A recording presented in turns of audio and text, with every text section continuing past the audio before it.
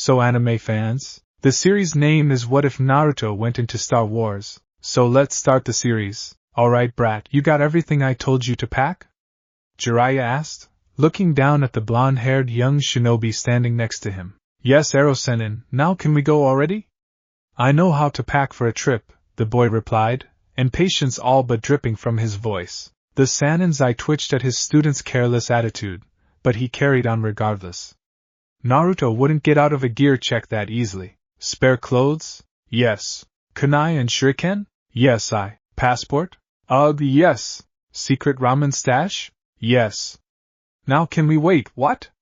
As the last question actually finished processing through Naruto's mind, he flinched, and a guilty look stole across his face. Aha! So you did pack ramen? Even though I said not to? A knowing smirk adorned Jiraiya's face as he looked at his embarrassed student. He did so love it when kids thought they could get one by him. No? Naruto winced at his words. Even by his own standards, that was a transparent lie. Whatever, kid. I'm not the one who has to lug the extra weight around. Make no mistake though, you will eat healthy on this trip. I can't have a shrimp for an apprentice after all, Jiraiya said with a teasing grin. Naruto, choosing the path of maturity and grace, blew a raspberry and flipped the bird at his mentor, before turning and marching off down the road. He wanted to leave, and quickly. It was hard enough, knowing he wouldn't see his home or any of his friends for 3 years. Lingering at the village gates wasn't helping his resolve. Every second he delayed was another second he wasn't training, and another reminder of what he was leaving behind. Watching Naruto walk away, Jiraiya noted the set of his shoulders and his stiff posture. The young shinobi practically radiated determination and stubbornness. That was good. The boy had been through a lot in the last few months. Enough to break most men twice his age. From fighting Orochimaru in the Forest of Death, to the Otosuna invasion, to Sarutobi's death, to his teammates' defection and his injuries sustained at the Valley of the End. And now I'm taking him from his friends for 3 years, Jiraiya thought. Even with all that, he still stands straight. Damn if this kid isn't the most determined 12-year-old I've ever seen. If he can survive what's coming for him, then he just might make Hokage one day. With those thoughts in mind, Jiraiya quickly caught up to his student. As he drew level with Naruto, he briefly squeezed his shoulder. Naruto looked up, meeting his gaze. Upon seeing his mentor's look of approval, he broke into one of his signature grins. Turning back to face his village, he shouted, "Just you wait, guys. When I get back, I'll be the most awesome ninja of all time. I'm gonna kick the team's butt and become Hokage. You'll see, nothing's gonna stop me." Ooh, alright brat, we're here, Jiraiya said, mentally counting down for the inevitable response from his pupil. Finally! We've been walking forever. When are you gonna start training me? And where is here anyway? Naruto responded as he waved his arms angrily. He had been expecting Jiraiya to teach him all sorts of cool and powerful jutsu. After all, the whole point of this trip was to turn him into a badass. How else was he supposed to kick the crap out of Sasuke? Geez brat, it's been 2 days. That's hardly forever. And this is a favorite old campsite of mine. As for training, that starts in a bit. Before that though, let's set up camp. We need to talk. Jiraiya gained a slightly grim look in his eyes as he spoke. Naruto, distracted as he was by the promise of imminent training, missed it. He immediately sprang into the small clearing with a loud cheer. As he set up their camp, Jiraiya could hear him muttering about the various jutsu he would soon learn. The older man chuckled at the boy's antics, before frowning again. I just hope that this news doesn't kill that spirit of his. This world needs people like him, Jiraiya thought.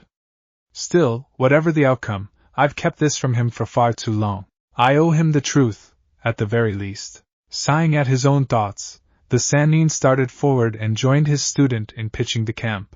The task, one he had completed thousands of times before, helped take his mind off of what he knew was going to be a tough conversation. Soon enough, though, they got camp set up, and the two of them sat facing each other over a small fire. Naruto was practically bouncing with anticipation. He couldn't wait to get this talk out of the way so they could start training. One look at Jiraiya quelled his enthusiasm somewhat. The older man looked uncomfortable. He kept shifting his weight back and forth, and he was absent-mindedly shredding a tuft of grass between his hands. If Naruto didn't know better, he would say Jiraiya looked nervous. But that was impossible. For all his goofy antics, Jiraiya was the strongest and most awesome ninja he knew. He couldn't get nervous over a simple conversation, could he? Before he could give voice to these doubts, his teacher cleared his throat and sat up a little straighter. All right, Naruto. Before I start, you should know that what I'm about to tell you is going to be hard for you to hear. You're going to feel hurt, angry, and confused, and that's okay. Just know that the old man and I did the best we could with a bad situation. Jiraiya's tone was serious and heavy as he spoke. He stared at the fire, not meeting Naruto's confused gaze. Why yeah okay Ero-sennin, Naruto said. What's all this about? You're making me nervous here. It's about your parents, Naruto.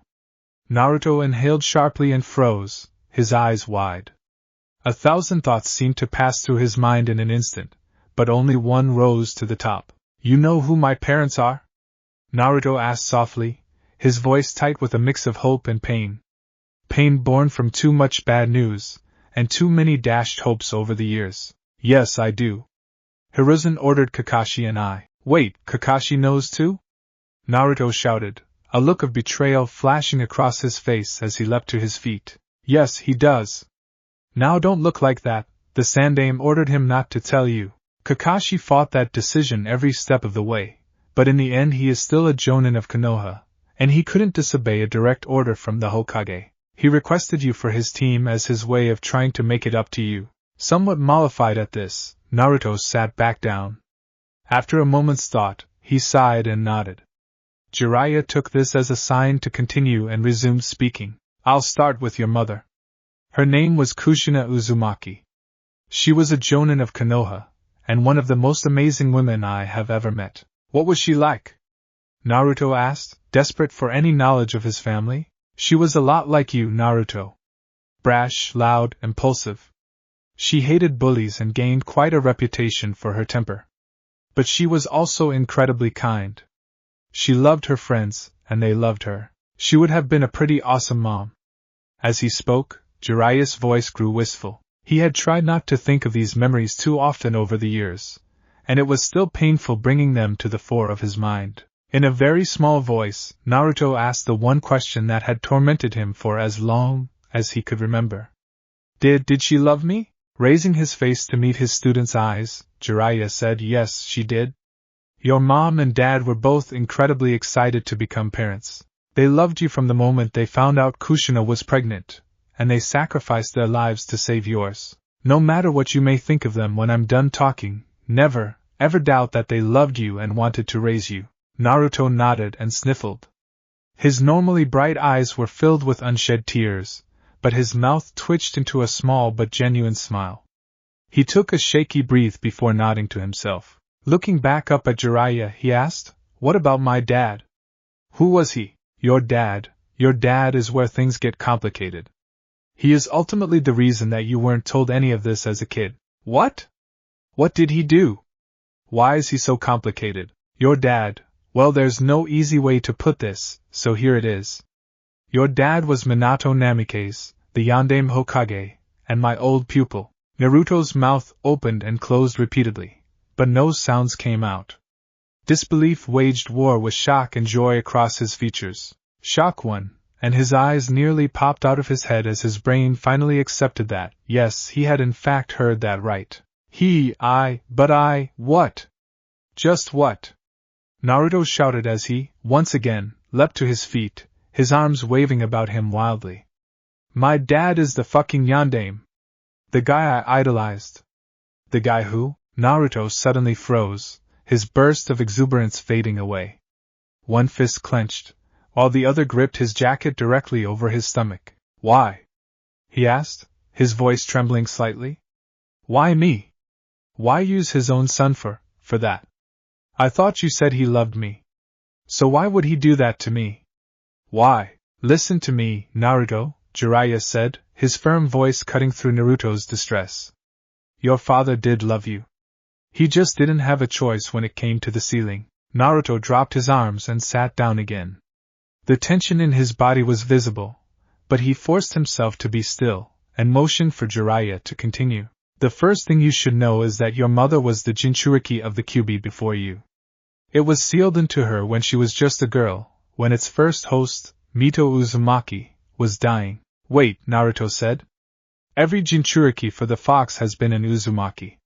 Why? What makes us so special? The Kyuubi isn't like the other Bijou, Jiraiya replied. It's far more powerful. Too powerful for an ordinary human to contain, no matter the seal. Uzumakis and Sajas have extraordinarily powerful life forces. Only they can contain an entity of such power without exploding. Naruto felt a small flare of chakra from the seal, accompanied by a low growl echoing in his mind. He shook his head and ignored it.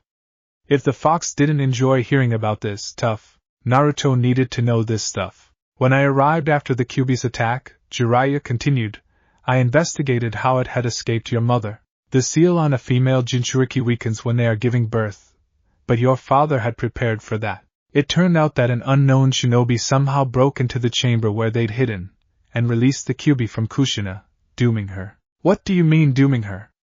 Naruto asked. When a bijou is extracted from a host, the host dies, Jiraiya replied, his voice grim. Her powerful life force and determination let her cling on for a little while, but as soon as that man ripped the fox from her, he sealed her fate.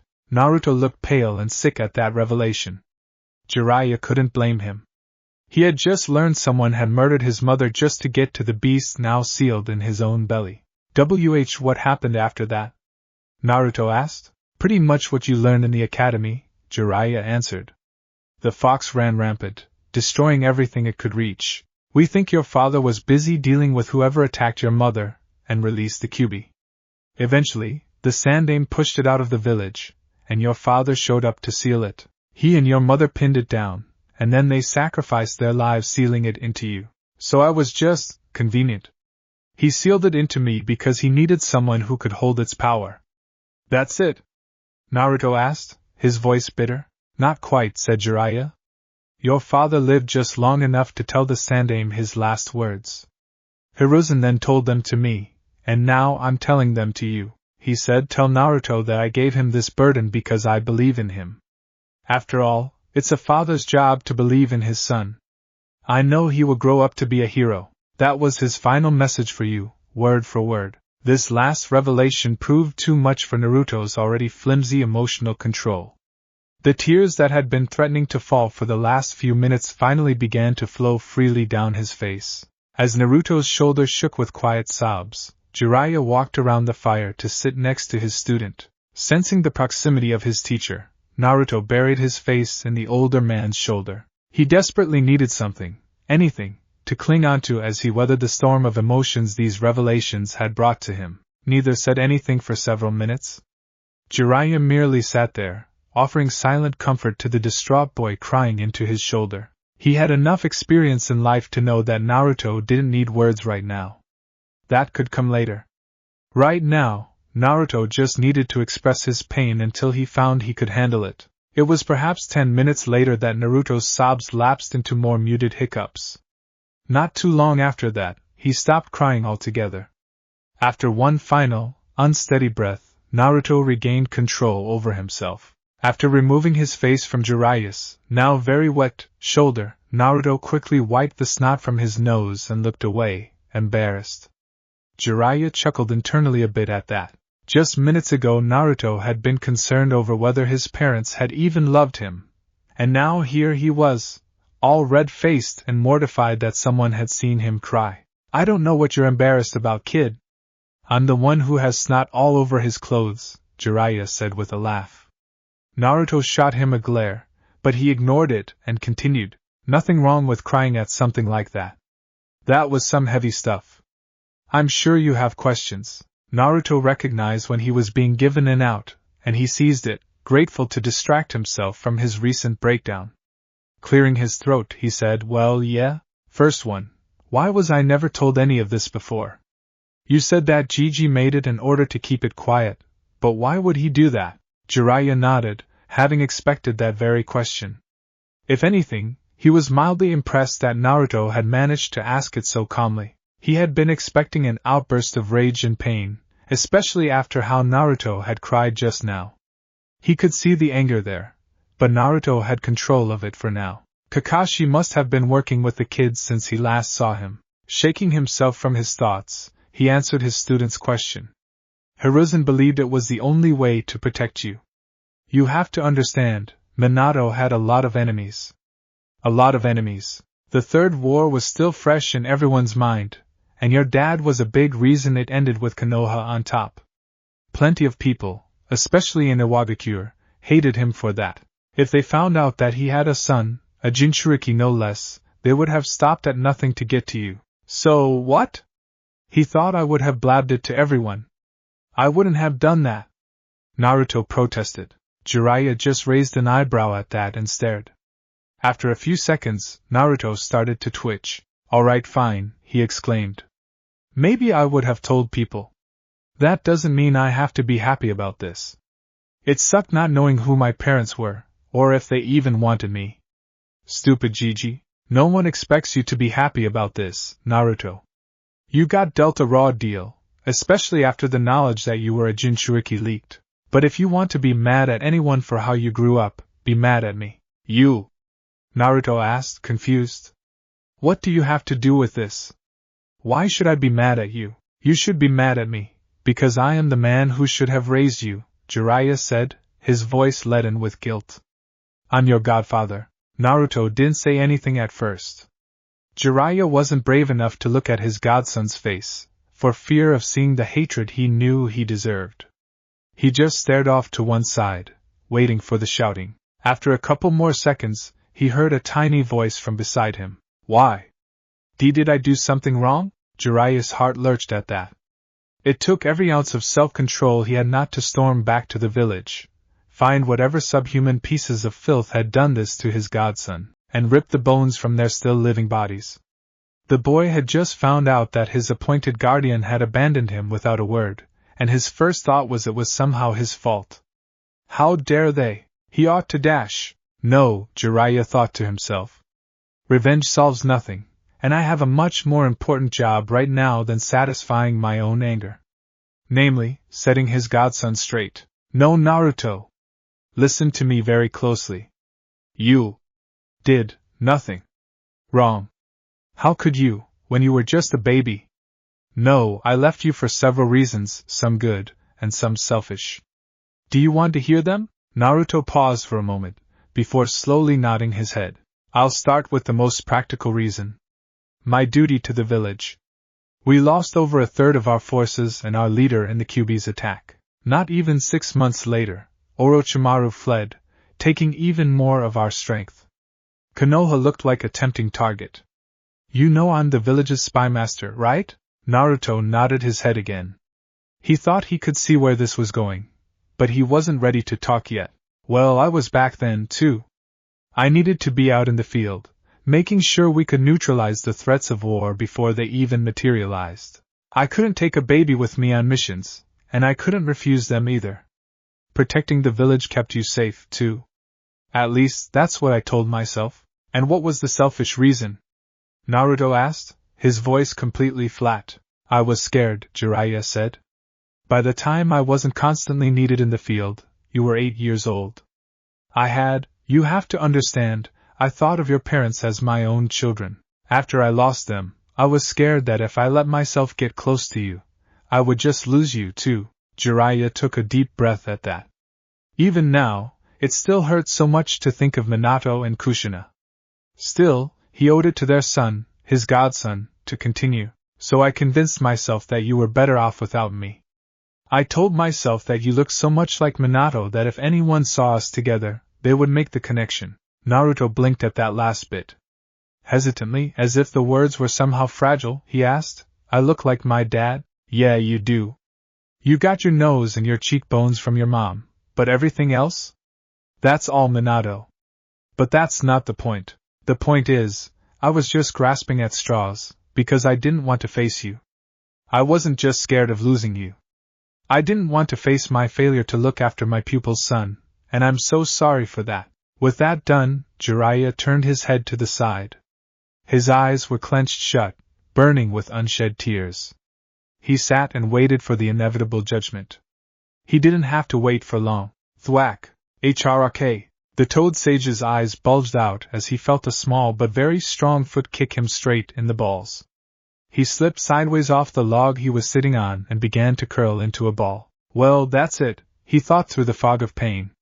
He definitely hates me.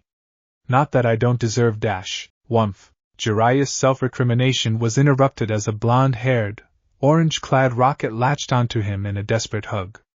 Naruto kept mumbling something into his shirt, but he could quite hear it. Returning the hug in pure instinct, Jiraiya strained his ears until he could hear what his godson was saying. I have family, Naruto kept repeating, over and over, as if stopping would make the words a lie.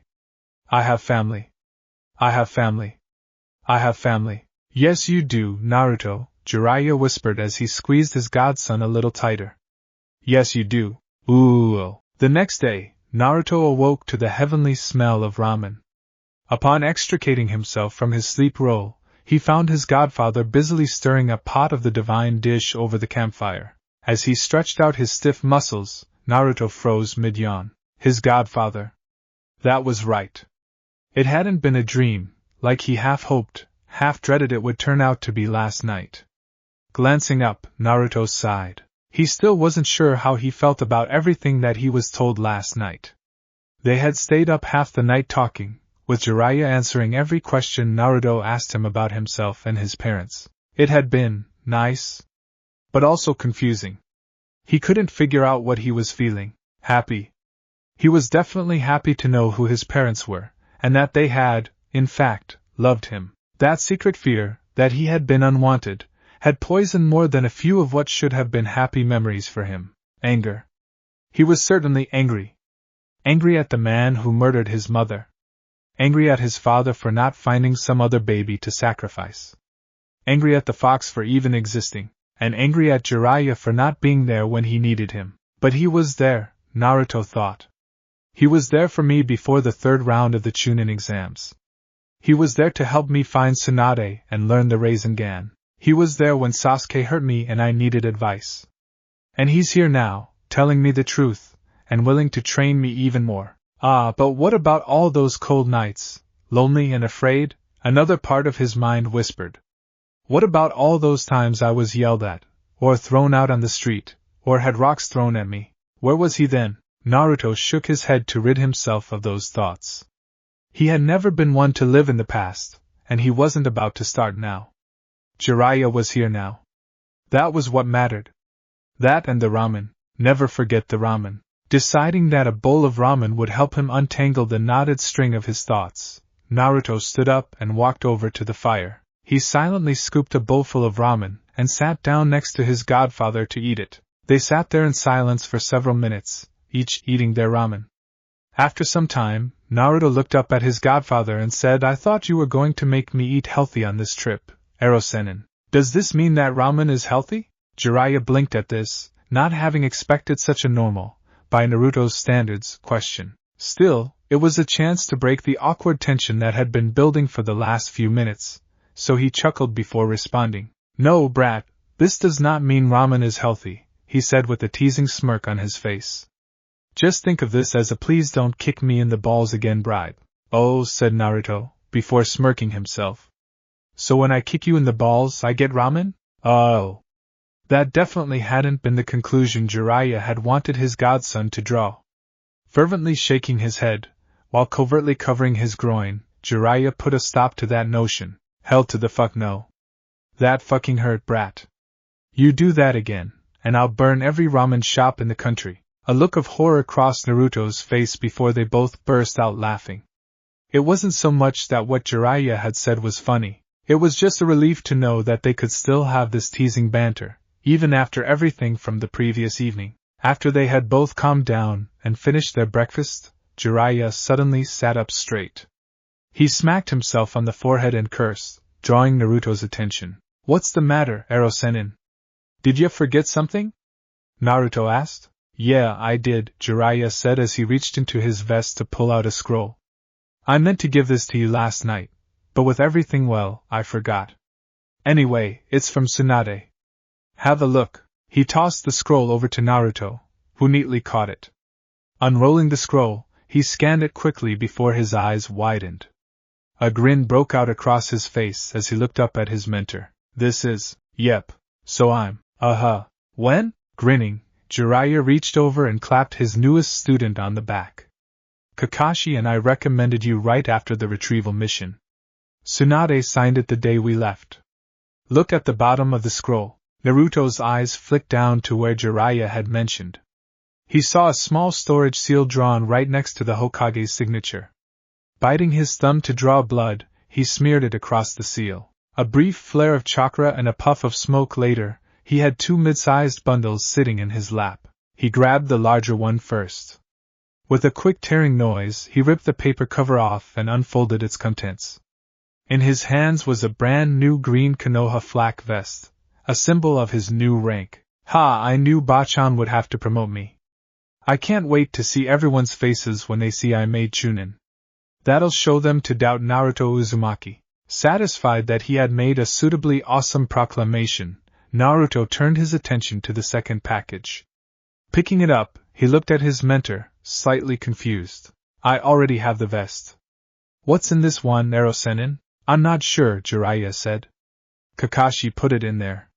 He said it was a gift. Grinning like a lunatic, Naruto tore open the second package. 3 small bundles fell out. He picked one up and unrolled it, revealing a set of navy blue pants and an identically colored shirt. It was a set of standard-issue Konoha Shinobi clothing, identical to the ones Kakashi always wore. As he looked at it, he saw something fall out of one of the pant legs.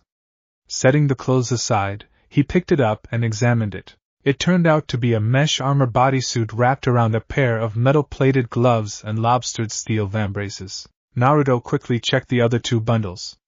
They were each identical, save for the last one. Along with the same items as the other bundles, it contained 3 cloth masks and a note. Unfolding the note, Naruto read it to himself. Naruto, I wanted you to have these gifts to congratulate you on your well-earned promotion. I never doubted that you would reach this level, just as I do not doubt now that you will soon surpass me. Your determination and hard work have taken you this far, and I see no reason why they will not take you as far as you care to go. No doubt you have noticed the masks I included for you. In my clan, it was traditional for the men of each new generation to wear a mask until they had sons of their own. While I may not be your father, I think of you as family. It is in that spirit that I offer these masks to you, so that you may represent me and my teachings wherever you may go. I can think of no higher honor than to have the traditions of my clan carried on by you. Farewell for now, Naruto. Until we see each other again, I wish you good luck. Make me proud, and enjoy the road of life. Kakashi Hatake. Naruto felt his eyes sting as he blinked rapidly. This overwhelming show of trust and support from his sensei was enough to bring a lump to his throat. He wordlessly passed the letter to Jiraiya and stood up. Scooping one of the bundles of clothes into his arms, he grabbed his new vest and one of the masks before walking into the bushes to change. When Naruto re-emerged a few minutes later, he cut a very different image than he had previously. Gone was the hideous orange outfit, as loud and brash as its wearer. In its place was the professional-looking garb of a Konoha shinobi. With the mask covering the bottom half of his face, Naruto had transformed from a baby-faced youth into a serious, if small, warrior. Only his eyes, still shining with barely restrained energy and innocence, gave away the fact that he was still the same boy. That, and the fact he promptly began to dance around the clearing like an idiot, loudly exclaiming how awesome he was to everything within earshot. Thankfully for Jiraiya's reputation, this only included a few birds and squirrels. The sage sighed in exasperation as his eye twitched at his godson's antics.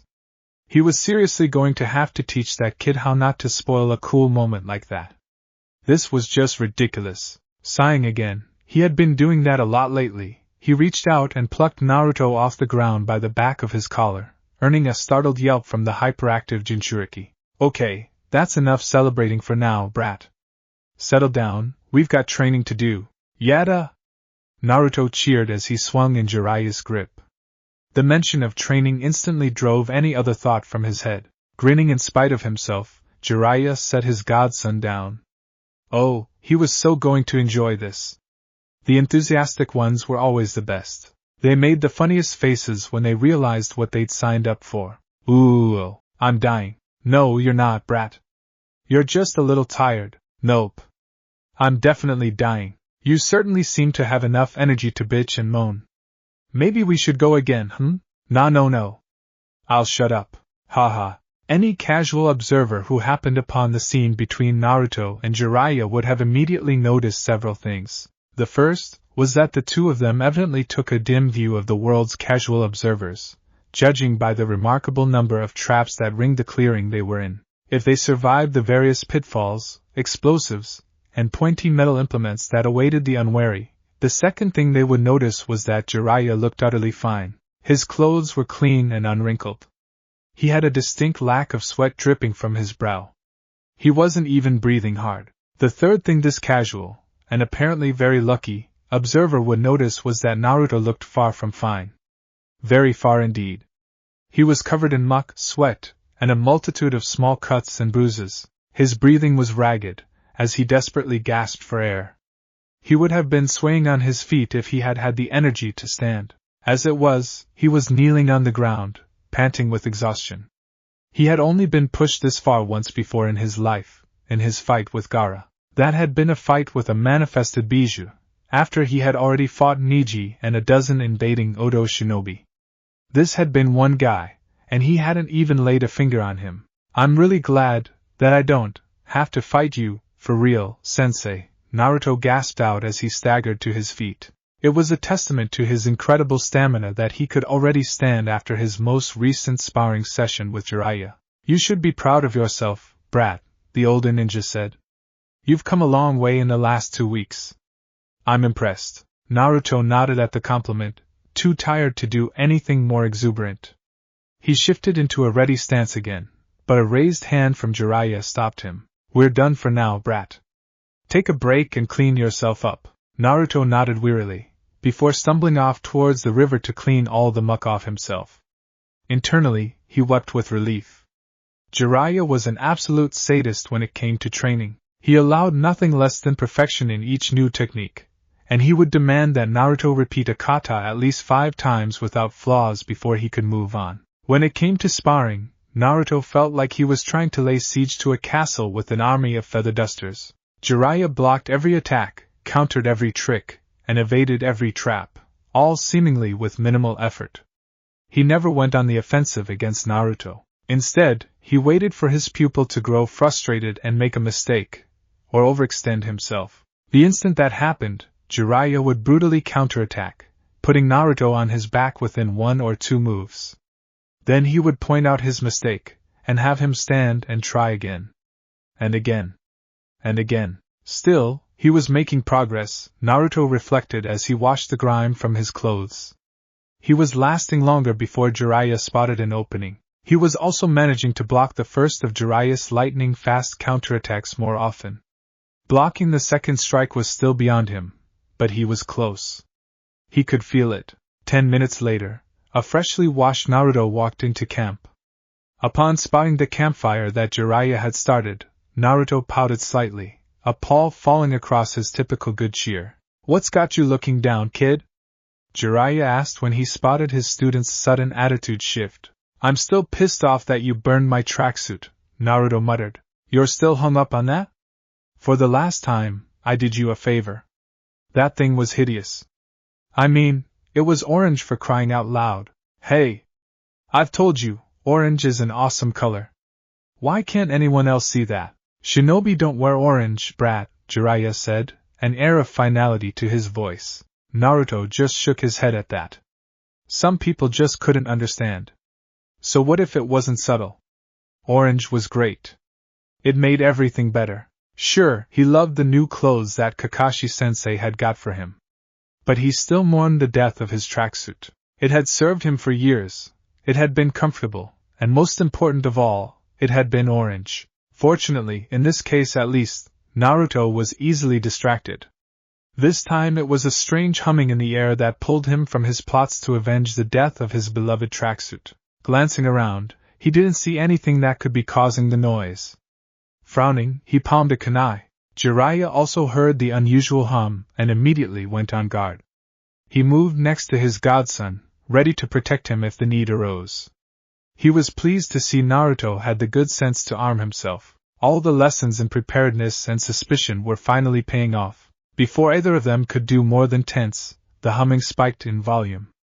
A bright light flared throughout the clearing. Unable to identify where the attack was coming from, or if it even was an attack at all they could do was brace for the worst. The last thing either of them noticed before consciousness fled was a sensation of falling, and then nothing. Ooh! Naruto's return to consciousness was surprisingly swift. There was no grogginess or numbness to suggest someone had drugged him. One moment he was unconscious, the next, his eyes had snapped open, and he shot to his feet, looking around wildly for his godfather. Jiraiya, he hissed softly, unwilling to shout if there might be enemies lurking nearby. Jiraiya, where are you? I'm right here, Naruto, a voice said from the shadows off to his left. Naruto turned to see his godfather standing up, seemingly unharmed. Are you all right? Jiraiya asked. Any injuries? I'm fine, Naruto replied. What happened? What was all that light and humming? I'm not sure. It's nighttime though, so we've been out for at least a few hours, Jiraiya said as he looked around. Now that his eyes had adjusted to the darkness, he noticed something that made him frown in confusion. This wasn't the same forest that they had been in earlier. He didn't recognize any of the plants, and there were boulders strewn about where before there had been flat ground. Glancing down, his frown deepened. All of their gear was still with them. It was, in fact, set up exactly as it had been before the whatever had happened. Before he could further ponder the meaning of his observations, he heard a startled gasp from behind him. He whirled around, a kunai appearing in his hand as if by magic, ready to face whatever threat may have surprised his godson. Upon turning, all he saw was Naruto, frozen in apparent shock, one trembling hand pointing at the sky. Jiraiya-sensei, that isn't right, is it? Naruto asked, his voice shaking. Following his godson's finger up into the sky, Jiraiya paled when he saw what Naruto was pointing at. His jaw dropped, and the kunai fell from his hand. No, it isn't, he said. For up in the night sky, where before there had been only one moon, there were now two. Ooh, tens of thousands of light years away, or in another plane of existence entirely, depending on how you looked at it. A green-haired woman fell back into a chair with an exhausted sigh. Her plan had worked. To be sure, it had cost her dearly. She had spent a great deal of power on this desperate plan of hers. Power that would take years to recover. But that was her problem. What mattered was that there was now just a bit of hope for the galaxy to weather the coming storms. For all that her brother crowed about the supremacy of his power, he forgot one thing about the light. It was never alone. There were always people willing to help. Okay, first things first, Jiraiya thought to himself. Do not panic. Just stay ca-. What the fuck? He heard Naruto scream. Why are there two moons? What's going on here? Where are we? Why are the trees different? What happened to MMPH? Jiraiya's hand slapped across Naruto's mouth, cutting off his increasingly strident rant. Only when he felt his student stop struggling and calm down did he remove his hand. He glanced down to make sure he had Naruto's complete attention before he started speaking. Listen, kid, you need to stay calm. Do not panic. You understand? Remember your training. Naruto took a deep, slow breath, held it for a few seconds, and then released it. After a few cycles of this, his mind began to clear of its fog of panic. With one final breath, he forced himself to rein in his fear and think clearly. The past few weeks with Jiraiya, and the months with Kakashi before that, had instilled a few basic tactical instincts into him. Right. Okay. Don't panic. Got it, he said, his voice back down in a more normal register. There are just two moons in the sky. But that's impossible. How can there be two moons? Jiraiya-sensei, where are we? The older man motioned for him to be quiet. Pipe down for a second and let me think. Nothing's attacked us yet, so here is as safe a place to stay as any. Inventory our gear. Make sure nothing was stolen or tampered with. Naruto just nodded and moved to obey the command. He had long since learned to recognize that tone in adults. When he heard it, even he knew to shut up and do as he was told without complaint. That lesson in mind, he began systematically unpacking, checking, and then repacking every piece of gear they had. When the sound of Jiraiya's low muttering reached his ears, Naruto looked up at his teacher. The older man was holding one hand up to the sky, fingers splayed in an odd pattern. After a few seconds, he would start scribbling in a notebook before looking back up at the starry expanse. Naruto recognized the activity. Jiraiya was trying to use the stars in order to find their rough location. Trusting his godfather to figure it out, Naruto turned back to his task. 15 minutes later, Naruto had finished inventorying the gear, and Jiraiya was wrapping up his observations. With one final disgruntled sigh, the sage sat down, his face marred by a heavy frown. "Have you figured out where we are, Jiraiya-sensei?" Naruto asked. "That's the thing, kid," Jiraiya responded. "So far as I can tell, we haven't moved." "What?" "You heard me," he said. "The stars are more or less all in the same place, with a little variation. The mountains to our east are unchanged. None of our gear has moved.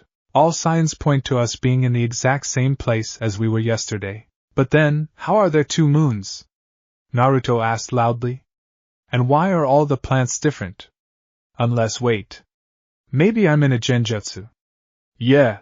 With the sort of confidence available only to the young, Naruto formed a quick hand sign. Screwing up his face with effort, he pulsed his chakra as forcefully as he could. Opening one eye to check on his surroundings, he noticed no difference, so he tried a second time. And then a third. As he was gearing up for a fourth attempt, he was interrupted by Jiraiya rapping him on the head with his knuckles. "Ow!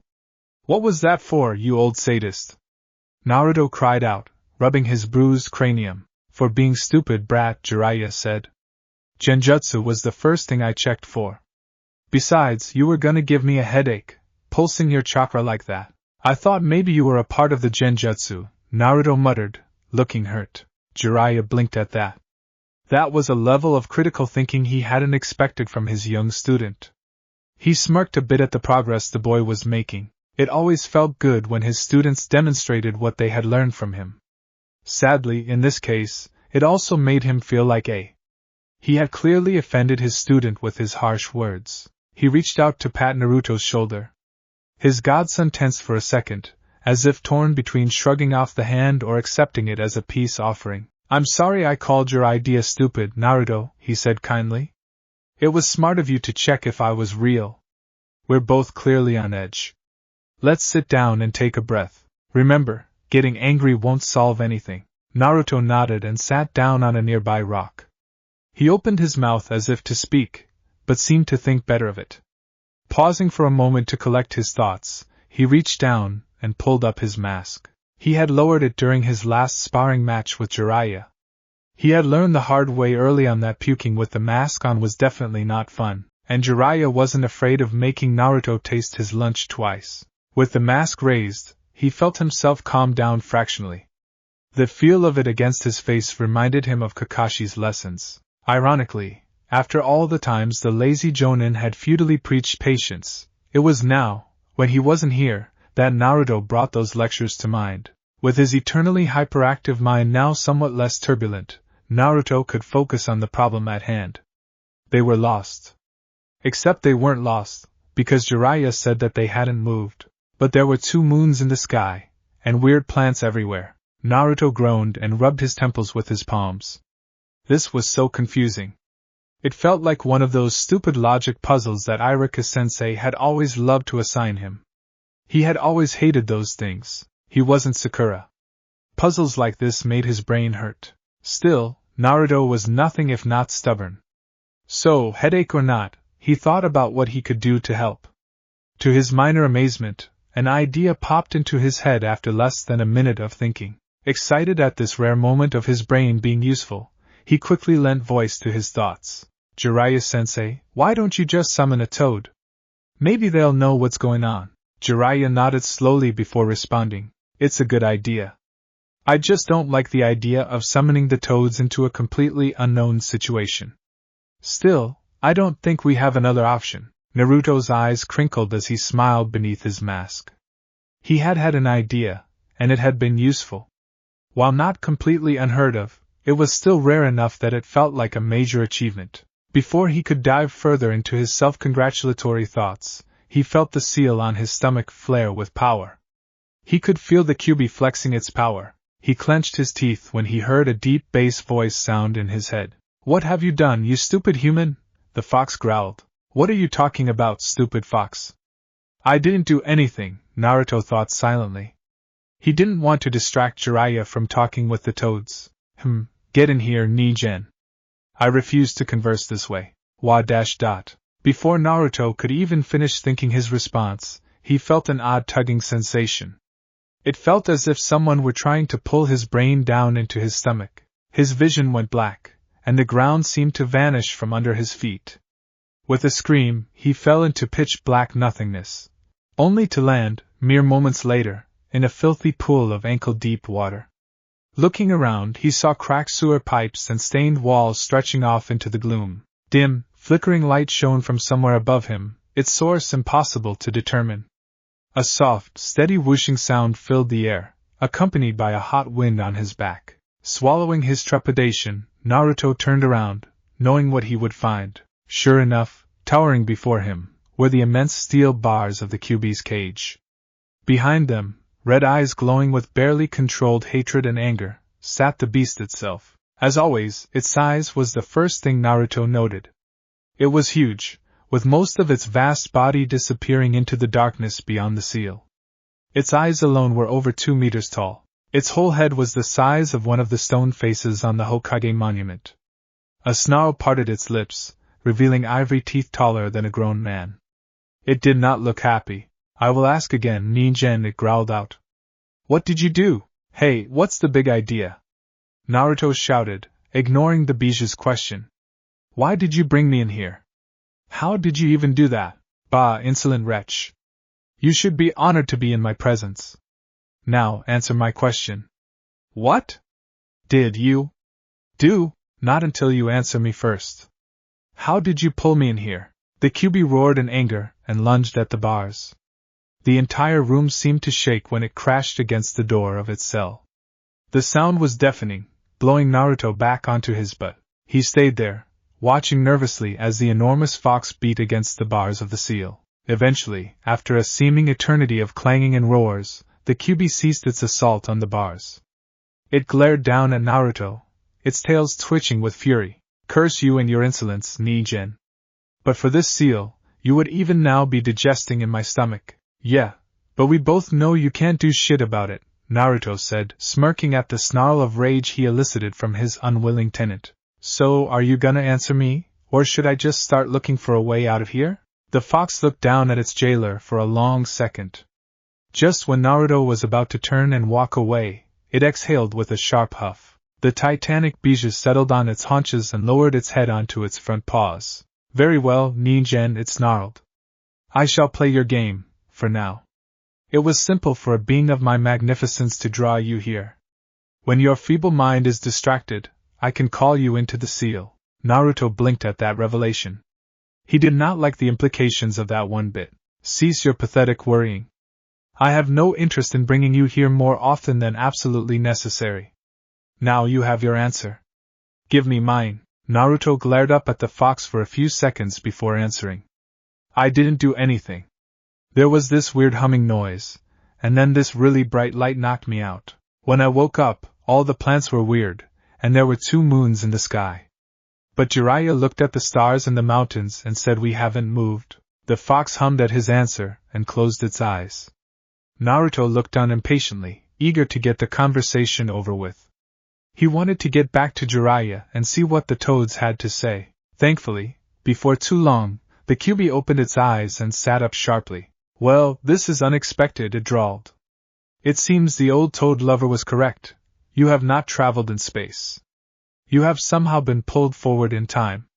Some 50,000 years forward by my guess. How interesting." Naruto's brain shut down for a second upon hearing that. He just stood stock still, a vacant look in his eyes, while he digested that little tidbit of information. It took about 10 seconds, but finally what the fox had said actually sunk in. Once it did, It could be charitably said that he completely lost his shit. Time travel. Are you shitting me? Please tell me you're shitting me, he pleaded with the QB, only to receive nothing but a deadpan stare. That alone told him all he needed to know. A small part of his brain, the part that wasn't currently paralyzed with stupefied horror, noted that the idea of time travel made sense, given the context. That time difference could account for the new plant life, while also explaining why the mountains remained unchanged.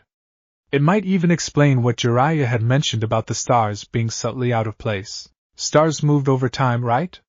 He seemed to recall Sakura saying something about stars moving. Unfortunately, while this small part of Naruto's brain continued to work unabated, the rest of his brain was doing the mental equivalent of running in circles screaming. This led to his eyes nearly bugging out of his skull, while his mouth gaped open like a goldfish under his mask. It took nearly an entire minute, but he eventually regained the power of speech. 550,000 years. How could this have happened? What am I supposed to do now? It was a sign of his shock that Naruto was asking for advice from the QB. Haha. What should I care, Nijen? How this occurred and what you do now are your concern. Now be gone. The very sight of you offends me. With those final words, the QB smashed a paw into the water. The subsequent wave was enormous and pushed Naruto out of the room. As the wave washed him down the hall, his vision once again went black, and he felt a sensation of rising. Moments later, he vanished from the filthy sewer that made up his mindscape. Meanwhile, the QB laid its enormous head back down onto its paws and closed its eyes. Humming slightly, it smirked in faint amusement. Time travel, it thought to itself. Perhaps being sealed inside this pathetic meat sack will not be as boring as I had feared. With that thought in mind, the great fox settled down to watch what trouble its hated warden would manage to find. Perhaps this far-flung time period would offer it some new method of escape. If not, then it might at the very least provide some decent entertainment. Ooh. Meanwhile, back in the physical world, Naruto opened his eyes with a jolt. Glancing around quickly, he was relieved to see that Jiraiya had not yet even summoned a toad. It seemed that, just as during that time in the canyon, time spent in his mindscape passed much more quickly than in the real world. That was good to know. Still, he had to tell his godfather what he had learned. Jiraiya would know what to do. Jiraiya-sensei, hold up, he yelled. I just had a chat with the QB. You what? Jiraiya yelled back, his face worried. Damn it, brat, do you know how dangerous that is? Yeah, Naruto said dismissively. Whatever. The important thing is that it told me what happened. It said that something pulled us 50,000 years into the future. That's what that light was. That's why all the plants are different, and why the stars have moved a little. His words brought Jiraiya up short. He stared, open-mouthed, at Naruto for a good half-minute before blinking. The idea made a disturbing amount of sense, the more he thought about it. Still, it couldn't be. It was impossible. He shook his head slowly, a frown on his face. It was lying to you, he said, only half believing his own words. It must have been. I don't think so, Naruto said. I mean, why would it? It didn't even try to trick me into unlocking the seal. It just asked what had happened, and then it meditated or something, and then it told me that, well that. Jiraiya palmed his face and groaned. This was just too much. Time travel? Seriously? That was so far outside the realm of believable, it wasn't even funny, and yet, his brain kept traitorously failing to find an alternative explanation that made any more sense. They hadn't moved geographically. He was very certain of that. They hadn't somehow crossed dimensions into an alternate universe. He knew what that felt like from his early summoning experience. A plethora of other options failed to present themselves. I don't know, kid, he said. I'm going to summon the Toad Elders. They should be able to tell us what's going on. They're very wise, so be respectful when you meet them, got it? Naruto nodded silently. The implications of just what the QB's statement might mean for them were dawning on him. He didn't trust his voice at the moment. Indeed, he was glad that the mask helped hide the look of fear he knew was written on his face. Satisfied that his student understood the importance of minding his manners in front of the elder toads, Jiraiya took a few steps back and clapped his hands together. He held that position for nearly a minute, gathering chakra for what he was about to do. Summoning both elders at once was no small task, even for him. He didn't want to accidentally exhaust himself in this unknown environment. Finally, just as Naruto began to actually vibrate with impatience, Jiraiya broke his palms apart. He then bit his thumb and flashed through 5 rapid hand seals before slamming his hand into the dirt. Kuchios no jutsu, he shouted. A plume of smoke billowed out from where his hand touched the ground. Excited to see the elder toads, Naruto leaned forward, waving the smoke away.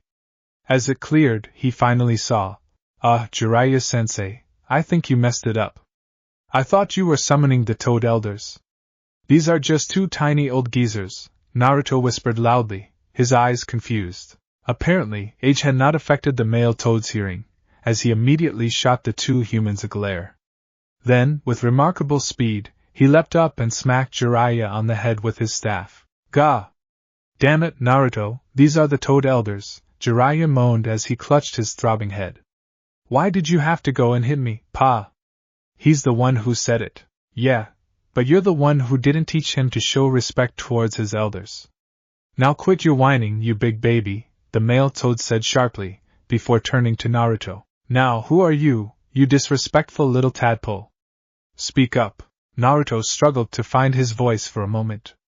He was torn between shock that this was one of the great toad elders, amusement at seeing his godfather get beamed in the dome, and fear of being the next target of the grumpy old toad's wrath. After a moment, he choked out a response. I'm Naruto Uzumaki, he said before he rallied further. All-around awesome shinobi and future Hokage. The toad's eyes narrowed further, making Naruto gulp. Before he could say anything else, an elderly, but distinctly female, voice spoke up. Quit scaring the poor kid, Pa. It's Minato's boy. Naruto turned to see the other toad had gotten behind him somehow. Unlike the other toad's green skin and white hair, she had pale yellow skin, with purple hair and lips. Her expression was kindly as she looked up at him. Don't you mind my husband, boy, she said, shooting said husband a reproving look. My name is Shima, and that's Fukasaku, but you can just call us Ma and Pa. It's nice to meet you, Naruto. It's, nice to meet you too, Ma, Pa, Naruto said, thrown somewhat by the sudden shift in tone. Shima smiled up at him, while Fukasaku scratched his head awkwardly, before flashing him a quick grin. Both of them then turned towards Jiraiya, who still looked somewhat miffed that Naruto had escaped a hit from Pa's staff. Now, Jiraiya-chan, why'd you summon us here? Shima asked. For that matter, where is here anyway? Last I checked, 2 moons ain't normal. That's why I summoned you both, Ma, Jiraiya said. As quickly as he could, he summarized the events of the last hour to the 2 sage toads. By the end, both of them looked deep in thought. Fukasaku was the first to speak. So, the QB said it was time travel, did it? He asked, turning to Naruto. Yeah. It said we had been dragged 50,000 years into the future somehow. Well, I hate to break it to you, but it looks like it told the truth, Fukasaku said grimly. What? Jiraiya yelled. But how is that even possible? It's time travel. How am I supposed to know how this happened, Jiraiya-chan? All I can tell you is that you definitely haven't moved locations, but the world feels older than it did the last time you summoned me. For now, I'm inclined to take the QB at its word. But if we're in the future, Naruto said, how can you be here too? I mean, you both are old, but not that ol oops. Sorry. This time Naruto did earn himself a smack from Fukasaku's staff. Luckily for him, it was only a warning blow, though it still stung. Ignoring her husband's actions, Shima turned to answer Naruto. MT Mayaboku isn't on the same plane as this world. Our only connection to this dimension is our summoners. When the 2 of you were displaced, that connection shifted here with you. Huh! Naruto said, blinking in confusion. We're tied to you 2 chuckleheads by the summoning contract. When you got moved, the toads got dragged with you, she sighed. This one would need some work. Still, there was potential buried in there. Oh, Naruto exclaimed as understanding dawned. Why didn't you just say so the first time? Shima sighed again. It seemed it was buried deep. Ignoring her exasperation, Naruto turned to Fukasaku, his eyes shining. So, how do we get back to our time? He asked. You can't, came Fukasaku's flat reply. What do you mean we can't? Naruto shouted desperately. You two can just do some super secret toad jutsu and send us back, right? Fukasaku's expression softened at the pleading tone in Naruto's voice. I'm truly sorry, Naruto-chan, he said. There is no known method of traveling in time. I have no idea how you might have gotten here. If you truly have traveled forward in time, then that's it. You both are stuck here. And no. No, that can't be true, Naruto yelled. I need to get back. I need to get Sasuke back, and become Hokage, and marry Sakura-chan and… His voice trailed off as tears began to flow. With a loud sniffle, he looked at Jiraiya pleadingly. His eyes begged the older sage to have an answer, to give him something. Anything. Any sort of hope that this wasn't really happening. Jiraiya could only shake his head and pull his godson into a hug. He felt his vest begin to grow damp with tears again. He didn't mind. His own eyes were hardly dry. But I promised, Jiraiya-sensei, Naruto wailed. I promised Sakura-chan, and Tsunade-ba-chan, and everyone. What am I supposed to do now? I don't know, Jiraiya admitted. But we'll figure it out together. Okay. The two elder sage toads dismissed themselves, giving their summoners some privacy. As the sun rose, Jiraiya and Naruto began to mourn the loss of their world, and plan how they would move forward into this new dawn. The days passed by in a blur after that first heart-wrenching night. Naruto and Jiraiya immediately tracked back to where they knew Konoha should be. Neither said much on the journey. They both knew what they were likely to find when they arrived, but they refused to give up hope completely. Even so, the lack of roads, or indeed any other sign of human habitation, was not encouraging. After 4 days of traveling at top speed, their worst fears were confirmed. There was no trace of the village to be found. Where there had once been a sprawling settlement of nearly 80,000 people, there was now an unbroken stretch of humid forest. Trees grew where the massive village walls had once stood. In place of the busy sounds of people living their lives, there was only the rustling of leaves and the chirping of birds. Worst of all was the Hokage monument. Just enough of the stone faces remained intact for them to tell that this was, without a doubt, where Konoha had once stood. There could be no denying it now. They were most definitely in the future. However, there was some good news to be had, even amongst such gutting loss. Instead of a mere 4 faces, as had been on the cliff when Naruto and Jiraiya last saw the village, there were now dozens. Nearly the entire eastern face of the mountain was covered in the remains of huge stone faces. The master-student pair even recognized 2 of the new additions. Pigtails and a diamond on her forehead, Jiraiya murmured. That's got to be Tsunade. Yeah, and look at the one after her, Naruto said, his voice just as soft. Crazy hair, and they only carved 1 eye. I guess someone finally tricked Kakashi-sensei into working for a living. Jiraiya laughed at that, while internally he sighed in relief. Naruto had been far too quiet these last few days. The fact he could still find it within him to make a joke helped soothe Jiraiya's worries over his godson's state of mind. Naruto being silent was against the natural order of things. It was like seeing Tsunade win a bet. It never meant anything good. Still, that brief moment of humor was all too quickly swallowed by the looming reality of their situation. Their village was gone. The last hope that somehow things might be normal again was now extinguished. So, what do we do now? Naruto asked. I'm not sure, kid, Jiraiya replied. I mean, if it really has been 50,000 years, then who knows what's out there? There might not even be people anymore. There can't just be no people anywhere, could there? I think we have to face facts, Naruto. We didn't see any roads, any campfires, or any sign of people living here at all. This is good land. If there were still people living anywhere nearby, they'd be living around here. Naruto grew silent at that. The mask hid most of his facial expressions, but Jiraiya could still see the fear and confusion in his eyes. The poor kid didn't know how to handle this. In truth, neither did Jiraiya. Still, he had to put on a brave face for his godson. And for himself. Look, we'll head east. Okay, Naruto, Jiraiya said. Maybe we'll find people living along the coast. If that doesn't work, we'll keep looking. I promised you we would figure this out, didn't I? Well, I'm not giving up just yet. Something will turn up. Naruto nodded his head silently. Even he could tell it was a weak plan, based mostly on desperation and hope. It didn't matter though. All they really had left was hope. With a plan, or what passed for a plan in their situation, in place, the two of them walked out of the village. The great stone faces of the past Hokages watched as the last two Konoha shinobi in the universe walked away from their village for the final time. Ooh! It was 2 days after they left the village that Jiraiya's prediction that something will turn up came true. It just wasn't in a way that either of the two shinobi could have imagined. As they were hiking through a large clearing, they heard a sound coming from above them. It sounded like a very small, but very powerful hurricane was passing over their heads. When they looked up, their jaws dropped in sync. What they saw was a large metal object, somehow flying through the sky. As it had neither wings nor propellers, either Naruto nor Jiraiya could fathom how it was managing the feat, but it was. Its front half looked like an elongated hexagon, with a tubular projection sticking forward off the front. The rear looked like a large wedge, with 3 cylinder shapes stuck to it, from which a faint red glow emanated.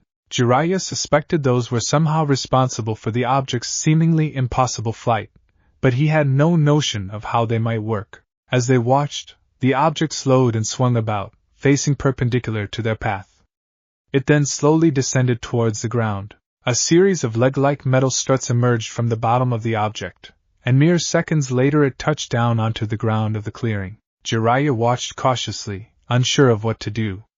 His shinobi paranoia was telling him to hide and prepare for an attack, but his natural curiosity drew him towards the strange metal thing. In the end, curiosity won. It was helped by Naruto, who had immediately begun approaching this new arrival, seemingly uncaring of any potential dangers. Jiraiya swore and ran to catch up to his over-enthusiastic godson. He reached him quickly and grabbed his shoulder, sharply arresting his movement. He opened his mouth to remonstrate the boy for his foolishness, but was interrupted by a sudden hiss coming from the recently landed flying machine. A glance told him that some sort of pressurized hatch had opened on the craft's side. A ramp extended to the ground, and 2 figures walked down it. The first was a man, his face ordinary but for a gold stripe running across his nose. His dark hair hung in shoulder-length dreadlocks. He wore a sleeveless brown tunic, with a darker brown robe over it. He strode down the ramp with confidence, no hesitation or uncertainty in his stride. The second figure was rather different. Naruto especially had trouble hiding his shock at what he saw. The third thing he noticed about her was her clothing. Unlike her companions, it was fairly revealing. It consisted of a pair of tight leather leggings and an equally tight leather shirt that left much of her midriff exposed. The second thing he noticed about her was her looks. By any standard, she was gorgeous.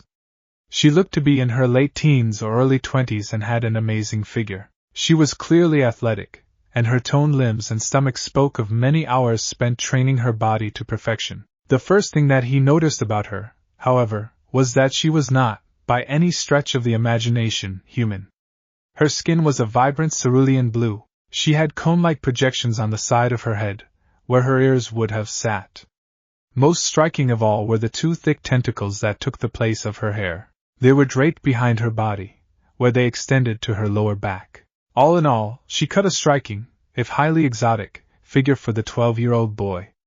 He was never more glad that his mask covered the embarrassed blush that spread across his face. Judging by the blue lady's sudden amused smirk, though, some of it was still visible. While Naruto dealt with his mortification, the dark-haired man stepped forward, raising a hand in greeting. "Hello there," he said. "I am Jedi Knight Quinlan Vos, and this is my Padawan, Ayla Secura. Would you mind telling me what you're doing on Tython?" Jiraiya stared at the man with the gold stripe on his face blankly. The newcomer had clearly said something, but the language wasn't any he had ever heard before. That aside, the fact this unknown man and his unusual companion hadn't immediately attacked was a good thing. "I didn't understand what you just said," Jiraiya said slowly, making sure to keep his hands visible. "We don't want any trouble." The stranger lowered his hand and let out a sigh. "Well, this could be awkward," he said. 1 week earlier, deep within the Jedi temple on Coruscant, Jedi Master Yoda sat in silent meditation. Earlier that day, a powerful pulse had run through the Force. If the Force were a pond, it would have been akin to dropping a large stone into it, with the waves spreading outward in every direction. Every Jedi in the galaxy had felt those waves crashing out from somewhere deep in the galactic core. Yoda, along with several of the other senior masters in the Order, had felt more than just that though. He could sense the millions of subtle shifts that the ripples had created. In 1,000 ways, both big and small, the future had changed. The nature of those changes, however, was not immediately apparent. Thus, he and the others in the temple who had sensed the shifts retired to their quarters to meditate on the new development. Yoda breathed deeply, immersing himself in the Force. Long centuries of experience had him swiftly navigating its eddies, looking for a hint as to the cause of the recent ripple in the Force, and a glimpse at its possible effects on the future. His task was not made easier by the ever-present stain of the dark side. It had begun years ago, barely being noticeable at first. Over the past decade, its power had been growing, though. It acted like a cold fog, clouding the Jedi's view of the future. By now, only experienced masters could reliably see more than a few months ahead, and even that was becoming harder. What they got were mostly murky, disjointed images and brief feelings, but none of it was good. This recent wave in the Force, however, seemed to have thrown off that fog somewhat. Yoda could see more clearly now than he had in nearly a decade. As he searched the currents of the Force for answers to his questions, he was struck by perhaps the most powerful vision he had felt in nearly 300 years. A slew of images seemed to swirl around him. They poured through his mind faster than he could process. Echoes of shouting and laughter, voices raised in anger and in joy all bombarded the ancient Jedi. The intensity of it all would have overwhelmed a lesser being, but Yoda was no stranger to visions such as these. He relaxed his mind and allowed the sights and sounds to wash over him. He calmly examined those fragments that rose to the top of the storm. The rest he dutifully memorized as best he could, to review later. What he saw was confusing. There were armies of men wearing white armor, firing blasters at a shadowy enemy. He saw young Skywalker surrounded by flames, his face a mask of anguished pain. That vanished, and he saw Master Luminara Unduli sitting at a table, laughing and smiling. Then there was an orange-skinned Togruta girl whom he recognized as one of the more promising initiates currently at the temple. He saw others as well. A blond human boy standing next to a tall, white-haired man. Yoda did not recognize them, but their image lingered in his mind for several seconds, before it too whisked back into the whirlpool of the vision. Above all else, he saw two things. The first was a vast shadow, looming over the entire galaxy. It seemed to cover over the stars like a blanket, snuffing them out, one by one. As it reached the center of the galaxy, the vision shifted to the second prominent thing. Tython. The name and image of the planet burned in Yoda's mind like a bonfire. The Force seemed to practically hit him over the head with the idea of the old Jedi homeworld. Clearly, whatever had caused this violent shift in the Force, they could find it on Tython. With that, the vision faded away. Panting slightly from the force of it, Yoda opened his eyes. He took a few moments to gather himself, and then reached for his communicator. Pressing a button, he contacted the next highest-ranking Jedi after himself, Master Mace Windu. No more than 10 seconds later, the device beeped, before the Corran Jedi's strong voice sounded from it. Master Yoda? Is there something I can help you with? Yoda smiled a bit at that. The man hadn't changed since he was a Padawan. Always so formal and direct, even now. Dismissing the thought, he refocused on the communicator. A vision I have had, he said. Inform the council of it I must. Much there is for us to do. Very well. I will assemble the council immediately. Thank you, my friend. See you shortly, I will. With that, Yoda shut off the communicator and reached for his jimmer stick. He absently chewed on one end of it as he waited for the council to gather. It would take nearly an hour, as many of them were deep in meditation themselves. He could feel their presences in the Force. Several had the slow, steady thrum that indicated meditation. The ancient Jedi Grandmaster allowed the soothing juices of the jimmer stick to quiet his mind for several minutes. Finally, when he sensed the last of the council members rouse themselves from their trances, he leaned on the cane and made for the council chambers. 10 minutes later, Yoda surveyed the council. All but one of them were present. Master Yaddle had left to accompany Kenobi and Skywalker on a mission to Mawan. He would miss her wise counsel, but her mission was important. Looking away from her empty chair, he addressed the rest of the council. While meditating on the shift in the Force, a vision I had, he said, jumping straight to the point. Much to think on it gave me, but made clear, two things were. The first, a calamity in the near future there is. A tremor went through the Force as the council processed this. Several seemed confused, or even doubtful. A few, namely Mace Windu, Plo Koon, and Kiadimunda, seemed to have almost been expecting such a statement. It seemed he was not the only one to have seen such a vision. As if prompted by his thoughts, Plo Koon spoke up. I too saw such a future earlier today. A great wave of darkness was overtaking the galaxy. It was unspecific, but I feel as though it will be upon us before long. I suspect it has something to do with the rising tensions within the Senate. Many of the other council members clearly had questions, but Mace Windu forestalled them with a raised hand. Turning to Yoda, he spoke. Master Yoda, you said two things were made clear by your vision. What was the second thing you spoke of? The origins of this wave we all felt, Yoda answered. From Tython this shift in the Force came. Send a Jedi to investigate this we must. Tython is in the deep core, CC Tyan said with a frown. The hyperspace routes to that system are dangerous and unstable. Whoever we send will need a skilled navigator. Perhaps a member of the Exploration Corps? Several masters nodded at this, including Yoda. Master Tyan may have been notoriously stubborn and hard-headed, but he was also a legendary pilot amongst the Jedi. He had earned his seat on the High Council, and it was wise to listen when he chose to speak, particularly on matters of space travel. Yariel Poof was the next to speak up. At over 200 years old, the Cormian Master was the third oldest member of the Council, after Yoda and Yaddle. The venerable Jedi was well known for many things, a keen knowledge of the Order's history being one of them. There is also the issue of the planet itself, Yariel said. It is said to be dangerous and difficult to traverse the surface. There are many conflicting reports of what may or may not still dwell on the planet. Our knowledge is limited, and whatever caused this disturbance may be difficult to find. We should send a team, one well skilled in both tracking and combat. Quinlan Vos is the best tracker currently at the temple, Mace Windu stated, and both he and his Padawan are highly competent duelists. I nominate them for this mission. Knight Vos and Padawan Sakura have had troubles in the past, Master Tyan countered. After the incident that wiped their memories, are you sure they can handle something like this?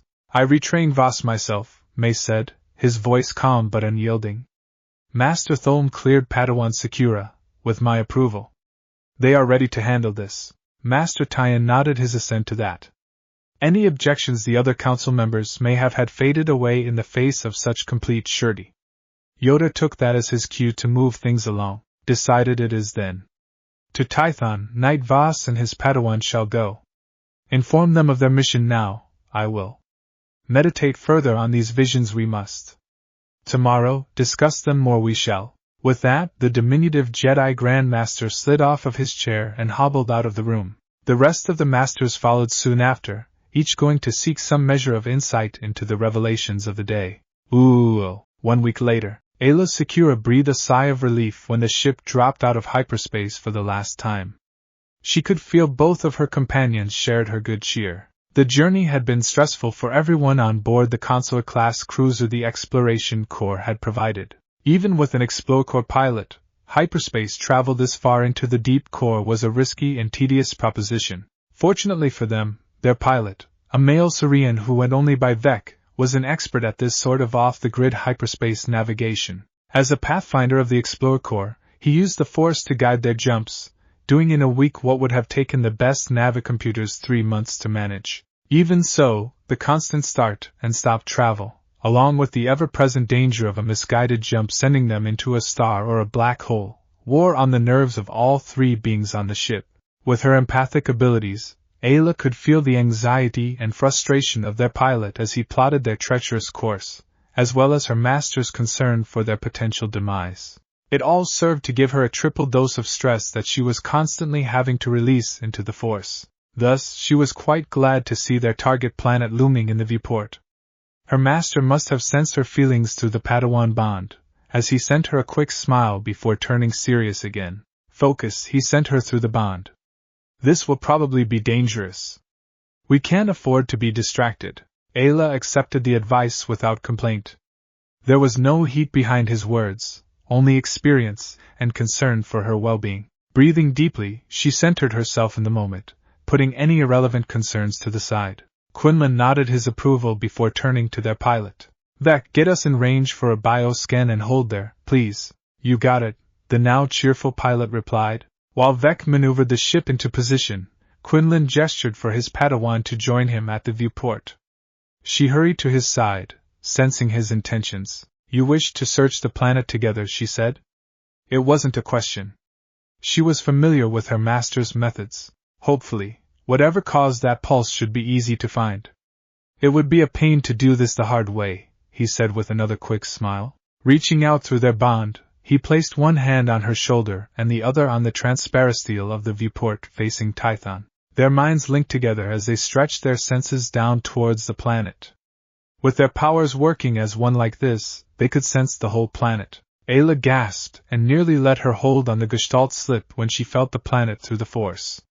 It was like looking at an exploding star. It shines so bright and chaotic. The light and dark sides of the force surged across the world like vast storms, forming a kaleidoscope of power, ever-shifting powers. Her master squeezed her shoulder and sent feelings of calm and peace through the bond. Steady, Ayla, he sent. Take it slow. Remember what I taught you. Look for the breaks in the pattern. That's where our quarry should be. Her balance restored, Ayla reached out once again, a little more cautious this time. Now that she knew what to expect, it wasn't so overwhelming. As she began studying the ever-shifting patterns of the force on the planet's surface, she noticed her master was allowing her to take the lead on their search. It bolstered her confidence to know that he trusted her with such a vital task. After nearly an hour of searching, her patience began to run thin. The force on the planet shifted too quickly and too often for her to get a read on it. She contemplated swallowing her pride and asking her master to take the lead from her. Just as she was about to give up, though, she felt something. It was faint and fleeting, but it was definitely a break from the surrounding pattern. Focusing on what she had sensed, she followed it back to the source. It was tricky work. She had to go slow, and she nearly lost the thread more than once. But eventually, there, she said through the bond. I've got it. Very good, Ayla. That was not an easy task. Oh please, she said. You had already found it, hadn't you? A look of mock hurt crossed Quinlan's face before he let out a deep laugh. You caught me, he said. But I only got it a few minutes before you did. You're getting far too good at that. I'm going to have to up my training to stay ahead of you. Ayla smiled at the compliment. Her self-confidence was still often shaky after losing her memories to a forced glitteral overdose, and nearly falling to the dark side. Having her skills reaffirmed every once in a while by her master felt good. It may not have been very Jedi-like to enjoy praise so much, but for now, she could live with that. Politely ignoring his Padawan's embarrassed happiness, Quinlan pulled up a holomap of the planet below them. With a few button presses, he highlighted a few hundred square kilometers of land in the southeastern part of the largest continent. Vec, begin a bioscan focused in this area, the Kiffer Jedi Knight requested. Scan initiated, came Vec's response a few seconds later. It'll probably take about 2 hours to get full coverage, so just hang out. A little less than 2 hours later, the ship's computer indicated the scan was complete. Quinlan pulled up the results onto a screen and stared at them intensely. A few dozen large signatures, he said. Can you see which ones are our quarry, Ayla? Leaning forward, Ayla scrolled through the data from the scan. After several seconds, she highlighted 2 particular signatures.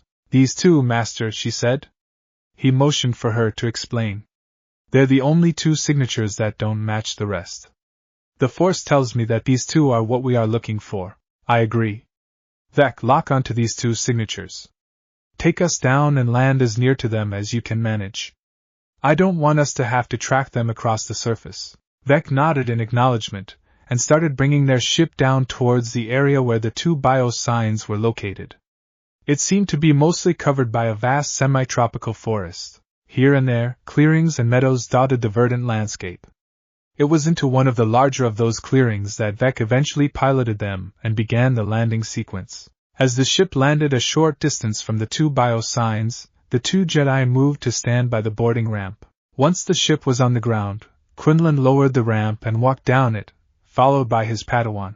As their eyes adjusted to the bright sunlight, they saw the apparent source of the two bio-signs they had been tracking. It was two humans, Ayla noted without shock. Of course it was humans, she thought. They seemed to inhabit every spare corner of the galaxy. The adaptable species made up nearly a third of the sentient population of the Republic. After all, both of them were strong in the Force, Ayla noted. The boy in particular had a remarkable presence, but it was difficult to say just how powerful either truly was. Their Force signatures were strange, as if the Force was bound up in knots within their bodies. It was unlike anything she'd sensed before. They were both male. One was a very tall, well-built man, with a long mane of pure white hair. Despite his hair color, Ayla estimated him to be in his mid to late 40s. He was restraining his companion from running towards them, and she sensed caution and confusion from him in equal measures. Said companion was a young boy, no more than 12 or 13, going by his height and build.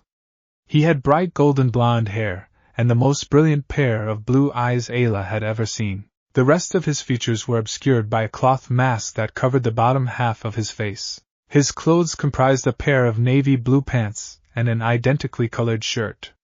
A thick green vest covered his torso, though it looked too stiff to be ordinary clothing. Perhaps some sort of armor? He wore metal bracers on his forearms, and metal-backed gloves. He had a headband tied around his forehead, with a metal plate affixed to it. The plate was adorned with a stylized carving of a leaf. He was looking at her with a mixture of shock and, judging by the hint of a blush she could see poking out above his mask, some embarrassment. She smirked at that.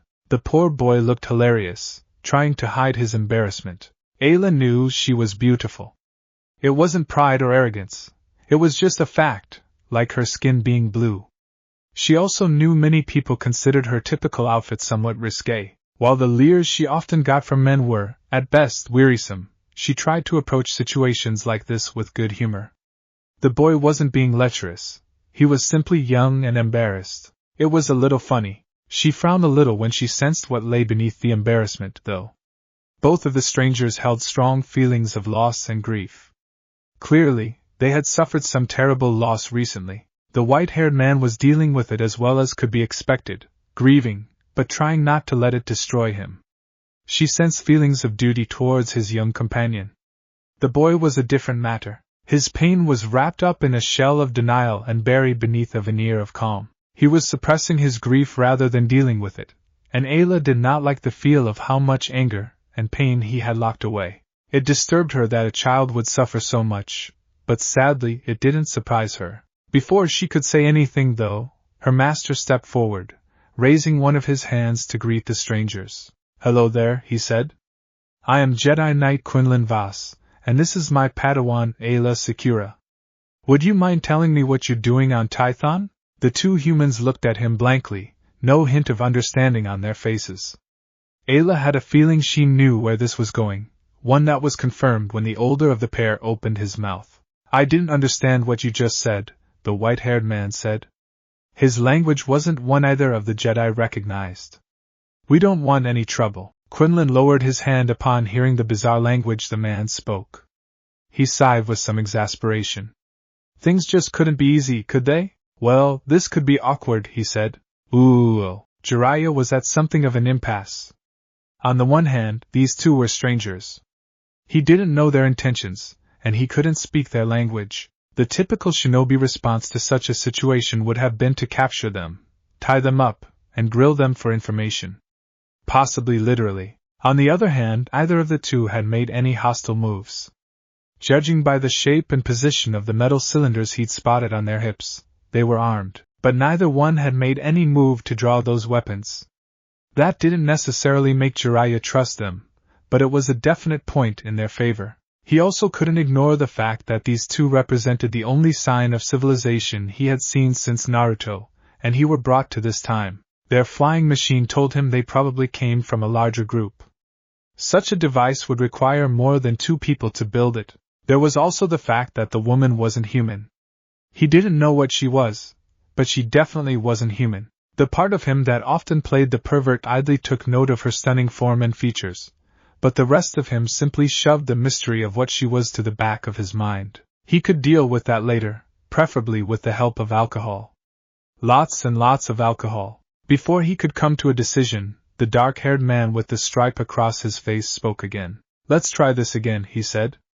"Can you understand me now?" It was odd. Jiraiya could hear that the man's words were still in a foreign language.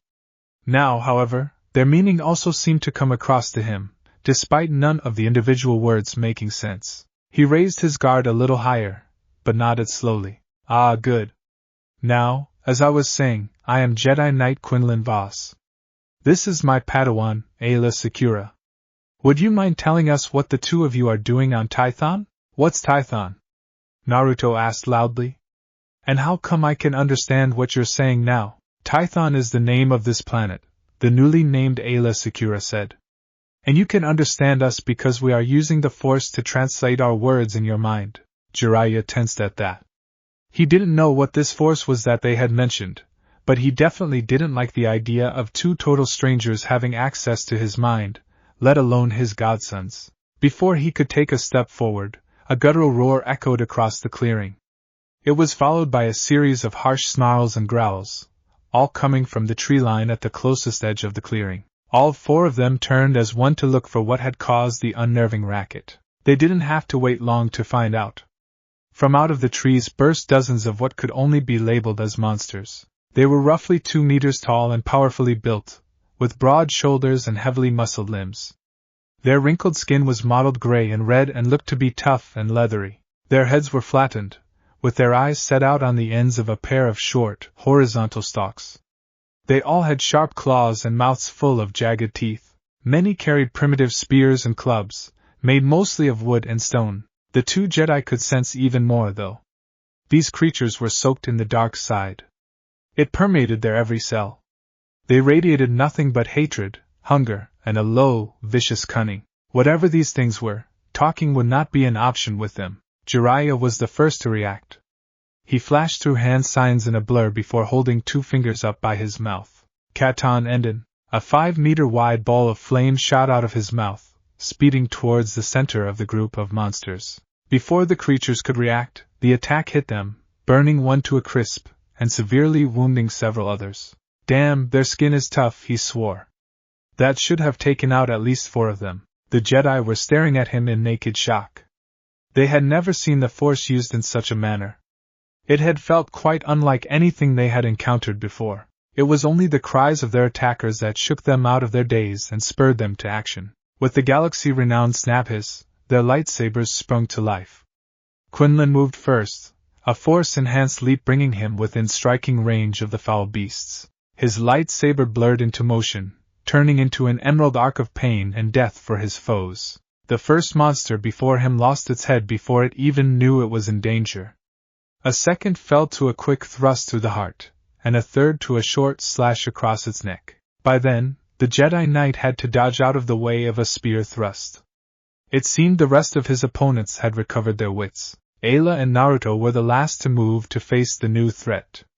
Aayla dashed to the side before looping around to charge at the attacking group's flank. Taking advantage of the distraction her master was providing, she crashed into the pack of monsters with a wild yell. Her blue blade made quick work of a half-dozen of the ugly beasts, until the flailing clubs and spears forced her to draw back or risk being flanked herself. Naruto formed his signature hand sign, and 20 clones poofed into being.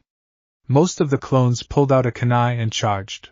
Only one remained by its creator, circling its hands back and forth over Naruto's outstretched palm. "Are you ugly bastards the reason my people are gone? Huh! Come and get some!" Naruto shouted. It felt good to finally have an outlet for everything he had been going through for the past few days. In the face of this sudden threat, his tenuous mask over his emotions broke. Within seconds, a blue ball of compressed, spiraling energy formed in Naruto's hand. His clone then grabbed him and threw him at the nearest enemy. Holding his father's signature juts out in front of him, Naruto slammed the sphere into the creature's head with a yell. Rasengan! The grapefruit-sized sphere of destructive power quickly shredded through the beast's tough skin. In less than a second, it ground through the skull and pulped the brain inside. The creature instantly went limp, not even having time for a scream. Ignoring the mess of blood, bone, and brains that was now leaking onto the ground, Naruto jumped out of the way of another one of the savage predators as it tried to tackle him. While in midair, he threw a kunai and formed a quick set of hand signs. Kunai Kagebushin no Jutsu. One kunai became 50, and the sudden hail of deadly metal forced most of the attacking group to cover their vulnerable eyes and necks. For the most part, the knives had little obvious effect. The creature's skin was too tough for them to penetrate more than a couple of centimeters. Shaking off their fear, the beasts moved to attack once more. It was then that Naruto initiated the second part of his hasty plan. Each cloned kunai had an explosive tag wrapped around the handle. Before the creatures could resume their attack, Naruto formed one final hand sign. The following explosion was quite impressive. Sadly, Naruto hadn't had time to think his plan all the way through. Though the explosion killed 4 or 5 of the beasts nearest to him, it also destroyed the remainder of his clones. Their kunai may not have been especially effective at killing their enemies, but they had served as a very effective deterrent. Until now, with the irritating chakra constructs all gone, the snarling monsters now had only one target. Jiraiya was distracted, dealing with a dozen of the things at once. Quinlan was busy throwing 2 of the creatures around with the force. Neither noticed that Naruto was about to be overwhelmed. To be fair, Naruto didn't notice this either. The pain and grief of the last week was beginning to overwhelm him, now that he was channeling it towards these monsters. His eyes flickered red, and his mind clouded with rage as he began to draw on the dark power of the Kyuubi. Yes, use my power, whelp. You are nothing without it, after all. Feel that pain and hate. Let me destroy what hurts you. Give me control. The Kyuubi's voice echoed in Naruto's mind, further clouding his thoughts.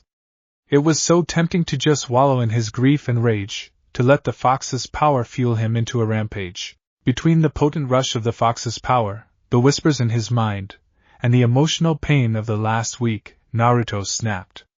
His vision went red and uncontrollable rage filled him. Naruto charged forward recklessly, screaming a raw battle cry. He tackled the nearest of the beasts, smashing its head against the ground with his enhanced strength.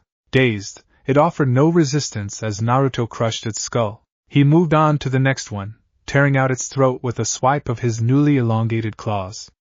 Letting loose felt so good. He wanted to make these ugly things suffer like he was suffering. It wasn't fair that he be the only one in pain, Naruto thought, as his conscious mind retreated further beneath a tide of bestial rage. It wasn't fair that he got torn from his home right as things were improving. And he would make something, anything, pay for that injustice. The boy let out a feral roar, throwing his head back in triumph. A blaze of red power seemed to emanate from his body, surrounding him like a cloak. Just as it began to take shape, though, one of the creatures snuck up behind Naruto. Taking advantage of his distraction, it bashed him over the head with a heavy wooden club hard enough to break rocks. The ugly crack echoed off the trees ringing the clearing. Naruto dropped like a puppet with its strings cut, the red cloak around him dissipating. The sudden blow had come at the worst possible time, and the disruption to his chakra control sent the Kyuubi's power slamming back into the seal with enough force to send him spiraling into unconsciousness. The last thing he heard before darkness claimed him was the Kyuubi howling in frustration. When they saw him collapse, the rest of the beasts tensed, ready to jump and claim their meal. Just as the first of them was about to lunge at the boy, a blue-skinned blur landed between them. Ayla had seen the blonde's plight. Though she had once again been baffled at the odd force abilities these strangers displayed, she wasn't about to let that stop her from helping a child in danger, especially not one that was in such obvious emotional distress.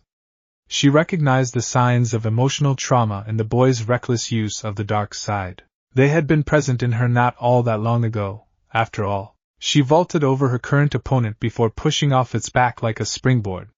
Her force-enhanced jump carried her directly over the group about to charge down the masked boy. Her blade hummed as she swung it in a wide arc, bisecting the leader and forcing the rest to halt their wild charge. Using the force to grant her speed above what any ordinary sentient could achieve, she moved forward in a blur of noise and blue light.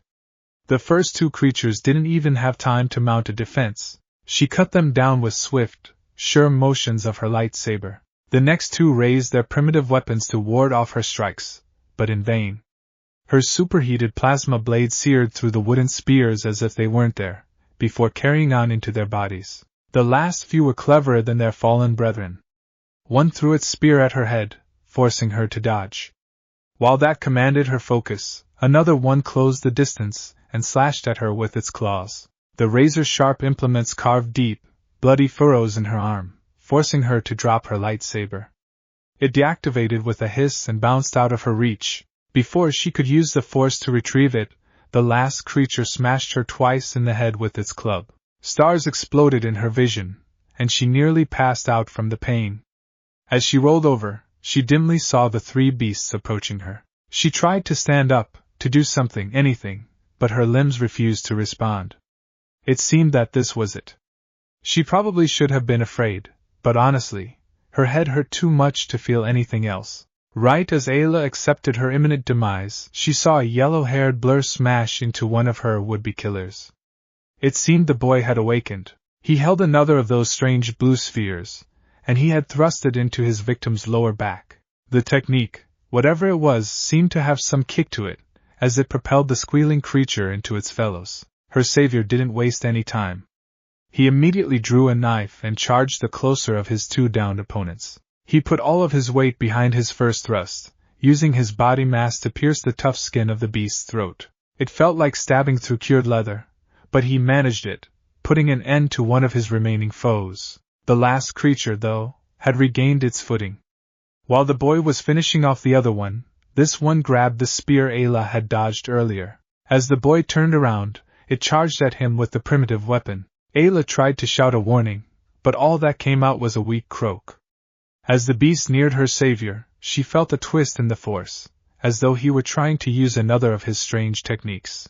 It was too late, however, as she watched in horror as the spear impaled the blonde through the chest. Then, much to her surprise and confusion, the seemingly mortally wounded boy burst into smoke, leaving a thoroughly stabbed log in his place. The would-be child killer reeled back in shock, snarling at having been tricked. Before it could do much more than that, though, a blue lightsaber blade stabbed into its back, emerging through the left side of its chest. The creature whined feebly before it slumped forward off the blade. As it fell to the ground, it revealed the blond boy, alive and distinctly not sporting a stab wound to his chest. He was holding her lightsaber clumsily, clearly unfamiliar with the exotic weapon. As he stood there panting, he shut the blade off before running towards her. He was speaking rapidly in his native language, but she was too out of it to use the force to translate. Her vision swam, and the sounds of his voice seemed to be coming from very far away. As the last of the adrenaline left her, Ayla passed out on the ground. Naruto was an emotional mess. The pretty blue lady Ayla, he remembered, had seemingly leapt to his defense when he had gotten lost in the QB's power and been knocked out. He cursed himself for losing control like that. He had just been so angry. And now someone else had gotten hurt protecting him. Again. He could hear the fox laughing at him behind the seal. Shaking himself back to the present, he noticed that Ayla had lost consciousness. He may not have been a medic, but Kakashi had been sure to drill first aid and casualty care into his team, so he knew a little. Enough to know that passing out after a blow to the head was a bad thing, a very bad thing. Not everyone had a demon fox giving them super-fast healing abilities. The battle was more or less over by this point. While he and Ayla had been saving each other's lives, Jiraiya and the other one, Quindan, had made short work of most of the rest of the ugly monstrosities. Even now, they were mopping up the last few. With no immediate threat to worry about, he tried to force his grief and anger down, and remember his first aid training. First, check for any major bleeding, Naruto's mind supplied helpfully. Looking over Ayla's prone form, he quickly spotted the 4 deep gashes on her right arm. They were bleeding heavily, in large, rapid pulses, so he figured he had best start there. It was simpler than treating a head injury anyway. He knelt down next to his erstwhile ally-turned-patient, and pulled out his medical kit. Taking out a tourniquet, he swiftly wrapped it around her upper arm. A few quick turns on the windlass had it appropriately tightened and secured.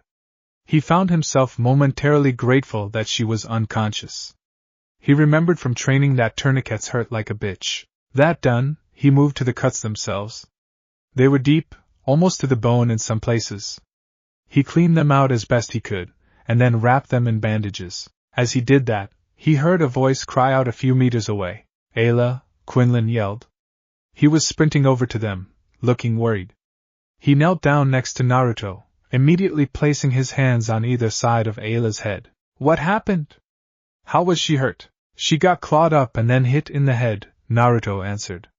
"It was my fault. I messed up, and she saved my life." "Is she gonna be okay?" Quinlan took a moment before answering. His focus seemed to drift to something Naruto couldn't see. After a few seconds of that, he snapped back to the present. "Her skull is fractured, and she has lost a lot of blood. I need to get her to the medbay on my ship. And you," he said, suddenly staring right at Naruto, "will be answering some questions. That was a very dark power you were just using." By now, Jiraiya had made his way to them. He tapped Naruto on the shoulder to get his attention. "Are you okay, Naruto? Any injuries?" "I'm fine, Jiraiya-sensei," he said, before pointing at Ayla. "She saved my life. I almost lost myself to the fox and got knocked out. She saved me." "Naruto, you know channeling that power is dangerous for you." "Why did I didn't mean to, okay," Naruto said, his voice shaking. I just lost control. I got so angry. It felt good to just let go and be mad, and I lost it." By the end of his speech, Naruto's shoulders were slumped with shame and defeat. Jiraiya sighed. It seemed he had grossly underestimated just how badly Naruto had been shaken by the past week. He cursed himself for a fool at that. He was having to use every ounce of his self-discipline to control his own grief. Of course Naruto would lose control. "It'll be okay," he said, his voice soft.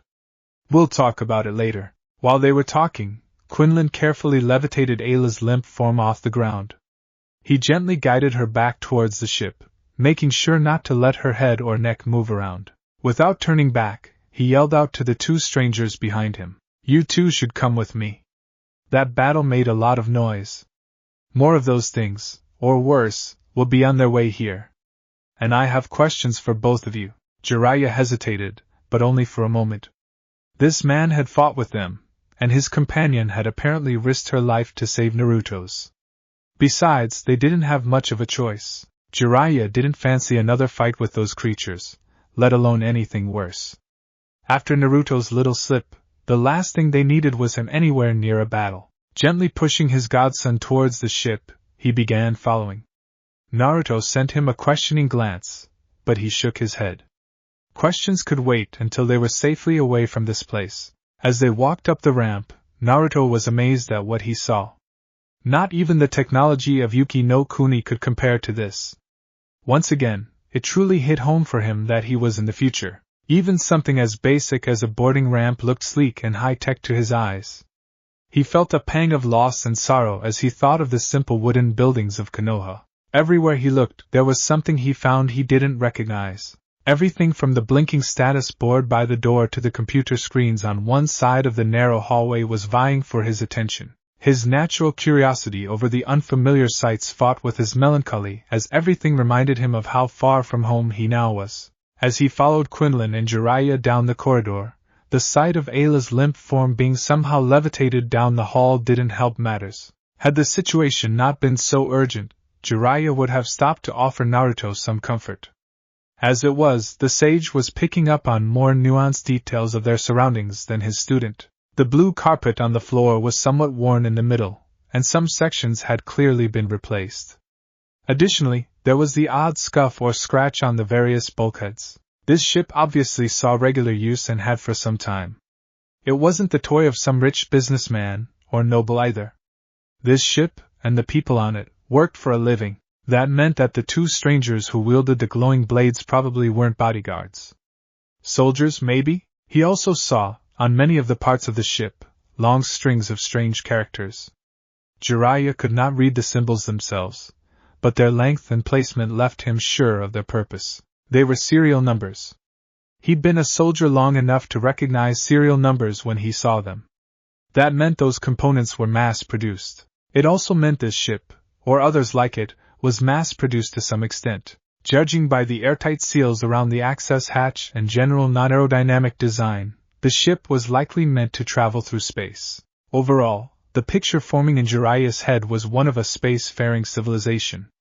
The very idea boggled his mind almost as much as time travel had. The elemental nations had known little about space, other than it was cold, airless, and completely inhospitable to life. If these people had somehow built something that could survive space travel, then he definitely didn't want to get on their bad side.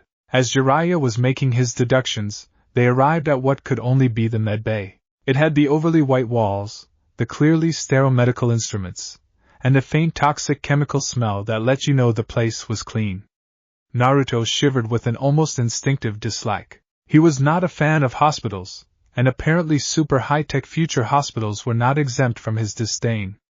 What happened next probably didn't help matters. From a small alcove set into the bulkhead, something made of metal emerged and floated into the center of the room. It had no legs, a vaguely human-like torso, and 3 spindly arms. It had a sleek, somewhat boxy-looking head, with 2 glowing blue eyes. "What the hell/fuck is that?" Naruto and Jiraiya exclaimed simultaneously. Quinlan shot them an odd look. "It's a GH-7 medical droid. It's here to help, so please stay out of its way," he said, his voice a touch tight. He was clearly still worried about his companion. Naruto and Jiraiya slowly relaxed, but kept their guard up. This strange floating metal creature was not something either of them felt comfortable turning their backs on. Neither knew what a droid was, but Quinlan didn't look like he would be answering any more questions for a bit. The newly identified GH-7 said nothing, but immediately went to work. It scanned Ayla from head to toe before taking a blood sample. It continued to run various tests for several minutes before it said something that neither Jiraiya nor Naruto could understand. So long as it didn't come near them, they were willing to let it be, though. Quinlan obviously understood the odd machine, as he nodded his head before turning to face the 2 shinobi. "It's about to start treating her. She'll be alright, but we should go somewhere else," he said, his voice turning serious. "We have a lot to discuss." Ooh. A short while later, the 3 of them were seated in what looked like a small conference room. There was a central table surrounded by a half-dozen chairs, and a viewport on one wall. Aside from the automatic door and high-tech computer terminal, it could have passed for a typical office room anywhere in the old elemental nations. "I imagine the 2 of you have a lot of questions." "I do too," Quinlan said once they were all inside. "Before we ask them, let me get the ship out of here. We aren't safe on the surface." Without waiting for a response, he leaned forward and touched a button on the center table. A light blinked on, and a voice sounded out of a console in the middle of the table. It spoke the same odd language as the droid, but once again, Quinlan clearly understood. "Yes, Vec, she'll be fine. Let's get off the surface." "Put us in a high orbit," Quinlan said. "You got it," the mysterious Vec answered, his words incomprehensible to the shinobi. "We'll be taking off now," said Quinlan when he looked back up at the 2 shinobi. "You can watch through the viewport if you like." He wanted to see their reactions to this. Between their not speaking basic, their primitive weapons and clothing, and their reactions to the ship and the medical droid, an image was building itself in his mind. Seeing how they treated space travel would help confirm if he was right or not. He hoped he wasn't. It would make things so much more complicated. As the ship took off and began its rapid ascent through the atmosphere, he watched as both of the 2 new passengers bolted over to the viewport. Their eyes went wide and their jaws dropped as the ground swiftly fell away. As the sky darkened from light blue to black, the younger of the 2 backed away from the viewport in obvious fright. He asked his companion something too quiet for Quinlan to hear. The response was just as quiet, but it seemed to stop him from panicking. The older man, Quinlan noted, seemed less surprised than the boy. He was merely staring down at the planet below them with a look of awe. Even so, it was enough to convince him. These 2 had never traveled on a starship before. Judging by the boy's surprise, they hadn't even known it was possible. That meant he was going to have to answer a lot of questions before he could ask his own. Sure enough, after several minutes of staring at the vast expanse of space, Jiraiya turned back towards the Jedi Knight, pulling a shaken Naruto with him. "Alright, I have a lot of questions," Jiraiya admitted. "First one's, Who are you and who do you work for? I am Jedi Knight Quinlan Vos, and the young lady in the medbay is my Padawan, Ayla Secura. We serve the Jedi Order and, by extension, the Galactic Republic. We came here to investigate a massive disturbance in the Force that came from this planet. But I'm guessing none of that means anything to you. You'd be right about that, Jiraiya said. What's this Jedi Order and Galactic Republic? Quick version, the Galactic Republic is the primary government for most of the galaxy. It includes thousands of member worlds and species and has trillions of citizens. The Jedi are an order of Force users, dedicated to upholding peace and justice throughout the Republic. We act as peacekeepers, diplomats, and advisors. Quinlan hoped that would satisfy him for the moment. Explaining the Jedi and the Republic to these two in detail would take days. Jiraiya pressed him for several more answers, however. He wanted to know just how long the Republic had existed, how it had formed, and several other basic details. Quinlan noted that both he and Naruto seemed utterly ignorant of anything regarding the galaxy at large, and he decided to ask some questions of his own. Where are you two from? You've obviously never been in a starship before, so how did you get to this planet? Jiraiya paused for a long moment at that question. He would never normally give out information to a complete stranger, let alone a servant of a foreign government. Doing so could jeopardize Konoha's safety, but Konoha was gone. His country was gone. His entire culture was now gone. There was no village left to protect. Just him and Naruto. This man had fought beside them, he thought. His Padawan, whatever that was, had suffered serious injury while saving Naruto's life. Quinlan had offered them safe passage with no hesitation or request for payment. Even now, he answered questions freely. Jiraiya decided that if he and Naruto were going to get anywhere in this new time, they would have to start by trusting someone. Quinlan seemed like a good first bet. We come from there, he said, pointing at the planet out the viewport. We've lived on that world our whole lives. Quinlan shook his head. That's impossible. Tython has been abandoned for nearly 3,500 years. No one is from there. We're from there, Naruto said rudely. We just aren't from now. Quinlan's eyes narrowed at that. The boy couldn't be implying what he thought he was. Could he? Are you trying to say that you're from the past? He asked slowly. That you somehow time traveled? Naruto nodded. Yep, he said. We're from 50,000 years ago, I think. Quinlan reached out with the Force, searching for any sign of deception in the boy. He found none. The kid honestly believed that what he was saying was true. He glanced at Jiraiya for confirmation. He got a nod in return, again without any hint of a lie. You're going to need to tell me more than that, he said firmly. So they did. Jiraiya relayed the story, starting with their last spar in the clearing.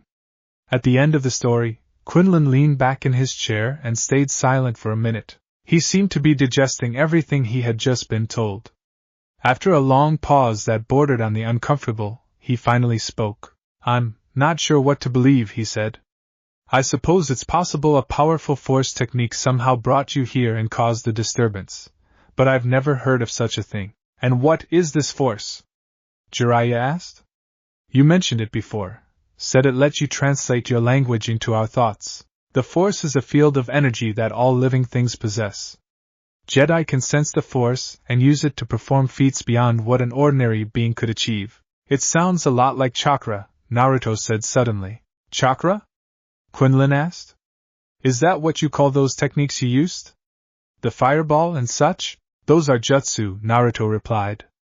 Chakra is what we use to do them, though. Why do you ask? Jiraiya cut in, his voice suspicious.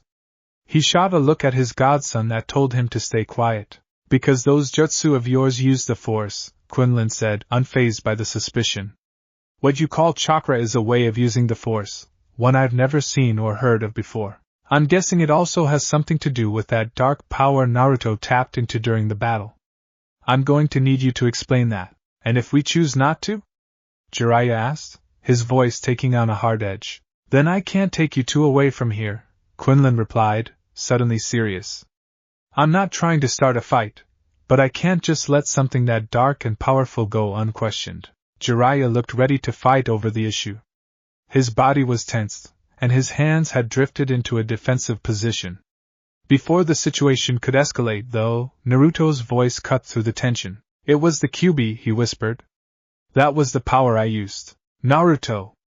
Jiraiya protested. That's secret information. You can't just. It's my secret, Jiraiya-sensei, Naruto said, his voice unyielding. The village is gone, and the only one who gets a say in who knows this is me. Jiraiya's jaw worked up and down silently. He seemed to be debating something internally for several seconds. Finally, he came to a decision. Fine, he said. If this is what you want, I'll support you. Naruto nodded and then proceeded to tell the story of the beast in his stomach. Jiraiya chimed in from time to time with relevant details, and Quinlan asked frequent questions. In the end, it took Jiraiya demonstrating a sealing scroll, much to Quinlan's shock, before he believed their story. Eventually, though, he was satisfied. I can't say I like that this was done to you, he said to Naruto. But I'm willing to accept it for now. Just know that power derived from anger is a trap, and power not your own even more so. I do not want to see you using that power while on my ship, clear? Yes, sir, Naruto said, nodding. I'm really sorry I used it back there. I hate using its power. Quinlan knelt down to Naruto's eye level and gave him a kind look. It was an accident back there, he told Naruto. Even a trained Jedi Knight would have a hard time controlling their emotions in that situation. I'm sure you won't be making that mistake again. Naruto nodded, thankful for the second chance. Quinlan looked back up at Jiraiya. I'm sure you understand that what you've told me about your origins is difficult to believe. That being said, there may be a test to confirm your story. If you're willing, that is. I promise it won't be at all dangerous or painful. What sort of test? Jiraiya asked cautiously. He wasn't about to consent to anything without knowing exactly what it entailed first. It's best if I just show you. Follow me, Quinlan said, standing up. Together, he led them towards the rear of the ship, near the engineering section. He showed them into a small, well-lit room. In the corner stood another droid. This one had legs, and a generic humanoid appearance. It was painted dark gray, with yellow highlights. Its head was a flat-faced oval, with a single visor-like strip of what looked like glass bulging out of it slightly where its eyes should have been. Is that another one of those droid things? Naruto asked, clearly somewhat wary of the thing. What are those things anyway? Yes, it is. And droids are well, do you know what computers are? Quinlan asked, searching for a reference the boy might understand. He was relieved when Naruto nodded. Well, droids are basically computers that can think on their own, sort of, and move around. It's complicated. They do a bunch of different jobs. Anyway, this is RHE-4, but you can call him Archie. He's an RH series research droid, one of the latest models. He should be able to tell if you actually traveled through time or not. I still don't get why you won't believe us, Naruto growled. We're not lying. I don't think you are, Quinlan said calmly. I believe that you believe you're telling me the truth. I'm just not sure if that's what actually happened. Archie should be able to tell us. And just how is this thinking computer going to do that? Jiraiya asked, his skepticism plain to hear. No idea, the Jedi replied with a smile. Let's ask him. Hey Archie. Wake up. I got a question for you. At Quinlan's yell, the droid stood up straight. Its visor flickered on, shining with a pale yellow glow. It then turned towards the Jedi, and somehow contrived to look disapproving. Knight Voss, as I have already told you, my designation is RHE-4. Not Archie. Is your memory faulty? The droid spoke in a clipped monotone. Despite that, it still managed to convey rather staggering levels of long-suffering sarcasm with its words. Nope. Archie just sounds better, Quinlan said before he glanced over at the two shinobi. Don't bother trying to talk to him. I'm using the Force to translate his words for you, but the technique doesn't work on droids. They don't have organic minds, and I thank the Maker for that, Knight Voss. If you are any example, then an organic mind is clearly not a thing to envy, the unwillingly named Archie said. Now, I believe you mentioned you had a query for me. Are you quite sure this inquiry is worthy of my time and processing power? Quinlan gestured at the two newcomers to the ship. These two claim they've traveled forward in time from 50,000 years ago. Is there any way of telling if that's true or not? Fascinating, the droid said as it moved to examine the shinobi, who leaned back reflexively. They do not appear to be insane. Are you certain they are not mentally defective somehow? Or at least, no more than the rest of you organics? Naruto opened his mouth to yell at the droid, but Jiraiya clapped his hand over it to muzzle him. This was far too important to interrupt, even with all the insults directed at them. I'm certain of it. The Force told me they truly believe what they claim, and I detected no signs of insanity, Quinlan answered, somewhat impatiently. Humph, the droid sniffed disdainfully. The Force. Such an unscientific concept.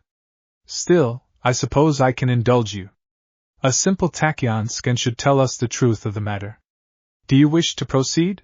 Jiraiya looked at Quinlan, the question clear in his gaze. He had no idea what a tachyon scan involved. It's like I told you earlier. It's completely harmless, Quinlan assured him. Archie here, the droid bristled at that will basically just shine a light at you. You won't feel a thing. It is quite a bit more complicated than merely shining a light, Archie said, clearly affronted at the oversimplification. However, Knight Voss is correct that the scan is harmless, and totally non-invasive. Jiraiya looked down at Naruto, wanting his opinion before he decided. Naruto just gave a nod. He wanted to get this over with, so that Quinlan would believe him. With his godson's approval, Jiraiya motioned for the droid to proceed. Despite its protests to the contrary, the skin really did seem to comprise nothing more than Archie shining a light over each of them.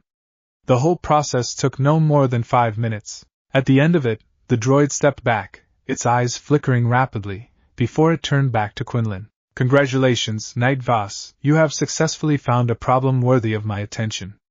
Though I cannot even begin to guess how, these two are most definitely from the past. Approximately 50,000 years in the past, judging by my scans. I can also confirm that they were not merely placed in stasis somehow. They truly did travel forward through time. With his task done, Archie walked back over to his corner and shut himself down. Quinlan dropped into the nearest chair, shock written all across his face. He had not even remotely expected that those two had actually been correct. How was this even possible? So, do you believe us now? Naruto asked. Quinlan just nodded weakly.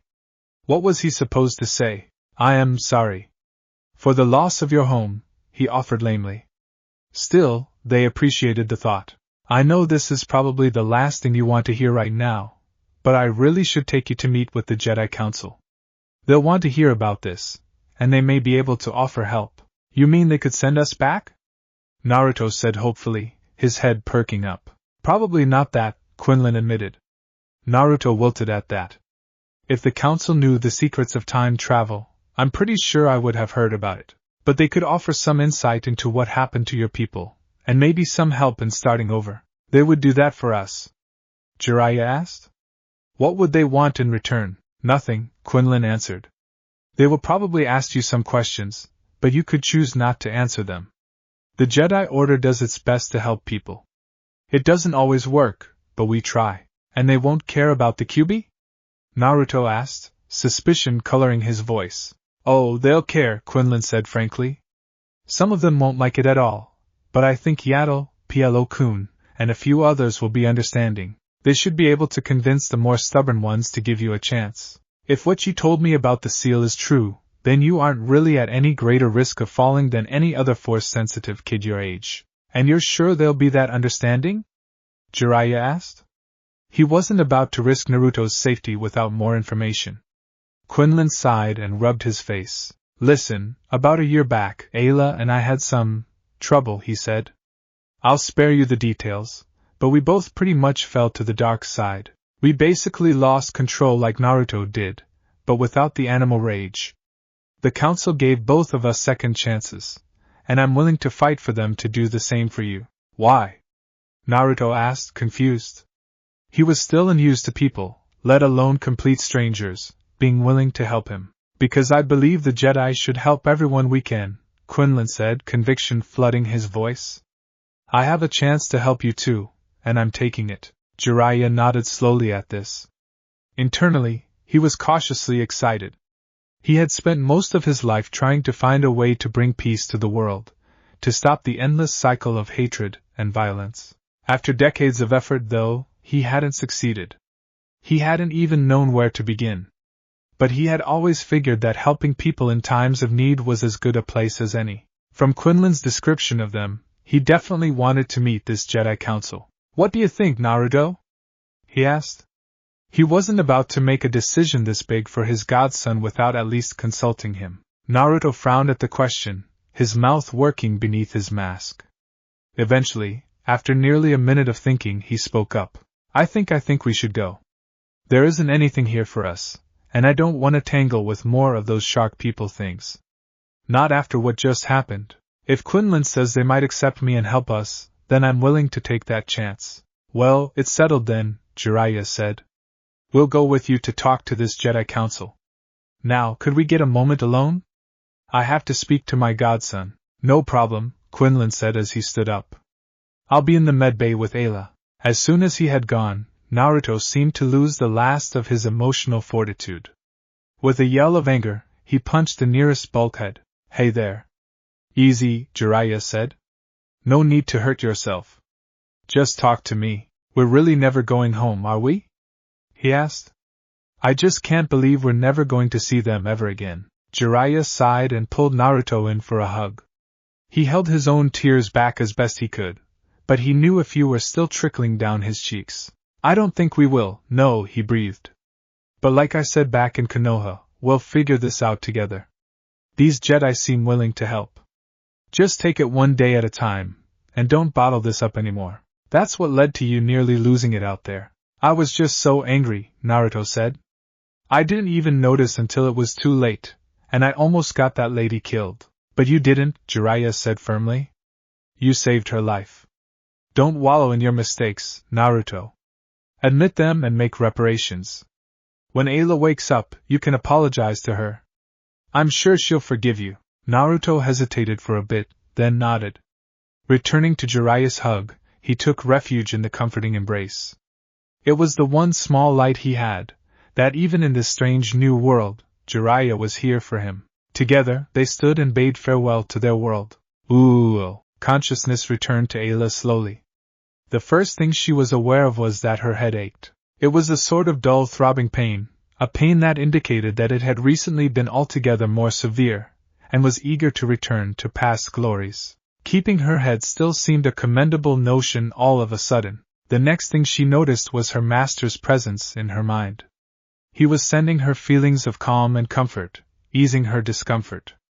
Clearly, the battle was over then. He was near her, no more than a meter away. She decided to be ambitious and try opening her eyes. The light stung and made her squint with pain, but she powered through it. Blurry shapes resolved themselves into a ceiling and a medical droid. She was in the medbay aboard their ship. That was good to know. Very slowly, she turned her head. Next to her bed sat her master, his expression relieved. What happened?" she croaked, her mouth dry. "You got hurt pretty badly. You had a skull fracture, a nasty concussion, bruising of your leku, and severe blood loss. We had to put you in a back-to-tank," he answered. Ayla closed her eyes. It was coming back to her now. Jumping to save the boy. Getting overconfident. The creatures clawing her and clubbing her on the head. That same boy trying to save her, and nearly succeeding until the boy. She rasped, her eyes snapping open. Quinlan's ministrations through the bond were giving her more energy. The boy? Oh, you mean Naruto. He's fine. He saved your life, in fact. GH7 here says you would have bled to death if not for him. He's fine? Ayla asked, feeling very confused. She distinctly remembered him getting stabbed in the chest. That didn't usually lead to a description of being fine. Of course, she also remembered some other things after that, but they'd been very confusing, and she dismissed them as products of her head wound. Perhaps that hadn't been correct. Apparently, he used one of his people's techniques to avoid the spear, Quinlan said, understanding her confusion. But I wanted to talk to you about what you saw before that. I felt him use the dark side, and I've talked to him about it, but I want your perspective. What did you sense? Closing her eyes, Ayla thought back to just before she had seen the boy get knocked out. He was in pain, she said. Angry, grieving, confused. He wasn't in control of the dark side when he used it. It almost felt separate from him, at least at the end. He must have had a severe trauma to upset him so badly. But the power radiated a different feeling. Anger and hatred that weren't the boys. It felt like something else, acting through him. You could say that, Quinlan said. I found out some interesting things about our new friends while you were having a soak in the Bacta tank. He went on to tell her the rather fantastical-sounding tale of the two mysterious strangers. Ayla could hardly believe it. Time travel? With the Force too, apparently. Still, it certainly explained Naruto's emotional turmoil. And then there was the idea of him having some dark side entity, or bijou, sealed within him. How horrible. Who could do that to a baby? She empathized with the boy. She, too, knew what it was like to have everything you knew taken away without warning. At least when she had lost her memories, most of them had eventually returned. But these two, their world was effectively lost to them forever. You know the Council won't look kindly on Naruto's use of this thing's power, she said. Some will say he is tainted by the dark side. The more conservative ones will claim he is dangerous, corrupted. What's your plan? You and I both know something of what those two are going through, Quinlan sighed. We also know that it's hardly impossible to come back from a brush with the dark side.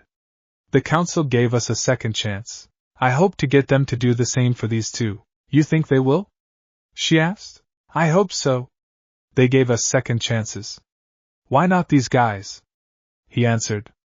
Now, are you feeling up for a visitor?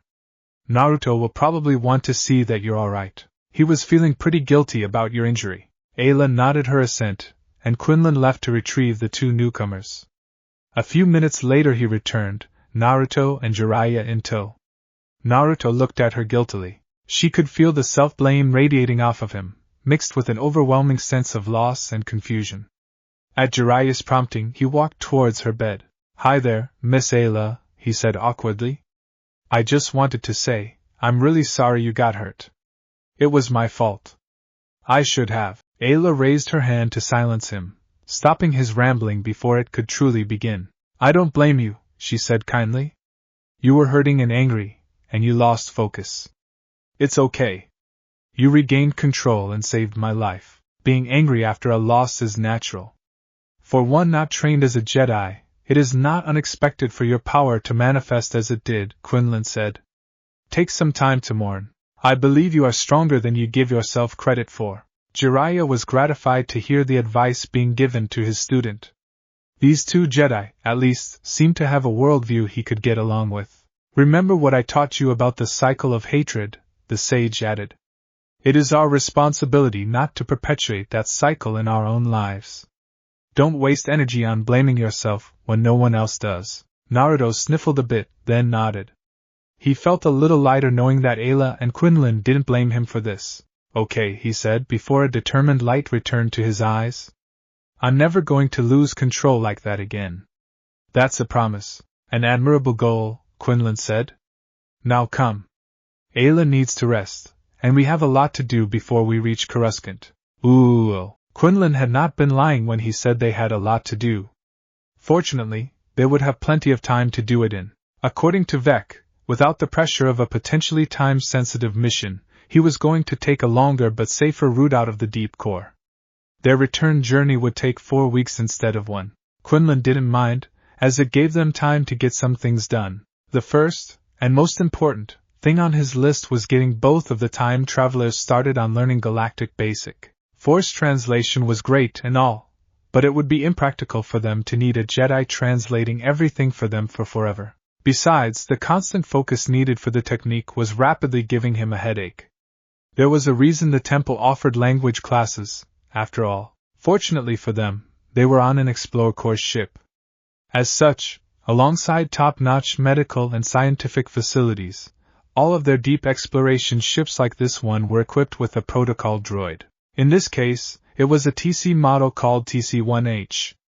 Naruto swiftly dubbed it Teach, and the name stuck. The first step in teaching the two Shinobi Basic was, ironically, to teach the droid their language. This involved several hours of Teach listening to Naruto and Jiraiya speaking in their native tongue, which they called Nihongo. Quinlan translated for the droid at first until it had learned the structure and grammar of the ancient language. It took nearly 8 hours, but by the end they declared Teach acceptably fluent in Nihongo. The next step was altogether more difficult. Lessons. Jiraiya took to them with a sort of resigned determination. He had long ago accepted that life was filled with boring tasks, and there was nothing to do but get them done as quickly as possible. They also offered him a distraction from his own grief at their situation. He made decent, steady progress. Naruto, however, was a different story at first. Though he no longer blamed himself for Ayla's injury, he was still having a difficult time coping with the loss of his home and all his friends. He hid his pain behind a mask of apathy, initially outright refusing to pay attention to the droid's lessons. Jiraiya did his best to offer comfort, but his own pain was still too raw for him to truly help. In the end, it was Ayla who coaxed Naruto out of his shell. In the days following her injury, Naruto often visited her in the medbay. They soon struck up a friendship, with Ayla helping him come to terms with his loss. Over a few days, she got him to open up to her about his grief, particularly over the loss of his friends. When she heard that, her advice was simple. Don't let your grief control you, she said. It hurts, yes, but would your friends want you to give up? No, Naruto admitted. Then honor their memory by moving forward. Don't let your sorrow keep you from living your life, she said. Naruto nodded and agreed to try the lessons out. Once he began to actually give Teach a chance, he soon proved to be a bright, if somewhat unconventional, student. He did not learn well from lectures. Anyone assessing his academic potential that way would swiftly declare him a hopeless idiot. This was not true. Naruto was merely a highly kinesthetic learner. He needed to do something in order to learn it. This, combined with his natural hyperactivity, made him a poor fit for a traditional classroom. Instead, Teach encouraged Naruto to practice speaking basic as part of a conversation. He was to use as little Nihongo in his daily life as possible. Lesson time was spent integrating new words and grammar forms into his speech. Naruto found this approach to be infuriating at first. He spent days struggling to say even the most basic things, stumbling over his words like a toddler just learning to talk. After a few days, however, he began to see major progress. The new words came easier, and he gained the confidence to try more complex sentences. His progress was helped when Jiraiya showed him a lesser-known fact about his Kagebushin. Apparently, he gained their memories when they dispelled, allowing him to learn whatever they had learned. His reaction to finding he had missed that was audible clear throughout the ship. "Are you fucking kidding me?" he shouted, waving his arms angrily. "How could I have missed that? Why didn't anyone tell me this? I could have just made 1,000 clones and learned the Rasengan in a day." "Whoa, calm down, Naruto," Jiraiya said, trying to quiet him with his hands. "This isn't some miracle cure, silver bullet crap. Too many clones and the transfer doesn't work. Your brain just rejects that much data coming in all at once. You also can't use them to learn a dozen different things at once. The information from the different subjects gets all jumbled up, and you don't learn anything. You're best off using a couple at a time, for one thing at a time." Even with those stipulations, it was still a powerful tool for learning. Naruto's progress went from impressive to stupendous. With 3 clones running around almost constantly, talking to either Quinlan, Vec, Ayla, or one of the droids, he soon caught up to, and even surpassed, his godfather. Teach estimated that by the time they reached Coruscant, he would be able to hold a simple conversation in Basic, so long as no one talked too fast or spoke of anything too technical. They both still had a ways to go until they reached fluency, but it was time measured in months rather than years. Their journey was not without its dramatic moments, however. The biggest of these came when Naruto had his medical exam. It was on the 7th day of their journey, shortly after Ayla was released from the medbay. Both Shinobi needed to be examined to ensure they weren't carrying any ancient diseases that they might introduce to the galaxy. Jiraiya had gone first, with no real issues arising. The medical droid had been impressed by his astonishing degree of physical fitness and had merely administered a standard set of inoculations and vitamin supplements. Naruto's exam was not so smooth. Ayla was supervising, both to translate for him, and to ensure he did not try to disable the droid and escape. His dislike of medical exams had not diminished in the face of this futuristic medbay. She had turned away to give him some privacy as he took his shirt off, but an alarmed word from the med droid had her turning back around. What she saw shocked her to the core. Naruto had a massive scar on the right side of his chest. It looked like a blaster scar, but worse. It was roughly 15 centimeters across, and clearly recent. The scar tissue still had a shiny pink hue to it. When the medical droid had him turn around, she saw a matching scar on his back. Whatever had done that had gone right through him. "Force Naruto, what the hell happened to you?" she asked urgently. She had grown fond of the boy in the past few days, and this didn't sit well with her. She didn't like the idea of him having been so badly injured, especially after the way he scared her back on Tython. "That's from Sasuke," he said reluctantly. "He was a friend." "A friend did that to you?" she asked skeptically. He was confused. He had abandoned the village to try and gain power. "I was on the mission to bring him back. We ended up—" "Wait," she interrupted. "A mission? What do you mean you were on a mission?" "I mean, I was on a mission," he said, as if she were being dumb. "I was a shinobi of my village. I went on all sorts of missions. It was my duty. Bodyguarding, clearing bandits, intel gathering, you name it." She said absently as she reached out over the bond to contact her master. "Master, could you come down to the medbay? There's something I think you should hear. Bring Jiraiya too." She received a mental prod of acknowledgement from her master. A minute later, both he and Jiraiya stepped through the door into the medbay. "What's this I need to see?" he asked, his voice trailing off as he caught sight of the scar on Naruto's chest. "He says he got it on a mission. That he went on missions regularly as part of his duty to their village, as a shinobi. According to him, it was perfectly ordinary," she said. Her voice was tight with controlled anger. A Jedi was supposed to release their anger into the Force, but she still sometimes struggled with that when something offended her badly. The knowledge that this boy, whom she had developed a friendship with, had apparently been used as a child soldier, was highly offensive to her. Quinlan gave Naruto a long look, before turning to Jiraiya. He needed answers about this, and he was going to get them. "What, exactly, did you two do back in your village?" he asked. His voice left no room for evasion or obfuscation. Jiraiya sighed at this. He had been hoping to avoid this conversation for a while longer, but it seemed it was happening now. He sat down, gesturing for Quinlan to do the same. "You might as well take a seat. This'll take a while," he said heavily. "And you're probably not going to like it." Jiraiya had been right. Quinlan didn't like it. Not at all. And not just because of what Jiraiya told him about the realities of the shinobi, but because he didn't know how to feel about the two actual living examples he had on the ship with him.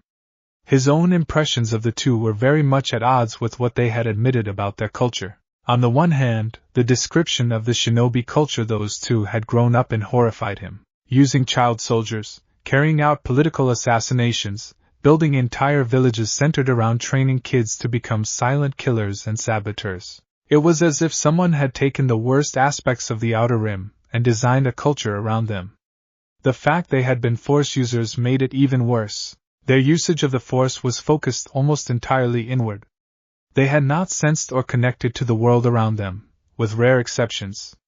They mainly used their power to harm and destroy. It sounded far too close to the dark side for his comfort. He also wasn't thrilled that Jiraiya had glossed so heavily over the nastier aspects of his profession. Quinlan had gathered that Jiraiya had been a professional soldier. The man had left out the part about being part of a system that employed children as assassins from an early age. Quinlan understood the man's instinct for secrecy, but he did not appreciate it.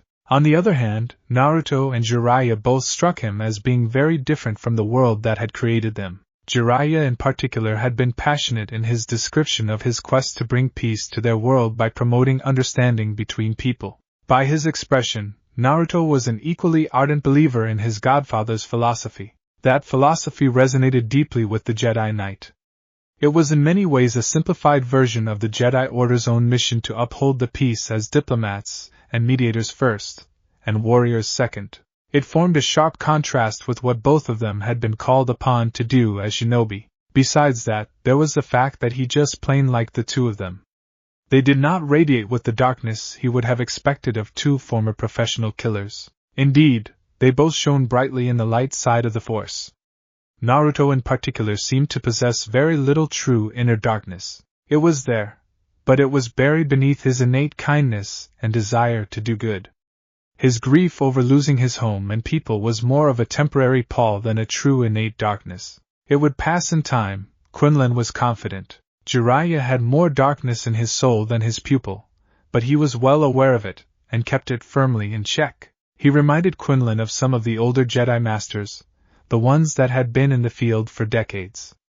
Like them, Jiraiya had a clear understanding of his own character flaws and how to control them. He was also loath to judge a primitive culture from a mere description, even a first-hand one. Jiraiya had been quite merciless in his description of his people, and Quinlan suspected he may have gone overboard somewhat. Not exaggerated per se, but perhaps left out many of the subtle nuances and silver linings that so often accompanied such brutal nations.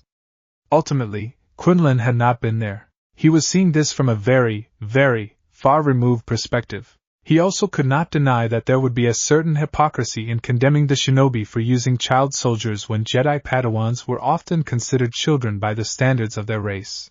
They were not often placed in such violent situations as these shinobi had placed their genin, but they were hardly coddled either. In the end, it took Quinlan nearly 2 days of meditation and inner debate before he found an answer. He would not condemn Naruto and Jiraiya for the actions of their people. They struck him as two thoroughly decent people who had made the best of a bad situation. Whatever they may have done in the past, they deserved a fresh start.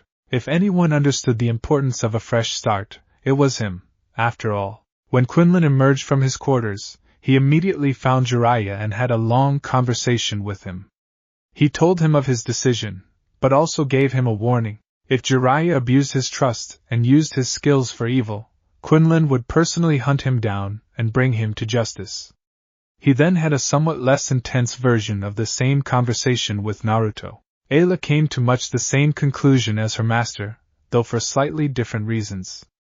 Her friendship with Naruto, new though it was, gave her a fairly good understanding of the boy's character. She could feel the good in him. Even through the pall of his grief, it still shone like a star. She could no more believe he was evil than she could Master Yoda.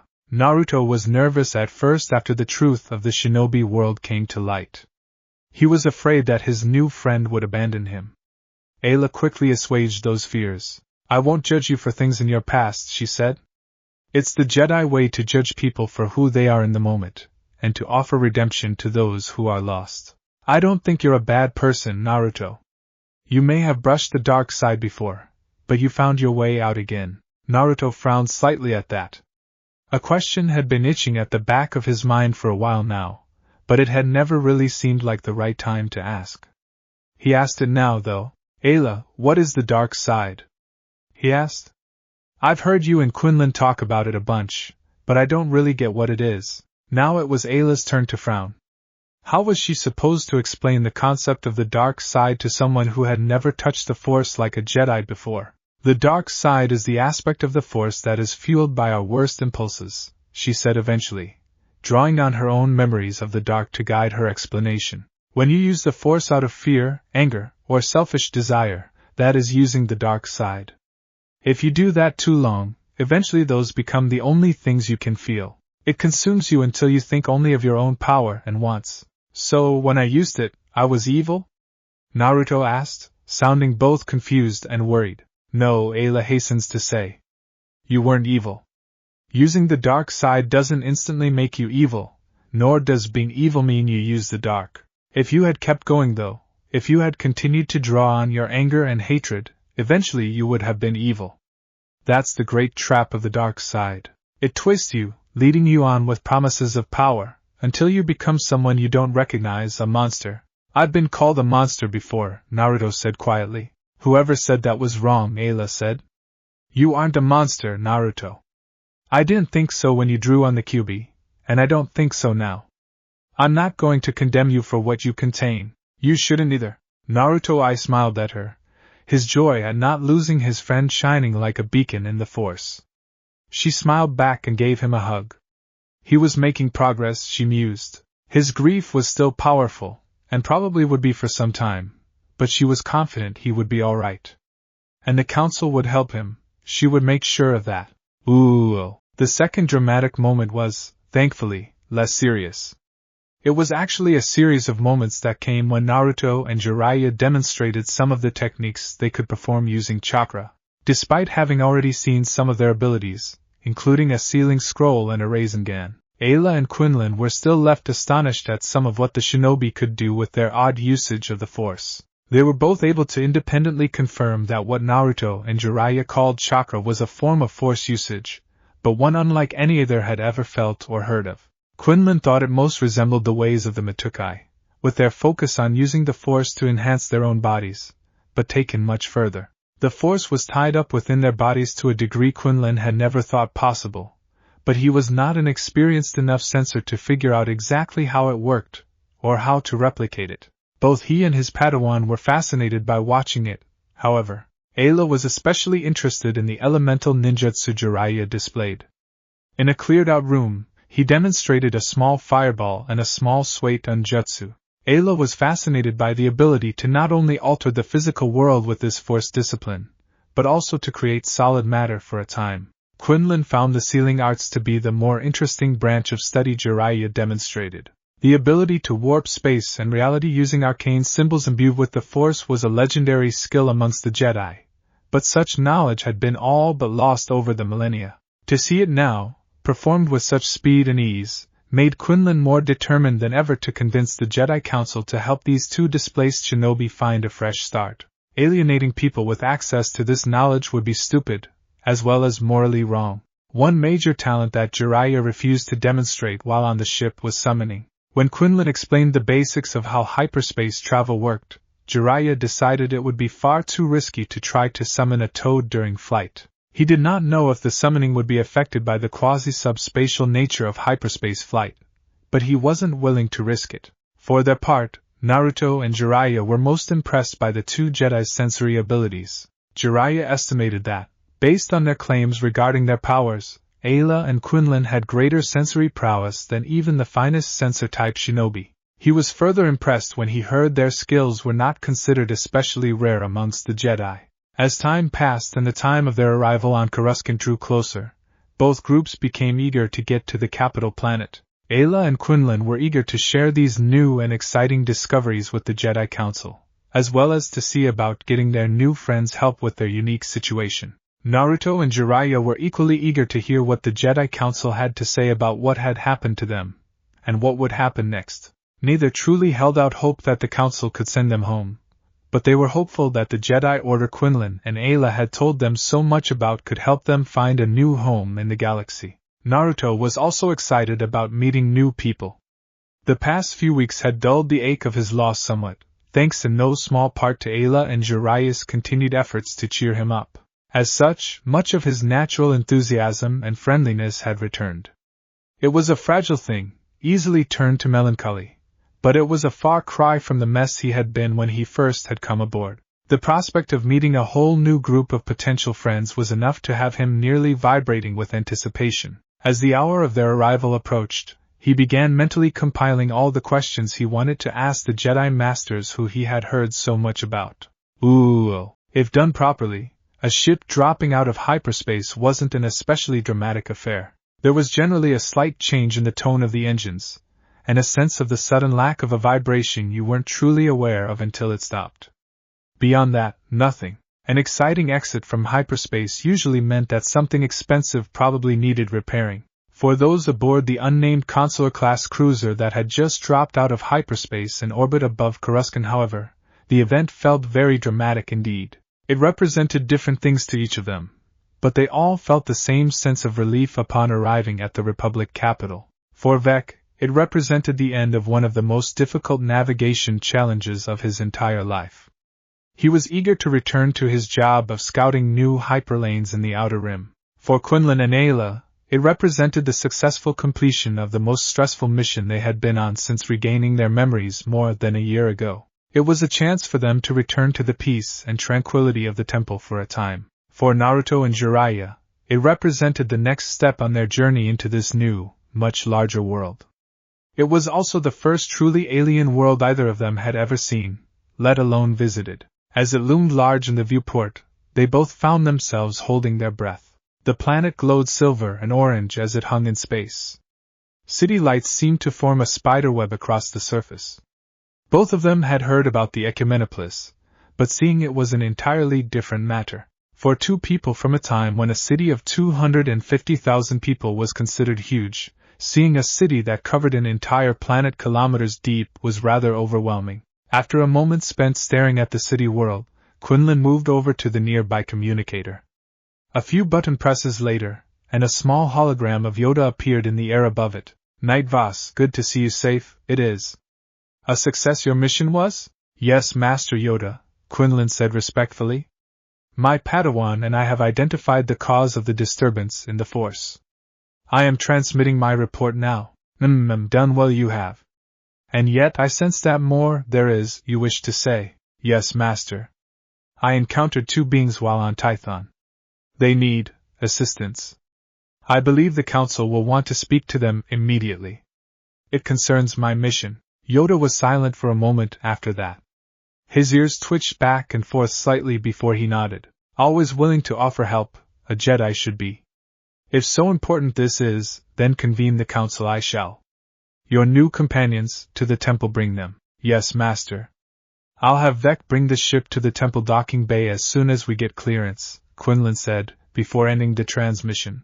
Ooh. Even with their Jedi clearance codes, it still took the better part of an hour for Quinlan to get approval to land. Coruscant had the busiest skies in the galaxy, after all. An hour-long wait was actually considered fairly quick for a non-emergency request. As such, by the time they landed at the temple docking bay, someone had already arrived to greet them. "Return to us, the brave explorers have, Master Yaddle," Quinlan said with shock. "I did not expect to see you here. I had heard you were with Kenobi and Skywalker on Moan." "There I was," Yaddle said. "Here I am now." Before she could say anything further, her attention shifted behind Quinlan. There Naruto and Jiraiya stood silently, looking around with barely concealed awe. Over the 4-week journey from Tython, the pain of their loss had subsided a little. Enough for them to take in the wonders this new future offered, rather than dwell only on what it no longer held. Everywhere they glanced was some new ship, or some strange alien they had only seen pictures of from Teach's archives. They recognized some of them, a Radian, a Togruta, and a few Duros. Others were a mystery to them. They at least recognized Master Yaddle. Jiraiya had asked to know who exactly was on the Jedi Council they were meeting, and Quinlan had agreed to tell him. Naruto was encouraged to memorize their faces and names as well. Their gawking was interrupted by Ayla, whose path they had inadvertently blocked. She smirked at their dumbfounded expressions before giving both of them a sharp prod in the ribs. "Gah!" Naruto yelped. "Ayla, what was that for? So you two would stop just standing there and go greet Master Yaddle? You shouldn't keep her waiting. And remember to speak basic." Pouting somewhat beneath his mask, Naruto walked down the ramp, Jiraiya close behind him. When he reached the bottom, he gave a small bow, remembering the extensive lecture Jiraiya had given him on manners after the incident with Fukasaku. "Hello, Master Yaddle," he said in heavily accented basic. "My name Naruto, and this Jiraiya." They had decided before landing that Naruto would handle introductions. His occasional lack of manners aside, he was somewhat better at speaking basic than his godfather. Yaddle noticed the masked boy's thick accent and slightly stilted words. "Fluent in basic you are not," she said kindly. "Translate for you I will, so you may speak freely." "Teach say practice as much as can," Naruto replied, before wincing. That had definitely not been polite. Still, Yaddle only chuckled a little. A good thing practice is. But now is not the time for it. A day for doing today is. Now, to the council chambers we must go." With that, she turned and walked off, gesturing for them to follow her. Naruto decided that he liked the strange little green lady and eagerly rushed to catch up with her. Drawing level with her, he began to ask some of the seemingly endless questions that sprang to his mind.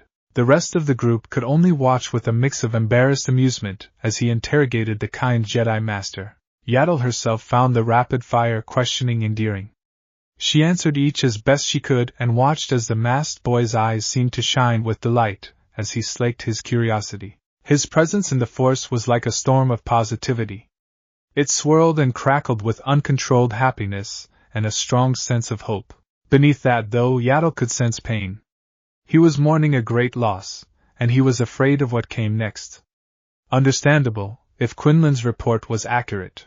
Many Jedi would look down on such raw emotion, but Yaddle took a different view. Grief and fear were perfectly natural responses to what this child had been through. He was not letting them control him, though, at least not now.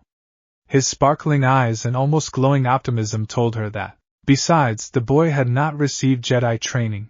It would be unfair to judge him by Jedi standards. As she satisfied Naruto's curiosity, Yaddle examined his presence in the Force more deeply. She could sense the strangely tangled nature of the Force within his body, much as Voss had reported, but she was able to discern more than him. The Force was somehow being integrated directly into his body's own organic energies, though she could not say to what extent. She would need to ask Yoda to look into it. She also looked for any trace of the dark side in Naruto's presence, particularly this QB being that was supposedly sealed within him. To her immense relief, she found only slight traces consistent with the accidental brush he had had with the dark side a month ago. There was an interesting knot of Force energy in his abdomen, presumably the seal Quinlan had reported, but it seemed a nigh impenetrable barrier. She could feel nothing of what was inside it, and only the tiny spurts of raw Force power it emitted every few seconds gave an indication of what it might contain. When Yaddle had first read Quinlan's report an hour ago, she had been intensely curious about these newcomers. To her, they represented a chance to revitalize the Jedi Order, and perhaps correct what she saw as mistakes they had made in the past. In recent decades, Yaddle had seen a worrying trend in the Order, a trend towards rigidity and arrogance that did not sit well with her. Qui-Gon's death, and Dooku's subsequent departure, had driven home for her the need for change. She had been stymied in her attempts up to now, but perhaps these two would provide her with the chance she needed. Eventually, during one of the breaks in the constant stream of questions, she asked one of her own. "Your mask? Why do you wear it?" Naruto paused for a moment, and the light in his eyes dimmed a bit. Clearly, this topic brought up some painful memories. Still, Yaddle waited patiently for an answer. She had already asked the question, and trying to take it back now would be both pointless and embarrassing for the boy. "I wear it to honor one of my first teachers," Naruto said eventually. "He always used to wear one. He said it was a tradition in his clan. When he gave me this, he said he believed I was worthy of representing him and his clan out in the world. A heavy burden for one so young, that is," Yaddle said. "I can handle it," Naruto said defensively, before looking away, embarrassed at having been rude again. "Sorry. It's just not a lot of people believed in me back in my village. But Kakashi-sensei always did. He taught me a lot, and I want to honor that and remember his lessons." "Apology accepted," Yaddle said calmly. "There is wisdom in your words, young Naruto. But care you should take, that holds you back the past does not. It should serve as the soil you grow in, not as weights tied around your neck." Naruto didn't know what to make of that. He thought Yaddle might be saying something important, but he had no idea what it meant. Dismissing it from his mind, he resumed his questions. They continued unabated until Yaddle stopped them outside the door to the council chambers. "Arrived we have." "Ready are you?" she asked. Naruto looked back at Jiraiya. The sage stepped forward and put his hand on his godson's shoulder, giving him a reassuring squeeze. "We're ready," he said. There was no point in delaying things. The only way to go was forward. Nodding, Yaddle opened the door and led them into the council chamber. She swiftly crossed the room and took her usual seat across from the door. The rest of them stood in the center of the ring of chairs, waiting to be addressed. They didn't have to wait long. As soon as Yaddle had gotten situated, Mace Windu began to speak. "Before we begin," the formidable master said, "is there anything you would like to add to your report, Quinlan?" It seemed to be missing a few key details, I assumed deliberately. "Yes, master, I left several things," Quinlan replied. "The first were the names of my companions here. This is Naruto Uzumaki and his godfather Jiraiya. They were involved in the disturbance we all felt. They're also the two whom I told Master Yoda needed the Order's help." And what manner of help do they require? Asked Pielo-kun. The Keldor master leaned forward in his chair, examining the two shinobi. That leads into the second thing I left out of my report, Master Pielo, said Quinlan. The means by which these two ended up on Tython. So far as I can tell, they traveled forward through time from 50,000 years ago. A surprised mutter ran through the room at that. Pielo-kun leaned back, and several of the masters frowned. Even Peel let out a surprised cough. Mace Windu merely stared flatly at Voss, skepticism written in every line of his face. Time travel, he said. How did you come to that conclusion? Quinlan had been ready for that question, though. He told the council the entirety of Naruto and Jiraiya's story. The two shinobi chimed in regularly, clarifying aspects of their history and culture. Everything from their past actions as shinobi, to their experience being pulled into the future, to the tachyon scans Archie had taken. At that last one, he produced a copy of the scan results from his robe, passing them to Master Eth Koth for inspection. They summoned another science droid to the tower, where it performed the scans again to verify the results. All the while, Yoda sat silently in his chair, staring at the two shinobi as if deep in thought. He only shook himself out of his reverie when Master Koth somewhat astonishingly declared both sets of scans as identical. The two were most definitely from the past. Most unusual this is. What help was it that this council would provide, did you hope? It took Jiraiya a second to decipher Yoda's unusual speech patterns, but Naruto had grown used to them during the walk with Yaddle. As such, he spoke up first. Can you send us back? He asked. Please, we just want to go home. Yoda very slowly shook his head. Sorry I am for your plight. But a way to send you back, there is not, he answered sadly. He could see some disappointment in the boy's eyes, but no shock. It seemed Naruto had been prepared for such an answer. We have only fragmented rumors and speculation on time travel, Yario Poof said. The journals of Nostro mention stories of ancient devices for such, but only say they had long since been lost or destroyed by his time. I see, Jiraiya said as he placed a comforting hand on Naruto's shoulder. Thank you for at least hearing us out, I suppose. I believe it is time someone addressed the biggest concern in your report, Depa Bailaba said. This dark side entity that is supposedly sealed into the boy. Please tell us more about that. In this, Quinlan deferred to Naruto and Jiraiya. They told the tale of what the Kyuubi was, how it came to be sealed into Naruto, and the various risks and benefits it carried. Quinlan and Ayla chimed in with their own experiences and impressions from time to time, giving their thoughts on the matter. HRRM, most unusual this is, Yoda said. Allow me, will you, to examine this seal? Curious I am, how such a thing works. Jiraiya glanced down at Naruto, who shrugged. He didn't know what risks might be involved, so he was leaving it up to his godfather. So long as I can monitor what you're doing, I suppose that would be fine, Jiraiya said cautiously. But if I tell you to stop what you're doing, you will stop. Or I will stop you. Understood. Several of the masters bristled at Jiraiya's threatening tone, but Yoda merely nodded his agreement. There had been no true malice behind the words, just protectiveness, and a genuine concern for everyone's safety. The old master watched intently as Naruto exposed his stomach and seemed to concentrate. He felt the force move very strangely, and then an intricate design faded into view across the boy's abdomen. Yoda spent several minutes examining the seal, both with his eyes and with his force senses. He felt much the same thing that Yaddle had, an impenetrable web of the force, regularly emitting small bursts of power into the boy's own force presence. Finally, after nearly 10 minutes of examination, Yoda pulled back. Understand this seal fully, I do not, he said. But secure it is. Very secure. Are you truly suggesting we just leave such an entity in the boy? Tython said, clearly shocked at the idea. Read the report you did, yes? Yaddle asked, a bit sharply. Removing this Kyuubi would kill Naruto. Felt the seal myself, I did as well. Agree with Yoda, I do. In this case, doing nothing is the safest path. Tython lapsed into silence at that. He may not have liked the idea of leaving such dangerous power in the hands of a child, but he was hardly going to advocate killing the boy just to satisfy his concerns. Only Mace noticed how Jiraiya had subtly tensed when Tython had made his comment, as well as how he had relaxed when Yaddle had responded. Clearly, The man was highly protective of his godson, as well as quite confident in his skills to be ready to fight the full council. Reaching out with his own senses, Mace could see why. Jiraiya was immensely powerful, with a calm, controlled assuredness about him that spoke to a commensurate level of skill. Clearly, this was not a man to trifle with, Mace thought.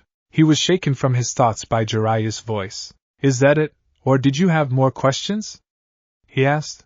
I would be interested in seeing some of your abilities with the Force, Yario Poof said, much to general agreement.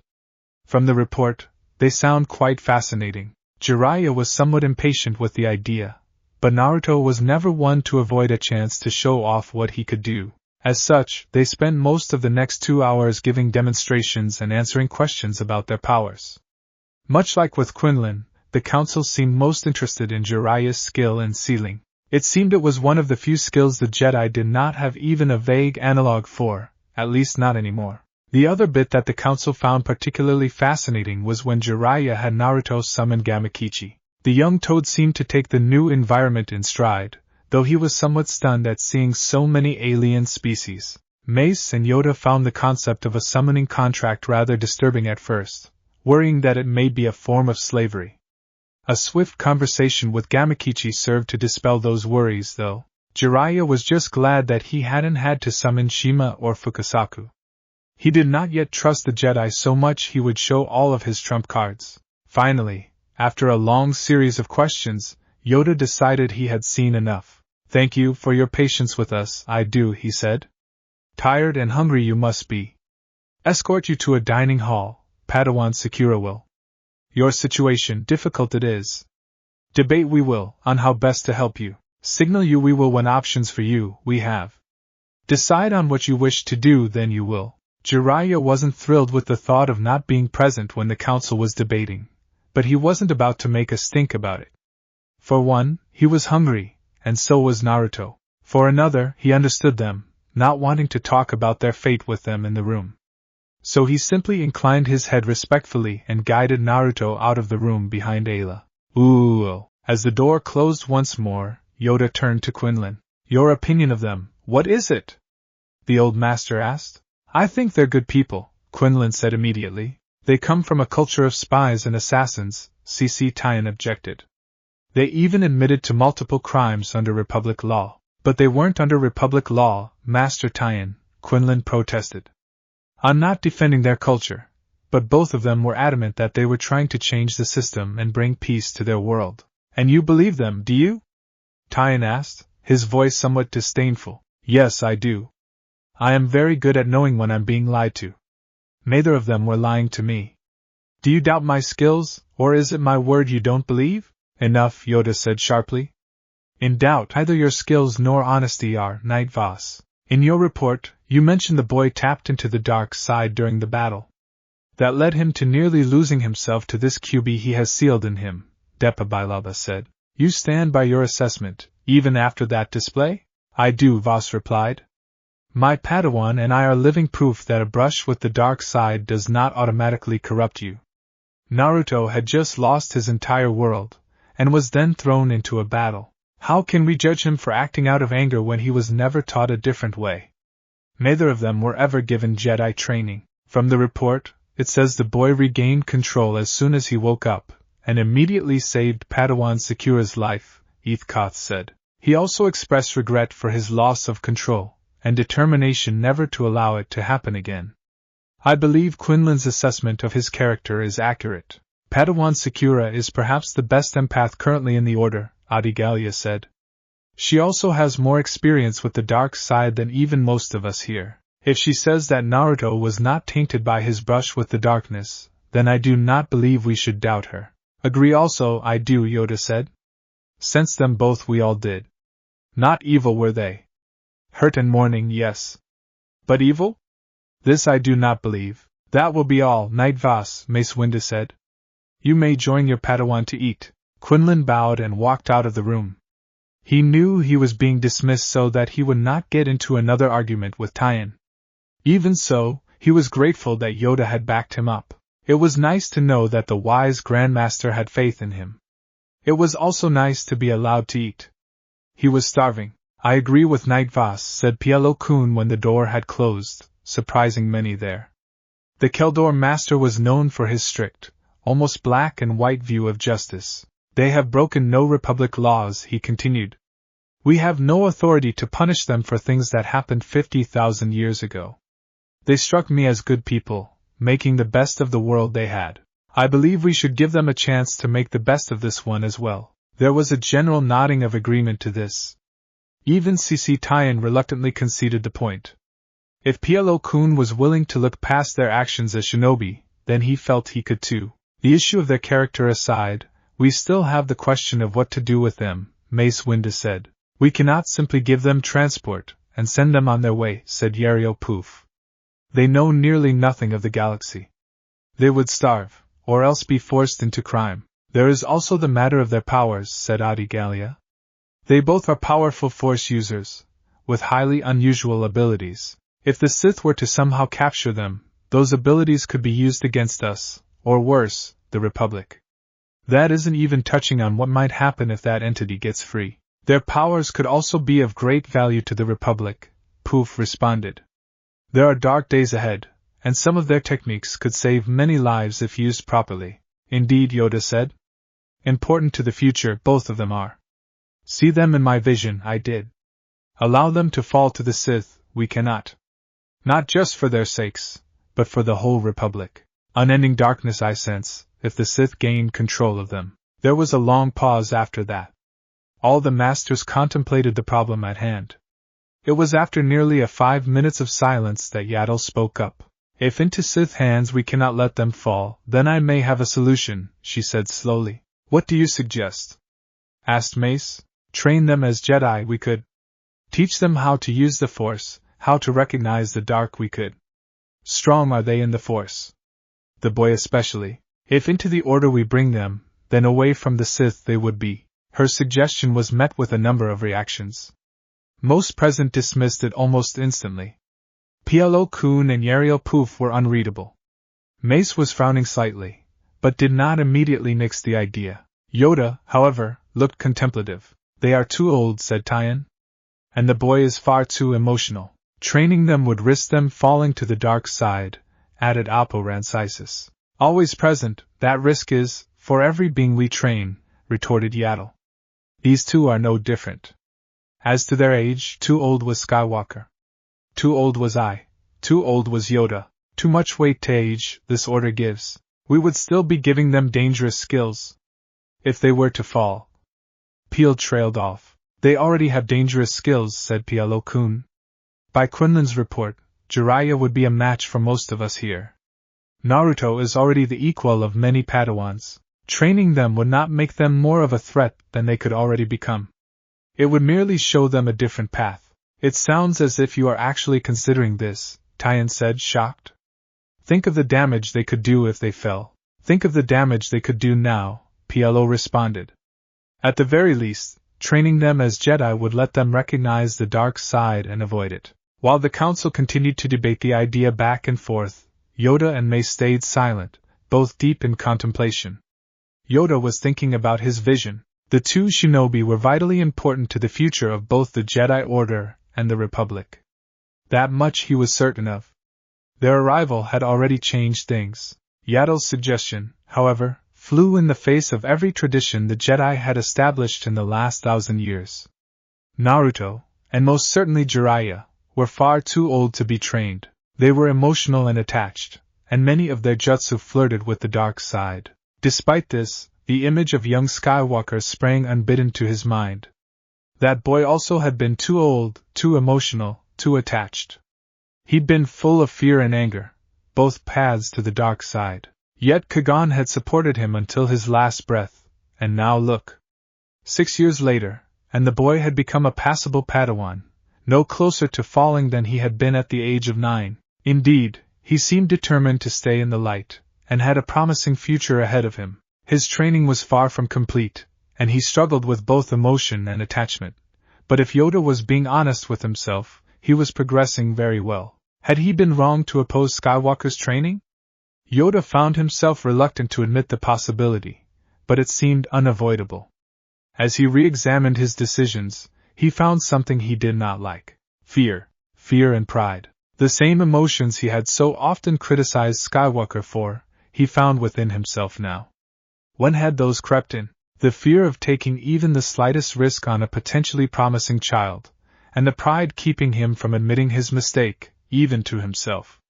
It seemed some serious self-reflection was in order. He suspected he would not entirely like what he found. Putting that aside for the moment, he tried to catch a glimpse of the future. The dark side had yet to fully return to its previous levels, so he was optimistic about seeing at least something. It was murky, but after a few patient minutes, he was able to discern a sense of rightness, of light even, around the idea of bringing Naruto and Jiraiya into the Jedi Order. He would need to meditate for a clearer glimpse, but the brief sensation was enough for now. Mace, meanwhile, was thinking about Naruto. He had never seen so many shatter points clustered around a single being before. They clung to the boy so thick they were like a fog, and many of them spidered off across time and space, beyond his sight. Whatever he did in the future, Mace was sure he would change the galaxy. Mace very much wanted to ensure that change was a positive one. That wasn't the biggest thing that interested him about the boy, though. What truly had him thinking was what he had felt when he first sensed Naruto's Force presence. He had felt it call out to him, and he had felt his own power respond. It was a sensation Mace had felt several times before, but one he had never imagined he would feel with someone like Naruto. It had been the beginning of a Padawan bond. The Force, it seemed, was pushing him to take the boy as his apprentice. Mace normally did his best to follow the will of the Force, but here there was a problem. Naruto was not a Jedi initiate. He was not eligible to be taken as a Padawan. And yet, here was Yaddle, a being whose wisdom he felt was equaled only by Yoda's, suggesting that the boy and his godfather be trained as Jedi, in violation of all tradition. The Force had never led Mace astray, not once. He did not believe it was even possible for it to lead him astray, and he did not believe it was leading him astray now. This path was risky, he knew that, but the Koran Jedi was hardly a stranger to risk. His mind made up, he traded a significant glance with Yoda. It was time to make their opinion known to the Council. Agree with Master Yaddle, I do, said Yoda, silencing the ongoing debate. Too much weight on age, this Council puts. Too risky, you say it is? Too dangerous. Ruled by our fear, are we? But Master, you opposed Anakin Skywalker being trained, Oppo Rancisis pointed out. Wrong was I to do so. A powerful Jedi, Skywalker is shaping up to be. Emotional, yes. Unconventional, yes. But many great Jedi, unconventional they have been. Judge him too harshly than I did. Let my fear rule me, I did. Allow it to rule me now, I will not, Yoda said emphatically. I also agree with Master Yaddle, Mace broke in. The Force wills that I should take Naruto as my Padawan learner. The boy is surrounded by shatterpoints. His destiny will likely shape the Republic. I would see that destiny guided by the Jedi rather than the Sith. While searching the Force for guidance, a sense I received that the right path this is. Serve the will of the Force, this action would, Yoda said. Training those two would go against all our traditions. Traditions that have served us for 1,000 years, Tython protested. And yet the Sith have returned, said Yariel Poof.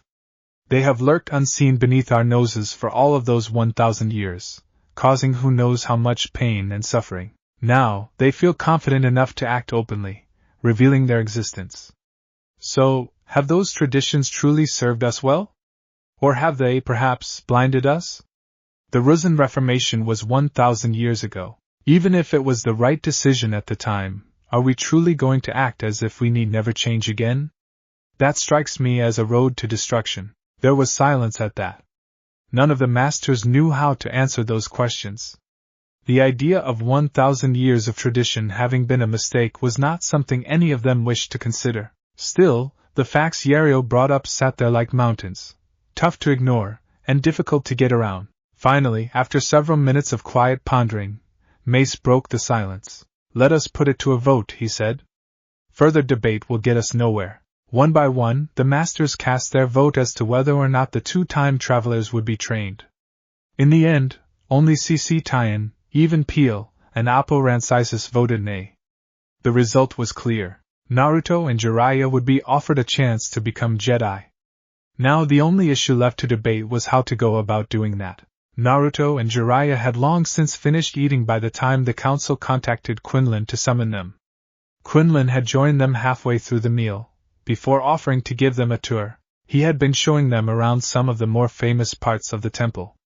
They were in the room of 1,000 fountains when the call came across her communicator. A few minutes later, the group of 4 stood outside the council chambers. "Do you know what they decided?" asked Jiraiya. "Not yet," he responded. "They'll want to tell you two first." Whatever it was, they certainly took a long time debating. Jiraiya wasn't sure how to feel about that. It could mean that their problem was especially complicated and required a nuanced response. It could also mean that the council wasn't fully on board with helping them. All he could do was hope for the former. "Come on, what are we waiting for?" Naruto asked impatiently. "Let's quit standing around and go in there already." Jiraiya shook his head at Naruto's impatience. Nevertheless, he had a point. Standing around accomplished nothing. So, bracing himself for potentially bad news, he opened the doors and strode into the center of the council chamber. Naruto, Quinlan, and Ayla followed closely behind him. "Thank you for coming," Mace Windu began. "This council has reached a decision regarding your situation. We have an offer we would like you to consider." "What sort of offer?" asked Jiraiya. "We would like for you and Naruto to join the Jedi Order," Mace replied, his face inscrutable. Jiraiya felt Quinlan stiffen behind him. Ayla actually gasped in shock. Clearly, this wasn't the sort of offer that was made every day. "We are offering you a home here with us, as well as the chance to learn how to continue your quest for peace in the galaxy of today," Mace continued. That got Jiraiya's attention for sure. He had been heartened to hear of the Jedi when Quintana had first described them. They had seemed to mirror many of his own ideas and goals. The chance to be a part of that was undeniably alluring. "Quinlan said we were too old to be Jedi," Naruto said, confused. He had asked the Kiffer Knight about becoming a Jedi on the trip from Tython. It had sounded like a pretty awesome thing to do, but Quinlan had been quick to break the bad news to him.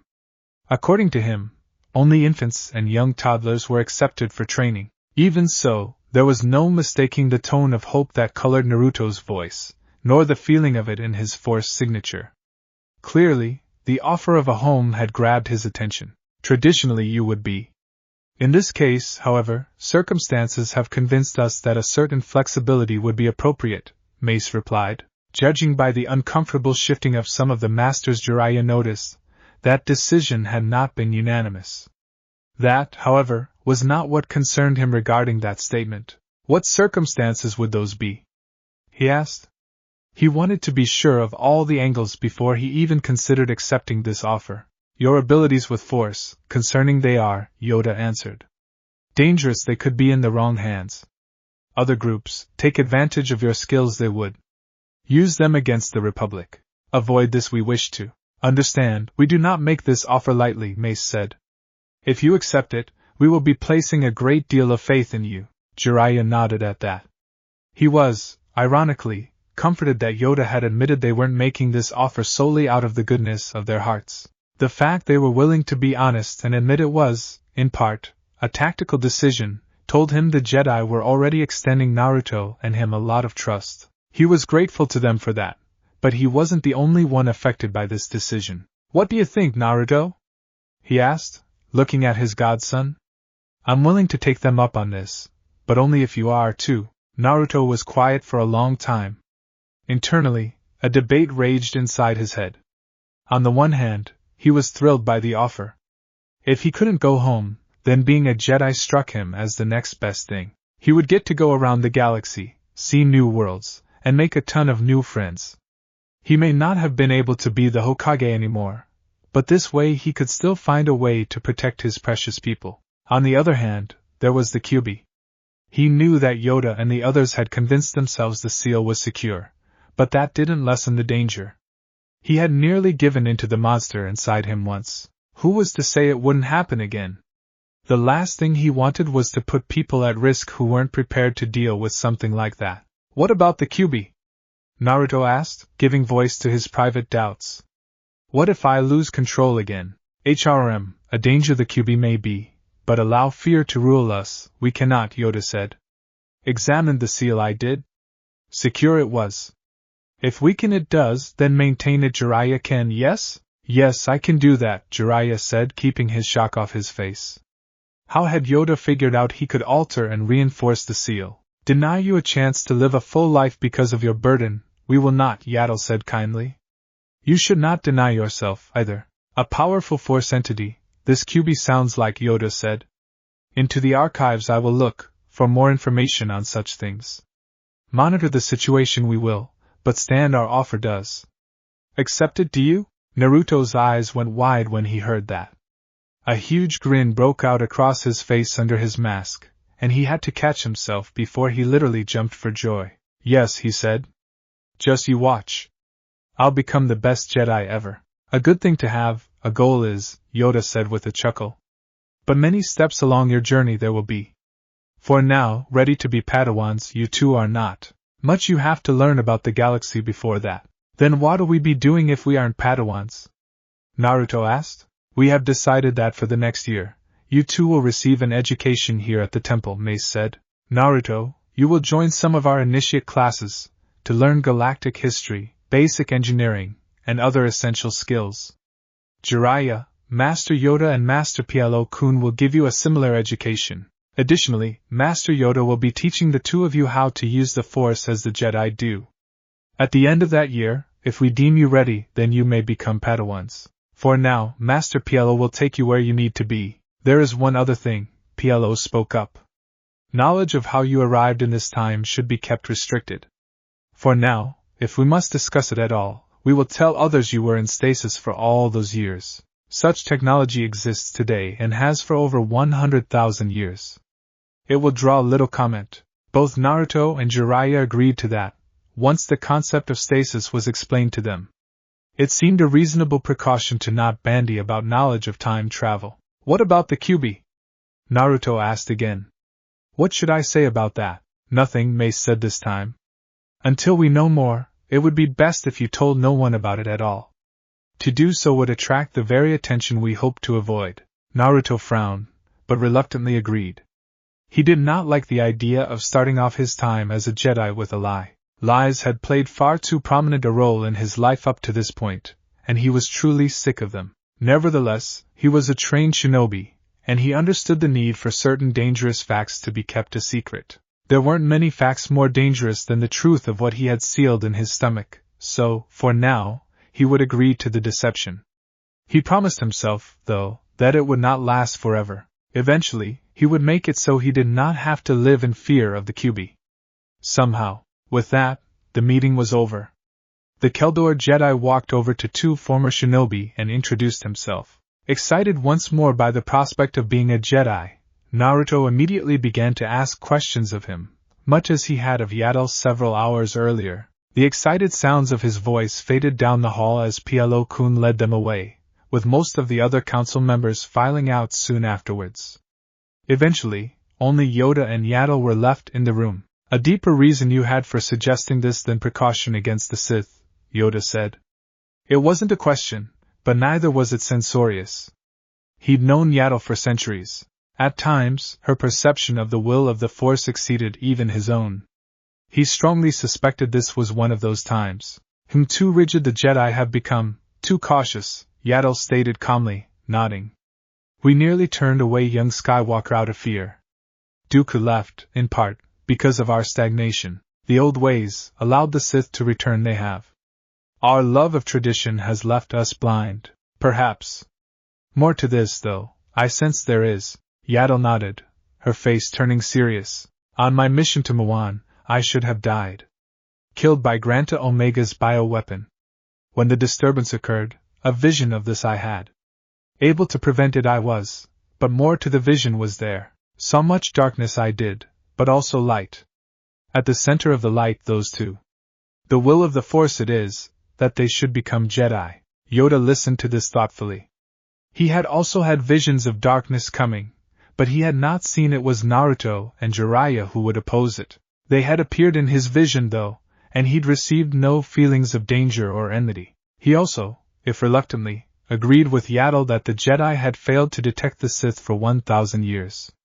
Their traditions had failed them in that. He would have to meditate further on what else they may have failed upon. It seemed the time had come for the self-examination he had resolved upon earlier. The first thing Plo-kun had done, once he had weathered the storm of Naruto's curiosity, was get both of the new Jedi trainees some more appropriate clothing. Jiraiya selected a set of standard Jedi robes, keeping only his horned forehead protector from his old gear. The rest he sealed into a scroll, much to Plo's curiosity. Naruto was more reluctant to part with his shinobi gear, as much of it held deep personal significance for him. In the end, he donned a Jedi tunic and boots, but kept the flak vest, mask, glove, bracers, and forehead protector. He also kept the mesh armor, wearing it beneath his tunic. Plo-kun was somewhat nonplussed by his non-traditional outfit, but he said nothing. Jedi were not actually required to don the classic brown robes. They could wear culturally significant clothing, and that was technically what Naruto was keeping. Next, he showed Jiraiya to his quarters. As he was a full adult, he would not be staying with the other initiates. Instead, the council had granted with a private apartment, complete with a refresher unit and kitchen. He would stay there until someone chose him as a Padawan. The arrangement caused some dispute with Naruto. I still don't get why I can't stay with him, Naruto asked for the third time. As I have said before, we have assigned you to the Clubhouse clan. You will share most of their classes, so the council decided it would be best for you to live with them as well, Plo-kun replied with commendable patience. Think of it as a chance to make friends close to your own age. Naruto perked up slightly at that. He missed his old friends dearly. The chance to make new bonds with people lifted his spirits a bit. The Clubhouse clan creche was located deep within the temple, and the sun was beginning to set by the time they had reached it. As they walked in, Naruto looked around, taking in the details of what was to be his new home. The creche was divided into two main sleeping halls, with boys on the left and girls on the right. In the center was a mid-sized common area, where the clan could study and spend whatever free time they had. Off to one side were the Krekamaster's quarters and office, where the primary instructor of the clan lived while overseeing their education. Spread out among the chairs in the common area were a dozen or so younglings of various species. They seemed to range in age from Naruto's age to perhaps a year or two younger. Younglings, gather round, Plo-kun said. This was followed by the muted thumping of small feet as the younglings quickly formed into a semicircle around Naruto and the Jedi Master. This is Naruto Uzumaki, he said. He will be joining this clan. The council has just admitted him for training, so he will have a little catching up to do. Nevertheless, I expect you all to welcome him into your clan, and provide him with whatever help he needs. He is one of you now. Any questions? A series of hands flew into the air. Out of the sudden forest of waving arms, Plo selected one Maryland girl. Yes, young lady. Tell us your name first. My name is Barris Afi. I was wondering, how did he come to be admitted to the temple? Isn't he too old? She asked. That is an excellent question, Barris. I am afraid, however, that is not something I can share. Only Naruto can choose to tell you of his origins. At that, the crowd of younglings turned their attention to Naruto. He felt somewhat nervous. He hadn't had so much curiosity pointed at him in a while. There was a moment's silence, followed by an eruption of noise as each clan member tried to ask their questions. Naruto was soon overwhelmed by the flood of inquisitive young initiates. Plo-kun chuckled to himself as he walked to the instructor's office to inform her of the situation. The council had decided that the two former shinobi should have the right to choose who they told their past to, or the modified version of it that the council had approved, at least. Tython and Peel had wanted the truth of their time as shinobi classified, but in the end, they were outvoted. The fact they had time traveled was one thing, but disguising their shinobi skills would have been impossible. Besides, there were many small, isolated, force-wielding warrior sects that no one had ever heard of. That there had been such in the distant past would surprise no one at all. By the time Plo-kun had finished filling the instructor in on all the facts about her new charge, Naruto had managed to tell his story to the assembled younglings. It had hurt to recall his lost home, but Jiraiya had told him it would get easier telling people every time he did it. Naruto didn't want to hide from his grief anymore. He'd left out only the part about the QB. He still wasn't thrilled about not telling his new compatriots, but he understood the need for security around such a dangerous secret. After checking that Naruto was settled, and confirming, much to general astonishment, that his story was true, PLO-kun left the creche. Shortly afterwards, the clan instructor came out to meet the newcomer. "Hello Naruto, my name is Max Lim. I am the primary instructor of the Clawmouse clan. Do you have any?" She trailed off when she noticed Naruto staring at her with some shock. "Is something wrong, Naruto? What are you? I mean, what species are you?" Naruto asked. Max blinked at the unintentional rudeness of the question. It seemed a few lessons on manners would not go amiss. Still, he was from a primitive culture, she remembered. "I am a Grand Naruto. And it is better to say that you do not recognize someone's species than to ask such a blunt question," she remonstrated gently. "Oh. Sorry about that. I'm still learning basic, so I didn't know how to phrase it," Naruto said as he scratched the back of his head in embarrassment. "That's alright, Naruto. You know now. Why don't you spend some time getting to know your new clanmates? You will be spending a lot of time with them after all," she suggested. Naruto nodded at that and walked over to the group of younglings again. One of them, a Togruta girl he recognized, walked over to him. Her orange skin immediately caught his eye. How awesome was that? Here he was, not allowed to wear any orange, and she just got to be born with the most amazing color ever as part of her body. Talk about unfair. "Hi there," she said. "My name's Ahsoka Tano." "Hi," he said. I really like your skin color." Okay," she said, confused. "Wait, are you making fun of me?" "Because you better not be." As she spoke, she stepped forward menacingly, and she gave him a glare that would have impressed a Hyuga. Naruto yelped a bit, and waved his arms, desperately searching for the words to keep this girl from trying to hit him. No, no, no, no, no! I promise I wasn't. I was just arg. I'm not all the way fluent in basic yet, so I kinda just winged it. Orange is my favorite color. It's awesome. Please don't hit me," he stammered out. It didn't matter that this girl was nearly 2 years younger and 7 centimeters shorter than him. She was still an angry female, and Naruto knew to fear such beings. Satisfied that she had made her point, Ahsoka backed off a little. The boy didn't seem to have been teasing her. She was also secretly pleased that someone thought something about her was so great, even if he had a weird way of saying it. Alright. I'm not gonna hit you, geez. Anyway, I had a question for you. Why do you wear that mask? I do it to honor one of my old teachers, Naruto answered her. He hoped she wouldn't press for more details on that. It was still a raw wound. Okay, she said. What's underneath it then? Naruto's eyes brightened when he heard that. His mind flashed back to when his team had asked Kakashi the same question, and what the result had been. Glancing around, he saw that several other clan members were already paying attention to them. He could do it, but he would have to build some suspense first. His plan in mind, he focused back on Ahsoka. If you want to know, you'll have to get it off of me, he smirked. Oh yeah, she said. Well, in that case, she lunged at him suddenly, her fingers grasping for his face.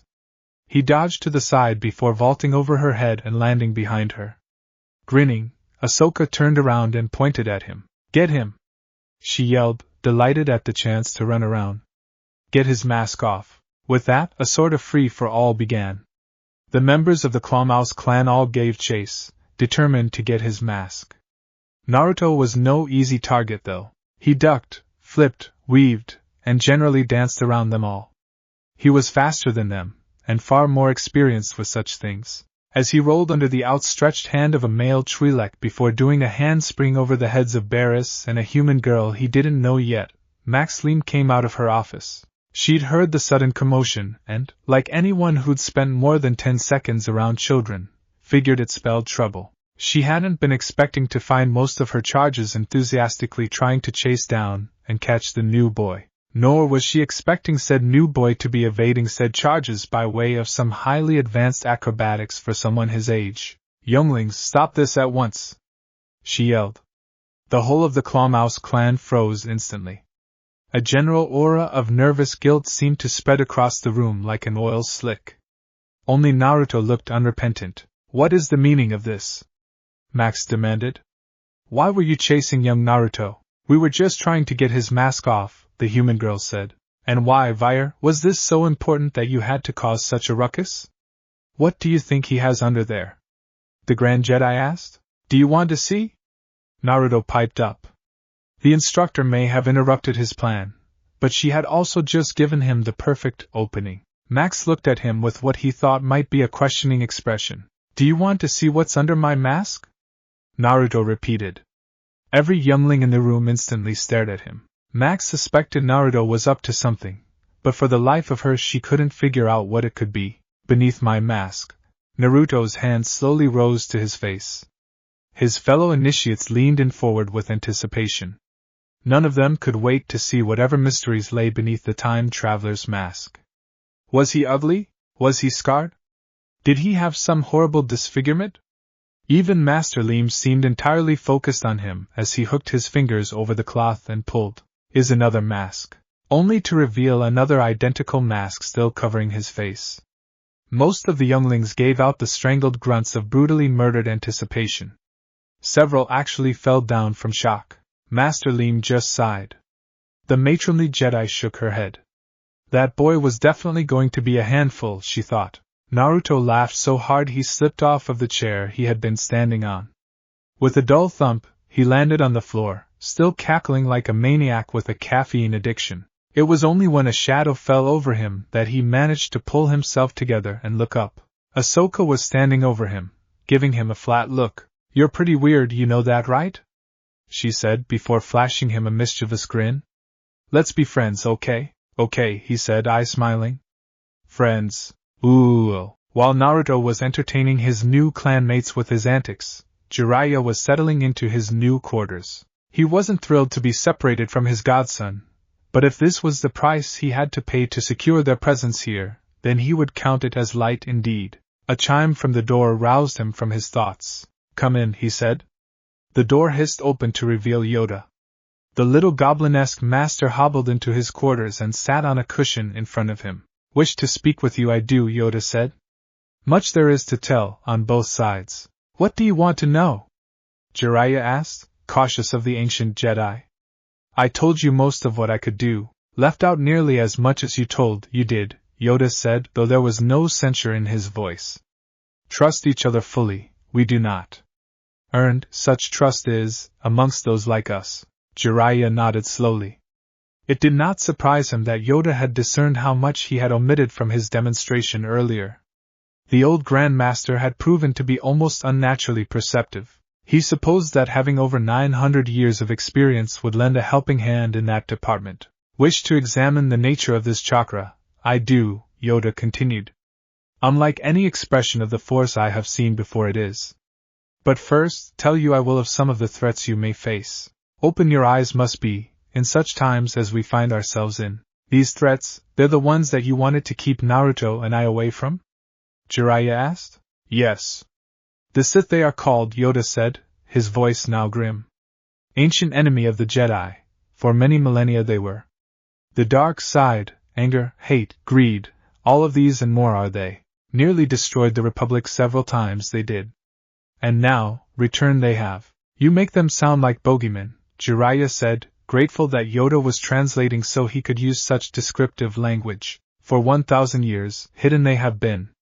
Thought them dead we did.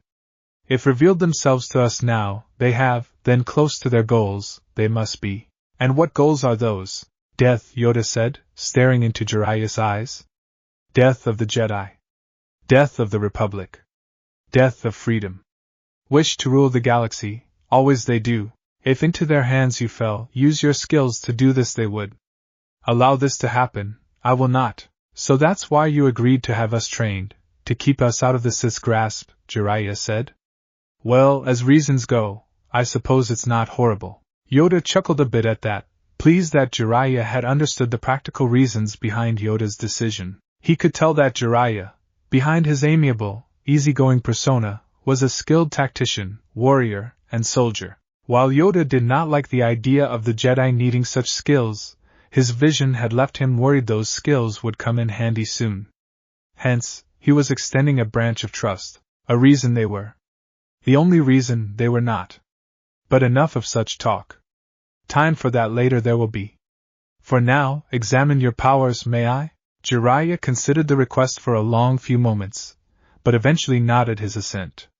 Yoda had trusted him with what was clearly sensitive information, and after less than a day of knowing each other, he supposed he could trust the venerable Jedi to prod around his chakra coils, trying to figure out how they worked.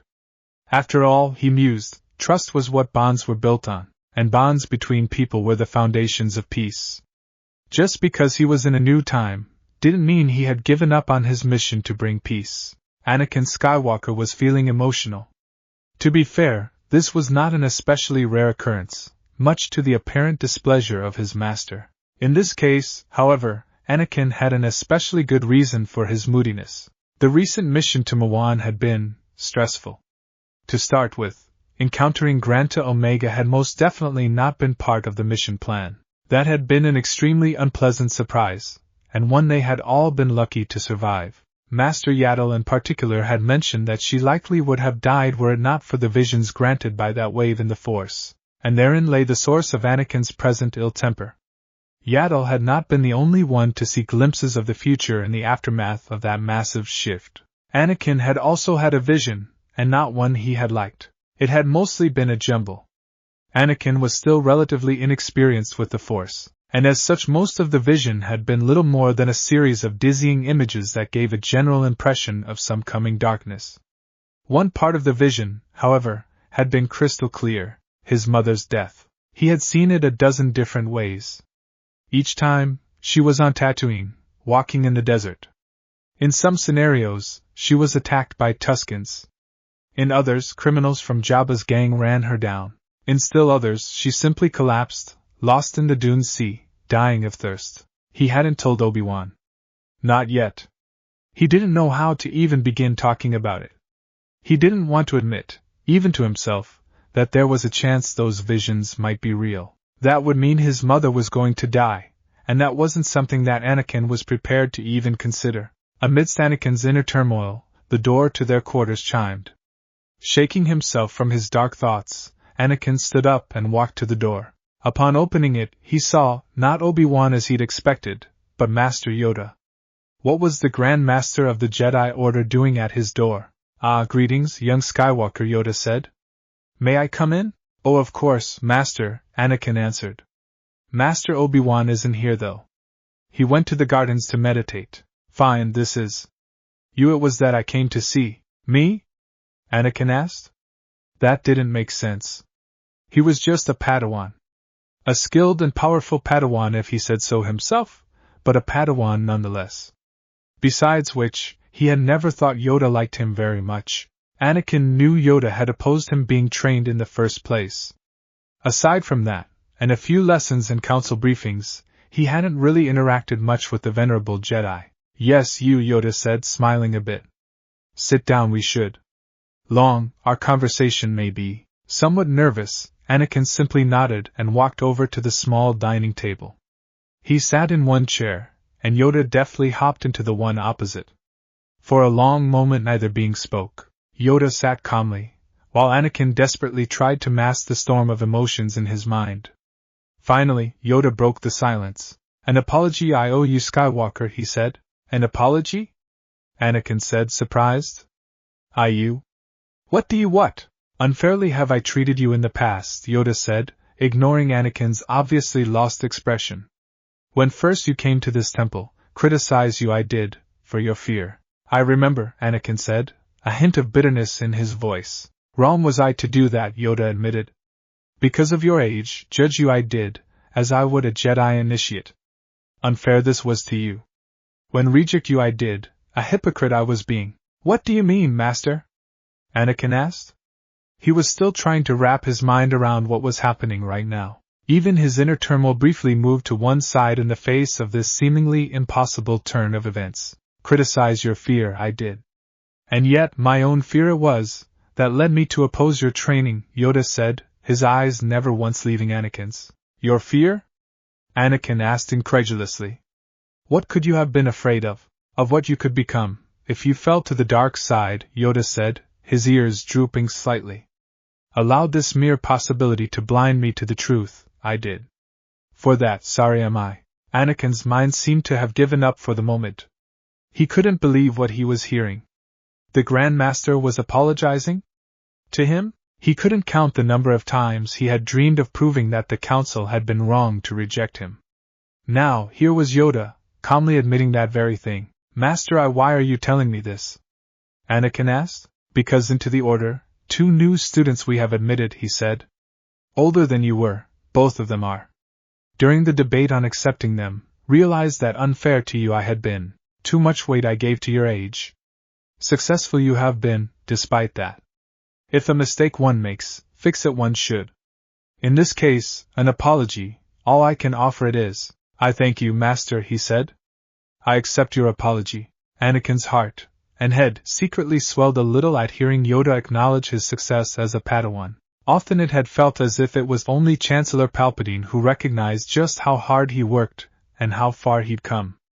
Obi-Wan noticed it sometimes, too, but not as often as Anakin felt he should have. The thought of Obi-Wan sent his mind back to the visions he hadn't told him about. He was still very reluctant to talk about them, but he did have the wisest Jedi in the galaxy sitting across from him. If anyone could give him answers, Yoda could. Master Yoda, before you go, could I ask you something? Anakin said hesitantly. Always willing to help, I am. Your question, what is it? It's about the disturbance in the Force from a month or so ago, Anakin said. I had some sort of vision after it happened. This vision, trouble you it does, Yoda said, closing his eyes. Much confusion and uncertainty I sense from you. See, what did you in this vision? It was about my mother, Master. I saw her die. Careful of your feelings you must be, young Skywalker. Uncertain visions often are. Calm one must be, to interpret them. Fear of the future, not the Jedi way this is, Yoda said gently. I know, Master, but she's my mother, Anakin said helplessly.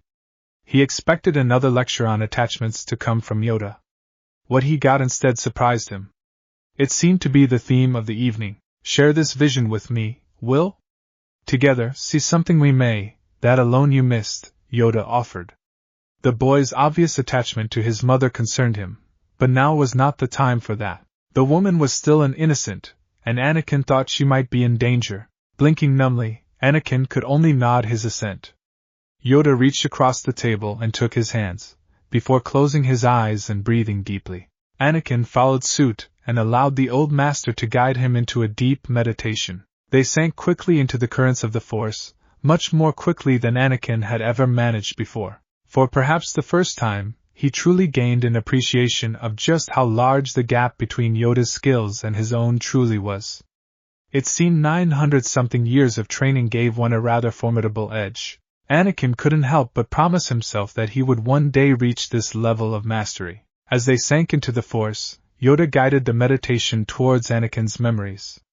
Gently, so as not to see anything he was not welcome to, he reached for the young Padawan's memories of his recent vision. As soon as he found it, Yoda carefully brought it to the surface so he could experience it for himself. As Skywalker had said, the vision showed his mother's death.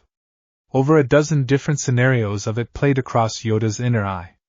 However, Yoda was not the Grand Master of the Jedi Order for nothing. Peering past the crystal-clear images of Shmi's death, he noticed something Skywalker had missed in the murky swarm of visions behind them. There was a vision where Shmi lived. Yoda could not tell for how long, or in what way, but it clearly showed her alive beyond the point of the other visions. Crucially, it also showed her not on Tatooine. Every instance of her death had her on the barren desert planet, but not this one. Here she was elsewhere, a city, though Yoda could not tell where. He could feel Skywalker's shock and elation, as he too saw this new possibility. The boy was so incredibly emotional, but also so determined to help people. It was a dangerous combination. It could lead him to ruin, but it could just as easily drive him to become one of the greatest Jedi the galaxy had ever seen, Yoda reminded himself. Just as with Naruto, Anakin's fate was not yet determined. Rising from the meditation, Yoda opened his eyes. He could see Skywalker blinking across from him. The boy shook off his disorientation quickly and asked him the question that was burning in his mind. Master Yoda, what does this mean? Anakin's voice was desperate and raw. Rarely clear visions are. But these, obvious their meaning is, Yoda said, watching the boy perk up at what he was implying. Remain on Tatooine, your mother cannot. For her, only death waits there. So we're going to rescue her, right, Master?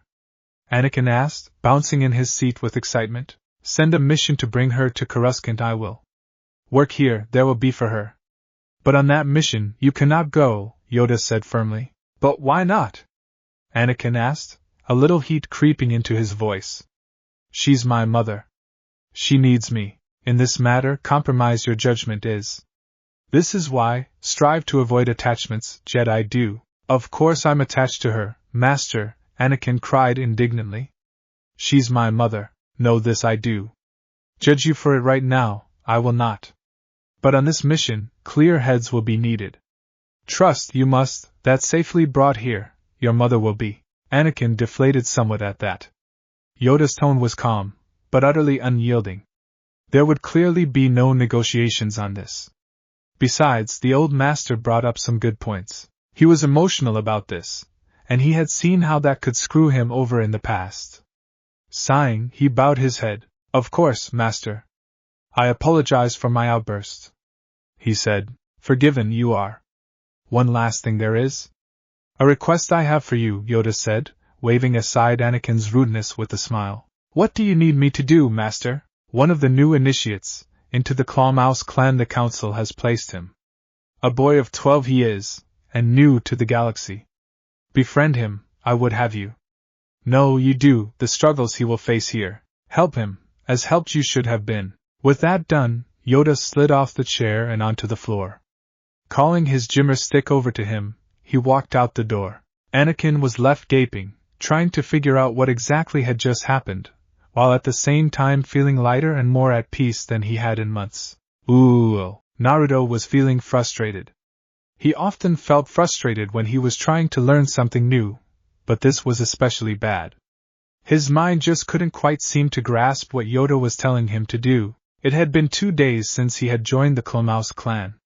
He had fit in quickly, despite being one of the oldest ones there. Unlike him, the rest of the clan was made up of younglings who had come to the temple in the same year. The others' ages ranged from Vyre, who was nearly 20 months younger than him, to Barris, who was his age, to Farenbar, a male Itochi who was several months older than him. Even the younger ones proved remarkably mature for their age, nothing like the snot-nosed kids he had experience with back home.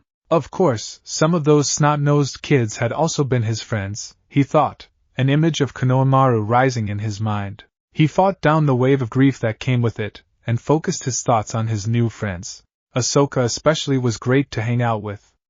Despite being 18 months younger than him, she had quickly proved to be more than able to keep up. She had demonstrated that despite her age and size, she was perfectly capable of being really, really scary when she wanted to be. They had become fast friends, and were already planning several pranks to be executed in the coming weeks. Of course, Naruto's definition of maturity when it came to kids differed somewhat from the common consensus. He mainly defined it by a willingness and a capability to help him with pranks, and to kick butt if needed. Wondering your mind is, a voice broke into his musings. Focus you must be, if to succeed at this you are. Yes, Master. Sorry, came Naruto's somewhat sheepish reply. Yoda was sitting directly across from him in the small meditation room. The Master was on a slightly elevated mat, putting him at a level with his latest pupil. Yoda had decided that after a couple days to settle in, it was time to teach Naruto how to touch the Force like a Jedi. This was easier said than done.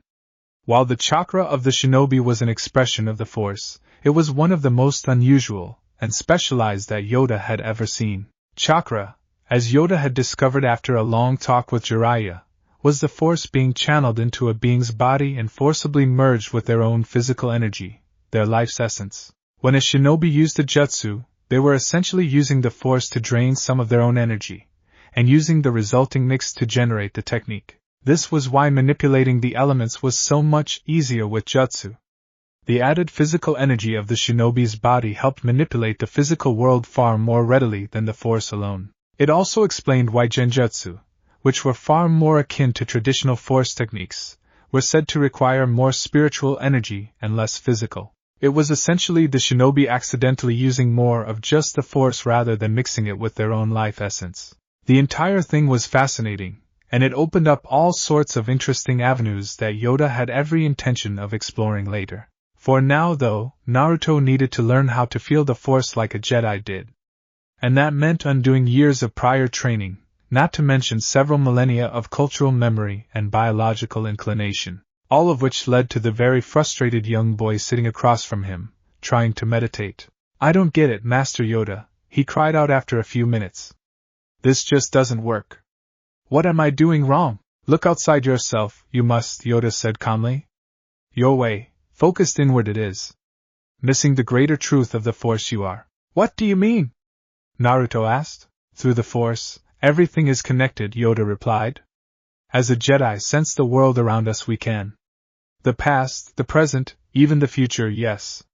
Allow the Force to flow through you, you must. Quiet your mind. Beyond the physical, you must look." "Huh!" Naruto said intelligently. "That last bit didn't make any sense." "Show you it then." "I will," Yoda said. "Relax your mind." With that, he reached out with the Force to Naruto, feeling for his mind. It sparkled and burst with energy, a storm of thoughts and emotions that swirled about in an unfocused mess. It was no wonder the boy found this so hard. His energy levels rivaled those of a caffeinated lothcat. Yoda would have to teach him moving meditation soon. Sadly, that wouldn't do for this. Putting that thought aside, Yoda located Naruto's chakra network. It felt so foreign to the old master, seeing the Force locked inside of someone like that. It looked so cut off, so incomplete. Reaching further, Yoda grasped the boy's actual Force presence with his own. With great care, he delicately separated it from the physical energy that formed the other half of chakra. He then guided it outside of Naruto's body and allowed it to join with the larger field of the Force. Naruto gasped. He had felt an odd sensation when Yoda was doing whatever he had been doing. It had felt almost like he was trying to cast a genjutsu, but it had actually worked. All of a sudden, the universe opened up in front of him. He could feel everything around him, from Yoda's shining presence to the dim flickers of people on speeders outside. It wasn't just their presence either. He could feel their emotions, the shape of their minds. He felt connected to everything and everyone. He thought it might have been the most amazing experience of his entire life. "Wow," he said. "This is incredible. It's like being friends with everyone around me." Yoda grinned widely at that. It was perhaps the best description of feeling the Force he had ever heard. It was truly a privilege to watch someone touch the Force for the first time, especially when they were old enough to properly express their feelings. "Good," he said. "Now focus you must on the world around you. Stop helping you, I now will." Naruto could feel Yoda's power withdraw. Instantly, maintaining the feeling of connection to the world beyond his body became nearly impossible. His instincts rebelled against this unusual usage of his energy, and he had to struggle not to immediately return his spiritual energy. No, his Force presence, he reminded himself, back to his chakra coils. He only kept his hold on the Force for a few seconds, before it slipped away from him. "Damn it!" he cursed. "I can't do it without you helping me." "Calm yourself, Naruto," Yoda said. "Held on for several seconds you did. Old habits we are fighting, and any progress, impressive it is. Know what you are searching for, you now do. Find it again you can." Mollified at that, Naruto settled back down to try again. As he meditated, searching for the Force, he found Yoda was right. Having experienced what his goal actually felt like, he could feel when he was on the right track. It was like a warm light on his face, and he could feel when he turned towards it. It was still damnably tricky, though. Yoda had to help him 3 more times before he managed to find it on his own. Even then, he was still only able to maintain the connection for a little over half a minute before his focus slipped. As soon as it did, he instinctively reverted to old habits and channeled the Force as chakra again. Once Naruto had managed to touch the Force a half-dozen more times on his own. Yoda dismissed him. "Know what you must do, you do now. With time, come to you naturally it will," he said. "Do you think I'll ever be able to use the Force and chakra at the same time, Master?" Naruto asked with an eager look in his eyes. "When use chakra you do, using the Force you are." Different sides of the same object they are. Using them together, not so hard it will be. Only practice will it take. In time, show other Jedi how to channel the Force as chakra you may. A new field of study for the Order it could become. Awesome! I'm gonna go show Ahsoka and the others what I learned. Thanks, Master Yoda. With that, Naruto rushed off, eager to impress his new friends. Yoda was left in the meditation chamber, smiling at the boy's seemingly unquenchable enthusiasm. As he watched Naruto leave, his face turned pensive. Naruto's power in the Force had impressed him. It was hard to sense normally, bound up in his body as it was. When Yoda had freed it, though, it had glowed like an exploding star. The boy would eventually rival Skywalker in power. Ooh! Darth Sidious was furious. This was unusual, as he typically held his emotions under tight control. Anger and hatred were tools of the Sith, it was true. However, his position was far too delicate for him to indulge in wild impulses. Nevertheless, his anger persisted. The cause of it was quite simple, but no less infuriating for that. The cursed Jedi had brought 2 new pieces onto the board. This was the absolute last thing he wanted. His plans were practically racing to fruition. The work of 1,000 years was nearly complete. Now was not the time for the unexpected. It had started with the mysterious shift in the Force a month ago. Sidious was lucky that he had been in this very chamber at the time, hidden deep within the undercity of Coruscant. Every conceivable protection was applied to it, both technological and Force-based. As such, when the wave hit and his barriers slipped, he was safe from detection. The wave had damaged the veil that he and his old master had crafted to blind the Jedi to the future. Such damage would take months, possibly even years, to fully repair, though it should not affect the timeline of his plans too much. The more troublesome thing had come afterwards. The future had changed. It was obvious then, and even more obvious now. Perhaps the most blatant example was the continued existence of Master Yaddle. Sidious actually snarled at that. The sanctimonious old goblin bitch had been supposed to die on Mawan. He had seen it in the Force. He had even discreetly helped fund Granta Omega's research to ensure that it would come to pass. And yet still, she lived. To compound matters, Sidious had been utterly unable to investigate the source of the disturbance. He had known the wave originated from Tython, but he had no options for going there. Chancellor Palpatine could not get away for the weeks it would take to navigate there and back, let alone the time it would take to search the planet. His new apprentice, Dooku, was equally busy, laying the groundwork for his coming plans. The man's task was far too critical to be abandoned now. None of his other agents could even navigate to Tython. Sidious cursed himself for not preparing more Force-sensitive tools for himself. Maul had proven himself immensely useful, until his death, and Sidious was feeling the lack of such an agent now. He would have to begin training some soon. Tyrannus could assist in that as well, he thought. When the Jedi had returned, he had naturally received word of it almost immediately. Spying within the Jedi Temple was near impossible, but he had little need to do so. As Supreme Chancellor, Palpatine was told of the unusual occurrence within a day by a well-meaning Jedi.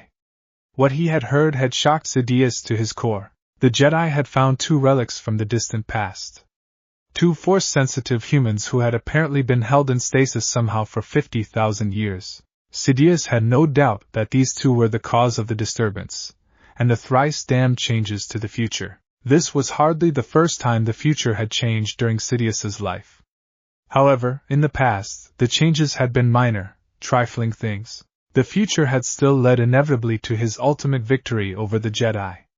The success of the plan had been assured. This time, however, it was different. For the first time since Sidious had first seen the future, there was uncertainty. There were options now, other paths that he could not see clearly. His ascent was no longer the absolute certainty that it had been. A wisp of genuine fear curdled in Sidious's stomach at that thought, the first such feeling since he became a Sith. Snarling, he squashed the fear with anger. He was a Sith Lord, the only true Sith Lord in the galaxy. Fear was for lesser beings than he. He would have to meditate later to regain his control. Now, though, there was the matter of what to do about these newcomers. Sidious could not risk trying to befriend them as Palpatine. His friendship with Skywalker was pushing it as it was. Trying the same with these two would attract attention he could not afford. No, for now they were untouchable, much as Sidious hated to admit it. The temple was too full of Jedi, and too well guarded for an attack, and as initiates they would not leave it for some time. He would wait, Sidious decided, until these two became Padawans. Then he would see about eliminating them. If somehow they survived, perhaps they would be worth trying to turn. Failing that, then he was confident they would die with the rest of the Jedi when the time came. All Sidious had to do was continue laying the groundwork for Skywalker's fall and the Jedi's destruction. Reining in his emotions once more, Sidious prepared to resume the Mask of Palpatine. He had much to do, after all. There was still a republic to run, Sidious thought, if only for now. It was 3 days after his talk with Master Yoda that Anakin first encountered Naruto. He hadn't meant to. He was still mulling over whether he wanted to meet the boy at all. Yoda had asked him to more or less take the boy under his wing, and Anakin wasn't sure he wanted to do that. He was also waiting for news of his mother. Yoda had told him that a Jedi team gone to get her, but so far there had been no news. It seemed the Force had other plans, however, as when Anakin wandered into one of the engineering labs one afternoon, he found a masked blonde boy trying, and utterly failing, to disassemble a mouse droid. "What are you doing, kid?" Anakin asked. "Anyone would think you've never even held a Hydra spanner before." "I haven't," Naruto answered shortly. He wasn't in the mood to deal with teasing right now. "What do you mean you haven't? You should have learned that in your basic engineering." Anakin trailed off as understanding began to dawn on him. "You're Naruto Uzumaki, aren't you? The new initiate?" he asked. "Yep," Naruto said as he kept struggling with the droid. "What's your name?" "I'm Anakin Skywalker." "Look, would you put that down? It's painful to watch," Anakin said, his engineering sensibilities crying out at Naruto's fumbling attempts to use the tool. It was apparently the wrong thing to say, as Naruto angrily threw both the droid and the Hydra spanner onto the table. "There, is that better?" Naruto growled, his frustration getting the better of him. "I'd never even heard of any of this crap until like a month and a half ago, so I don't need you telling me how much I suck, okay?" "I was just no, you're right," Anakin said contritely. "That was rude of me. Do you want some help with this stuff?" "Droids are sort of my thing." Naruto instantly brightened at that, his eyes crinkling as he grinned beneath his mask. "You'd help me? Really? That would be great," he said happily. Anakin frowned internally at that, even as he moved to show the kid how basic tools worked. Naruto had been a little too surprised and a little too happy that someone would offer him help. Anakin recognized that behavior. He had seen it in himself and his fellow slaves on Tatooine. Master Yoda's request was starting to make a bit more sense. After a few minutes of teaching Naruto how not to cut his fingers off with a plasma torch, Anakin decided to try to dig a little deeper into Naruto's story. He couldn't be direct about it, though, he thought. The kid would probably clam up at direct questioning. He would have to be a bit more subtle than that. "You know, I was older than normal when I came to the temple, too," Anakin said. "Oh yeah? How old were you?" Naruto asked, still concentrating on his tools. "I was 9. Master Kagan rescued me from slavery on Tatooine and brought me here. The council didn't accept me at first, but Master Obi-Wan talked them into it," Anakin replied, eyeing Naruto's reaction carefully. "You were a slave?" Naruto said slowly, disgust filling his voice. "There's slavery in the galaxy? Not in the Republic, at least not really," Anakin said.